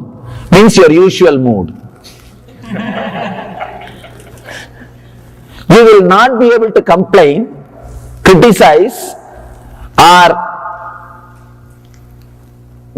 feel disappointed about any person or anybody if your body is overflowing, bubbling with energy. You feeling whatever is happening is auspicious or inauspicious is directly connected to your energy level. At some time, if you get the glimpse of that high energy, by some method, sometimes people get into that high energy without even knowing. Maybe if they go to some high energy places, or if they are really relaxed, they get into that high mood. Suddenly those few moments or few hours You feel you are so fulfilled. Nothing is wrong in the planet Earth. You will feel everything is going the best way. If you have had this glimpse, these moments in your life even once, you can be called as a spiritual seeker. Sometime, even while seeing the sunset, suddenly you feel the whole thing is settled in you. And you think, God, everything is beautiful. Things are happening. It's okay. Suddenly, some mood, you are silent, you are relaxed, you are filled with energy, and you see whatever is happening is auspicious. There is only two planes of existence. One, the plane of normal human beings. Whatever is happening needs to be altered. Anything they cannot say, I really like that person, but they can't stop, they can't end a sentence without that but. Without that but, they can't end any sentence. They cannot make a statement without that but, there ends. If you are using that word but or this, then you are a human being. There is another kind of existence.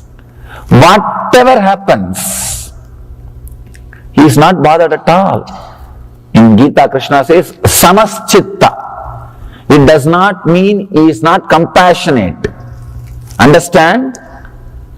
A person who is balanced does not mean he is not compassionate or he doesn't suffer seeing the others struggle, others suffering. He tries only to remove others' suffering instead of he suffering with them. It is not directly going to help. First thing, you need to feel completely overflowing. Whatever is happening is auspicious. In the auspicious energy, let there be one more auspicious wave to bring the people up. Can be the idea or can be the understanding.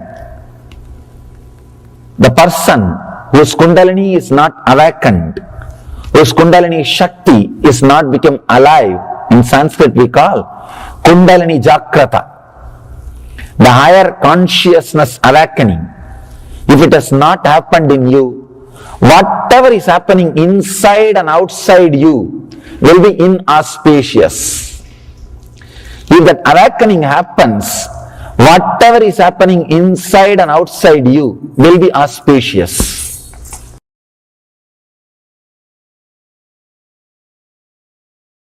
The moment you think, this is the way I am, what can I do?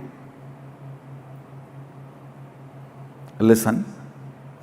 The moment you think, this is the way I am, what can I do?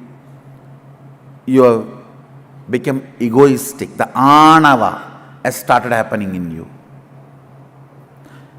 You are not, this is the way you think you are. Listen, people come and tell me, what can I do, Swamiji? I have so many patterns, I wanted to break, but this is the way I am. No. You fantasized about breaking, never wanted to break. Fantasizing about completion and doing completion is totally different. You always fantasized about becoming new being because you see the way the new beings radiate. You have an idea how it will be. Butterfly in the stomach, rose in the heart, light in the eyes.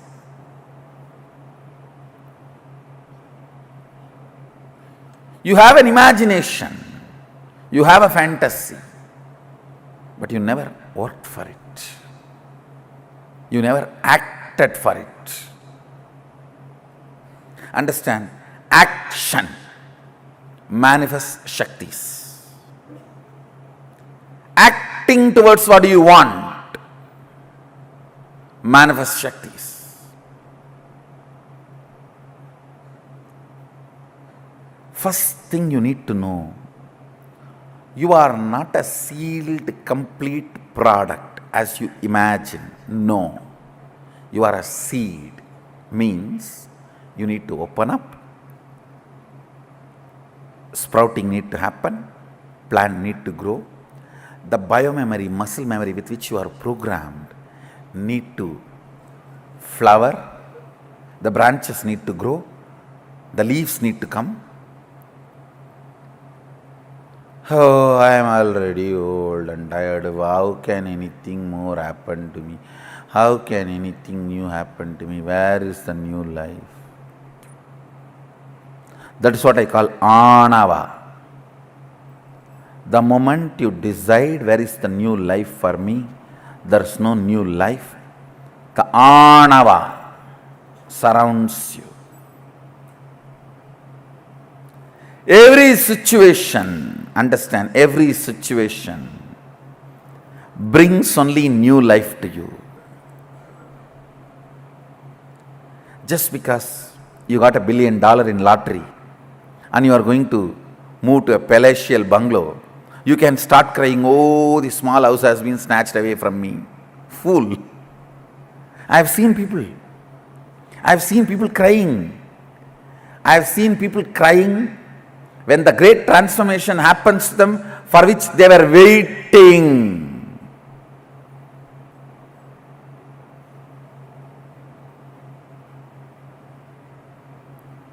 They were waiting to have a palatial bungalow. They won the lottery. Now their bungalow is ready. I would have been really, really happy. But I should have moved to the bungalow from here. After the mango season is over, this mango tree is here and the mango season is going on. It would have been so nice if I had lottery after the mango season. And then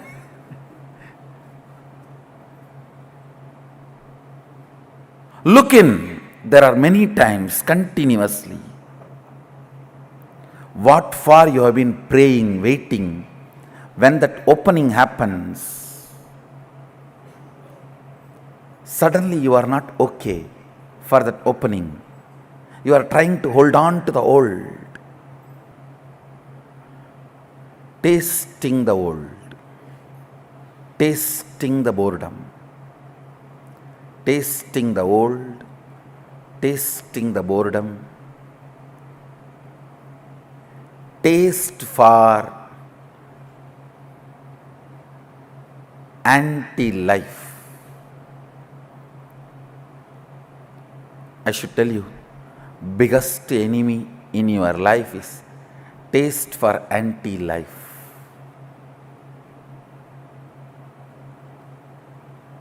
Break. Every time you go through anti-life taste,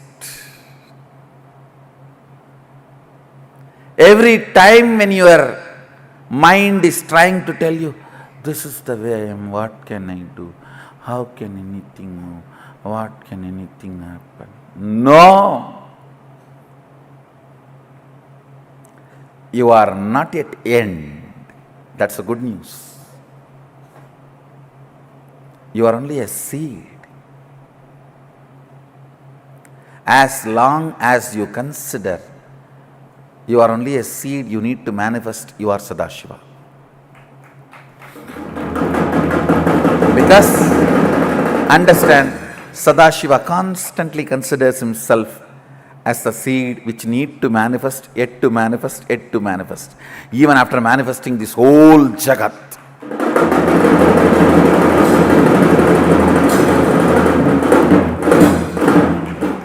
Even after manifesting this whole Jagat, making all the human beings walk straight, developing the most subtlest brain grooves, still he comes down to make you manifest all the powers, to push you to the next level.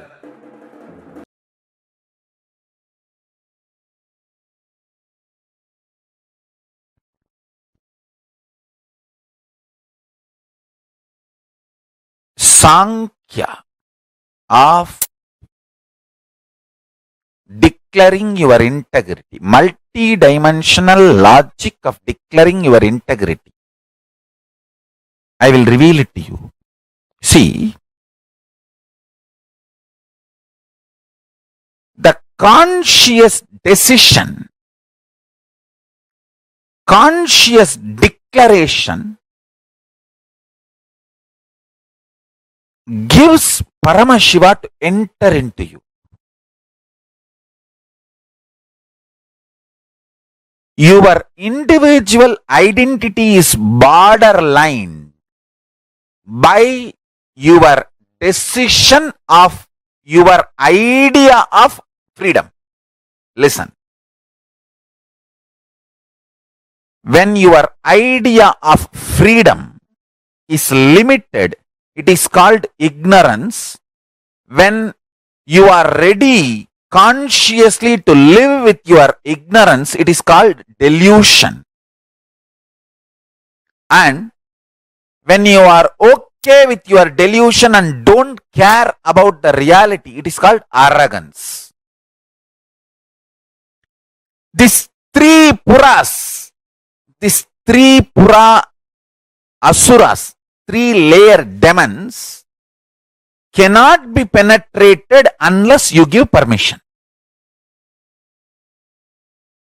If you consciously declare, I declare my integrity to Paramashiva component in Swamiji, in my Guru. If you declare even that much, that's enough.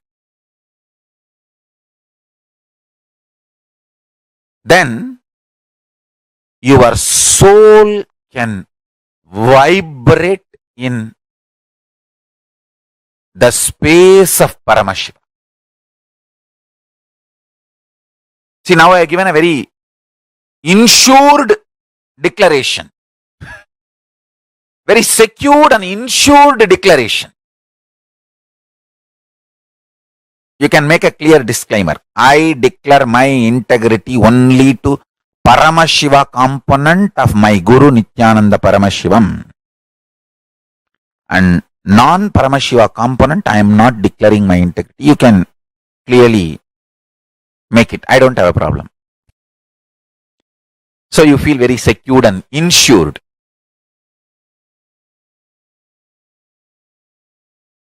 Understand?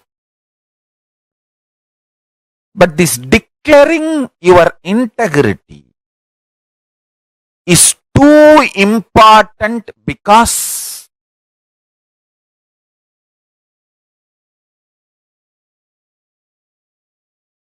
this is the Sankhya multidimensional logic of consciousness.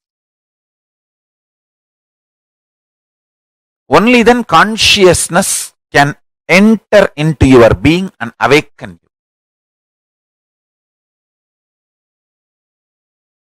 This Navaratri, let us make as many people as possible declare their simple integrity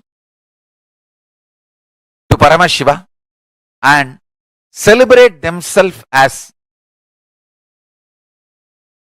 consciousness. Celebrate themselves because they are consciousness, not because of their money, their power, their positions, their social power, political power, or anything, their beauty, age, health. Celebrating themselves because they are consciousness.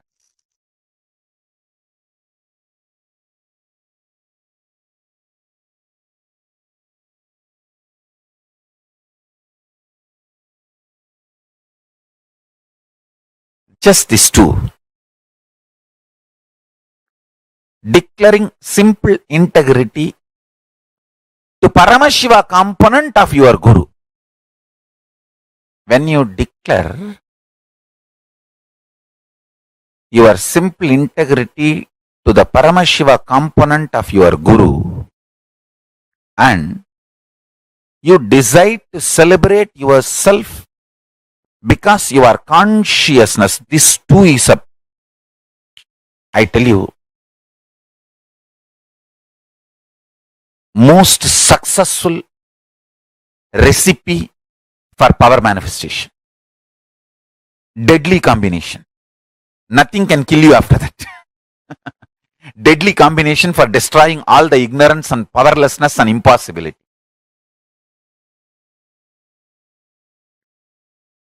This too is the most multidimensional logic of multidimensional magic. Sankhya of Parashakti.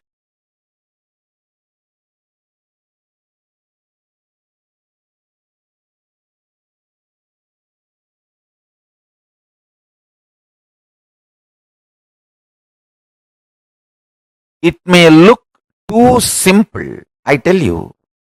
See, when you eat, decide, Navaratri, I decided this 9 days I will celebrate myself because I am consciousness.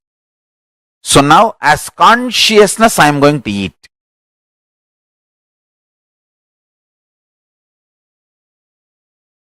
You will see the whole eating experience will be different. As consciousness, I am going to drink water or whatever juice or anything you drink. As consciousness, I am going to sleep. As consciousness, I am going to do my office job.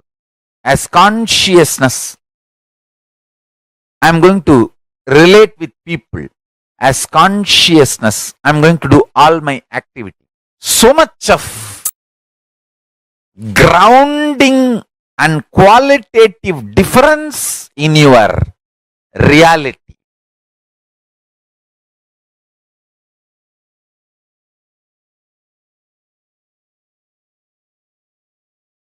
This whole Navaratri, let us celebrate because we are consciousness.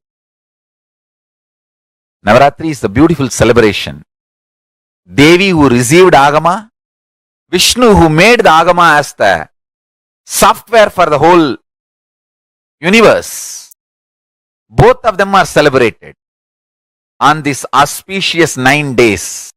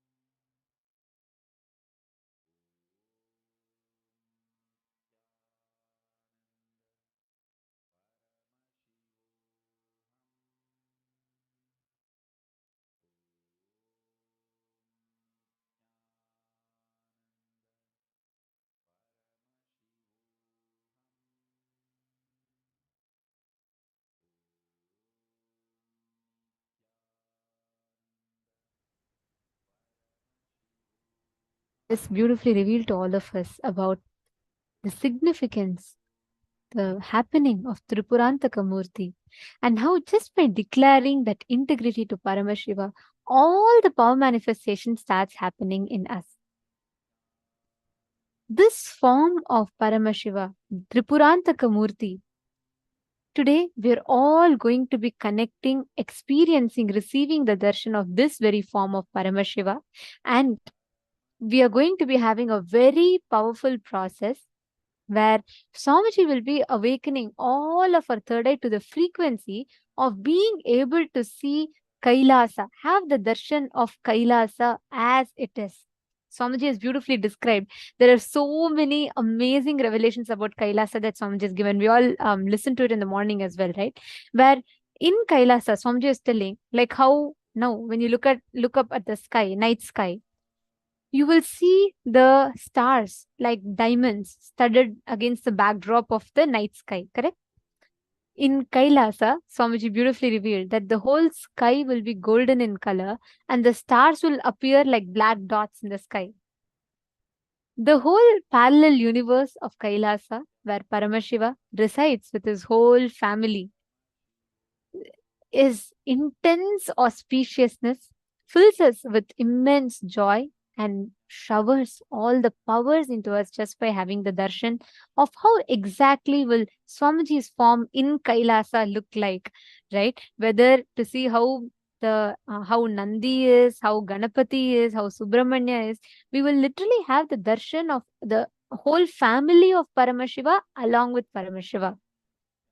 And today, all of us are going to get experiences, every single one, especially all the participants that have been sitting and attending the session since morning. And we will listen directly from Swamiji, the description of how Kailasa exists and how the whole plane of Kailasa is.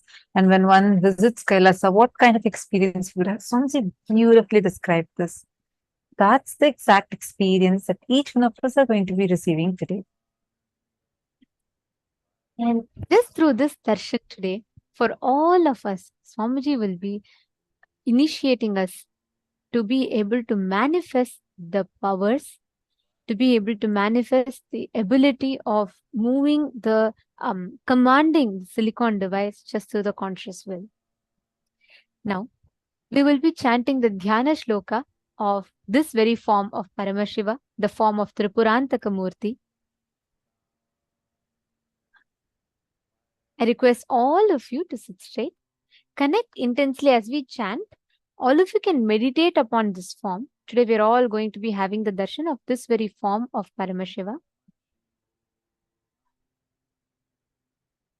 Chaturbhujam trinetram cha mrigam parashudharinam dhanurbhana samayuktam umaya sahitam tatha sarvabharana samyuktam divyabharana samanvitam patram dhadam vamakarne dakshine kundalanvitam upavita samayuktam समभंगम युगम Shivam जटामकुट संयुक्तम विलसद्विद्रुमांगकम एवं त्रिपुर संहारम रूपम प्रोक्तम महात्मभिः.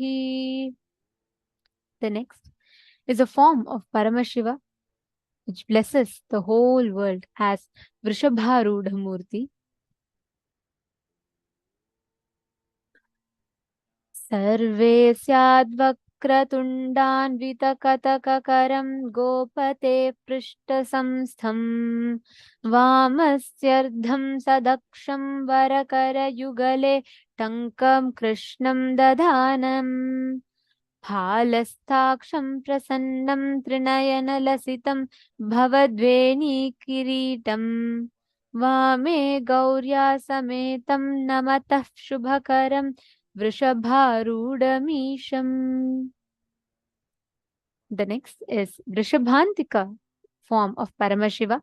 Vrishabhantika form is the very form through which Paramashiva blesses Dharma Devata to become his own vehicle, and Paramashiva leans on that form. That is what is called as the Vrishabhantika Murti form of Paramashiva.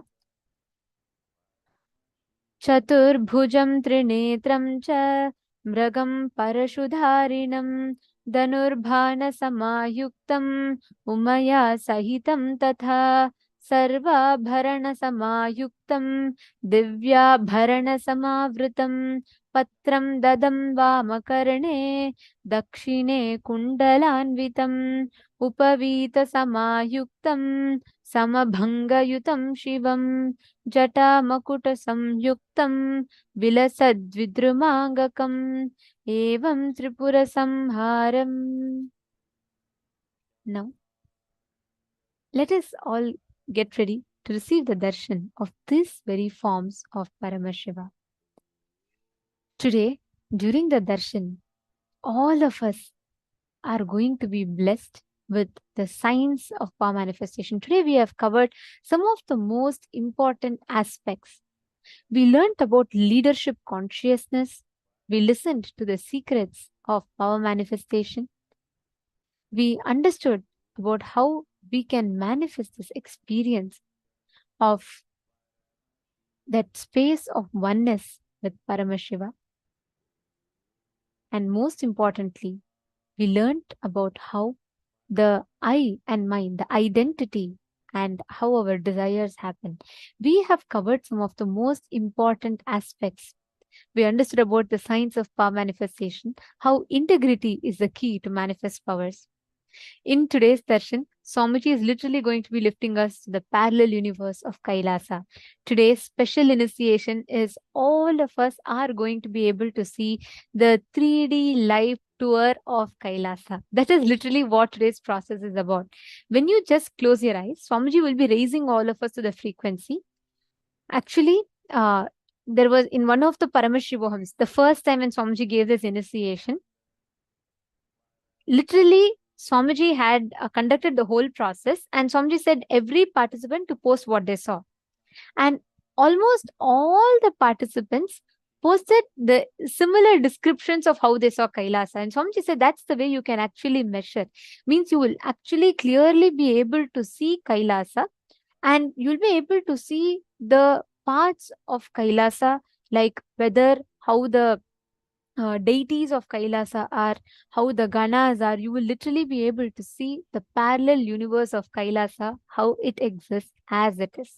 And by raising us to such high frequencies and giving us that experience of seeing and experiencing Kailasa Loka itself, Swamiji is going to be awakening our third eye and giving us all the power manifestation initiation, where you will start manifesting the powers intensely. Not just that, through power manifestation, you will also awaken the responsibilism more and more in you and manifest Ishwaratva, the leadership consciousness. Today we all did a workshop on Ishwaratva, how you can become a leader. We learned about the leadership consciousness so beautifully. Swamiji described that to us. So in today's initiation, we are going to be receiving the leadership consciousness of Paramashiva himself transmitted to us. The way you feel about you, the things around you, and the ability to take responsibility, not just for yourself or just your actions, but take responsibility for everything around you from the context that because you are source of everything, therefore you are responsible for everything. So today, this is going to be a very, very, very special darshan. And we request all the participants to kindly please settle down. Please sit in front of your cameras. In the darshan, all of you can post any struggles you're having in manifesting that leadership, whether taking responsibility for your career, for your relationships, wherever you are struggling. You can post all your prayers to Swamiji, and through this form of Paramashiva, Swamiji will be literally awakening the space of leadership in us. And most importantly, today all of us are going to be understanding in deeper levels further about how you can be your own boss and how you can start manifesting. You can have the command of what you want to create in life as a reality. And this initiation is very, very important, because through this initiation, Swamiji is going to be preparing our inner space, preparing us, all of our consciousness to be able to manifest the ultimate state of leadership. Now, I request all the participants to please come and settle down. Please be seated in front of the camera.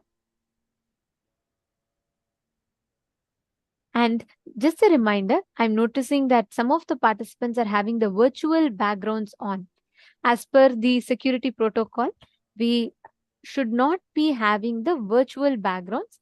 Please ensure that you're all visible in the camera. Do not enable the virtual backgrounds in Zoom. If it is enabled, including any blurred background, if it is enabled in your laptops, we request all of you to please kindly turn it off and be clearly visible in the camera. We still see many participants that are not sitting in front of the camera. We request all of you to please kindly come and settle down. It's time that we are going to be entering into darshan. Ma Bazdi Navaldas, Ma Anna, Ma Hongzu, Ma Nitya Dhanvantri Shaktini, and Kim Dhyan, Ma Shakti. All the participants, please kindly settle down. Please sit in front of your cameras. Ma Kareen, Ma Ten Hang Jan. We are only able to see your forehead alone, so we request if you could please adjust your camera such that you're clearly visible, no? And also want to invite All the participants, let us all understand that darshan is a very, very sacred, powerful process. During darshan, do not walk around, do not talk to someone, do not move from the camera. Darshan is the moment where we come face to face with the avatar, which means our whole inner space starts reflecting and reciprocating, recreating the exact responses happening in the inner space of the avatar. It will start recreating and producing it in our own inner space, which means you will literally be mirroring the exact neuron activity as it is happening in Swamiji. We will be reflecting that space. That is why not just having the darshan, whenever you have the darshan of that deity, all the powerful cognitions, powerful components, the principles that the deity represents and the powers gets awakened in you. You start reflecting them. You start manifesting them every single day. When Swamiji is coming and sitting, giving us all the darshan, he is literally awakening this in us. He is mirroring each of the deities, the intelligence of each of those deities in our inner space. And all of you can post your prayers during the darshan. See, how many of you have thought, if God appears in front of me, I have a big wish list of things that I would like to get blessings for. Or sometimes you think that fairies would come, angels would come. Like this, each of us has some belief like that. Many times, as a child or sometimes even as an adult, we tend to think, okay, I'm going to ask these things as bones. Really, God, Paramashiva himself is physically landing. Understand, this time, the darshan time, is extremely sacred. Very, very rare happening. It's not available for everyone.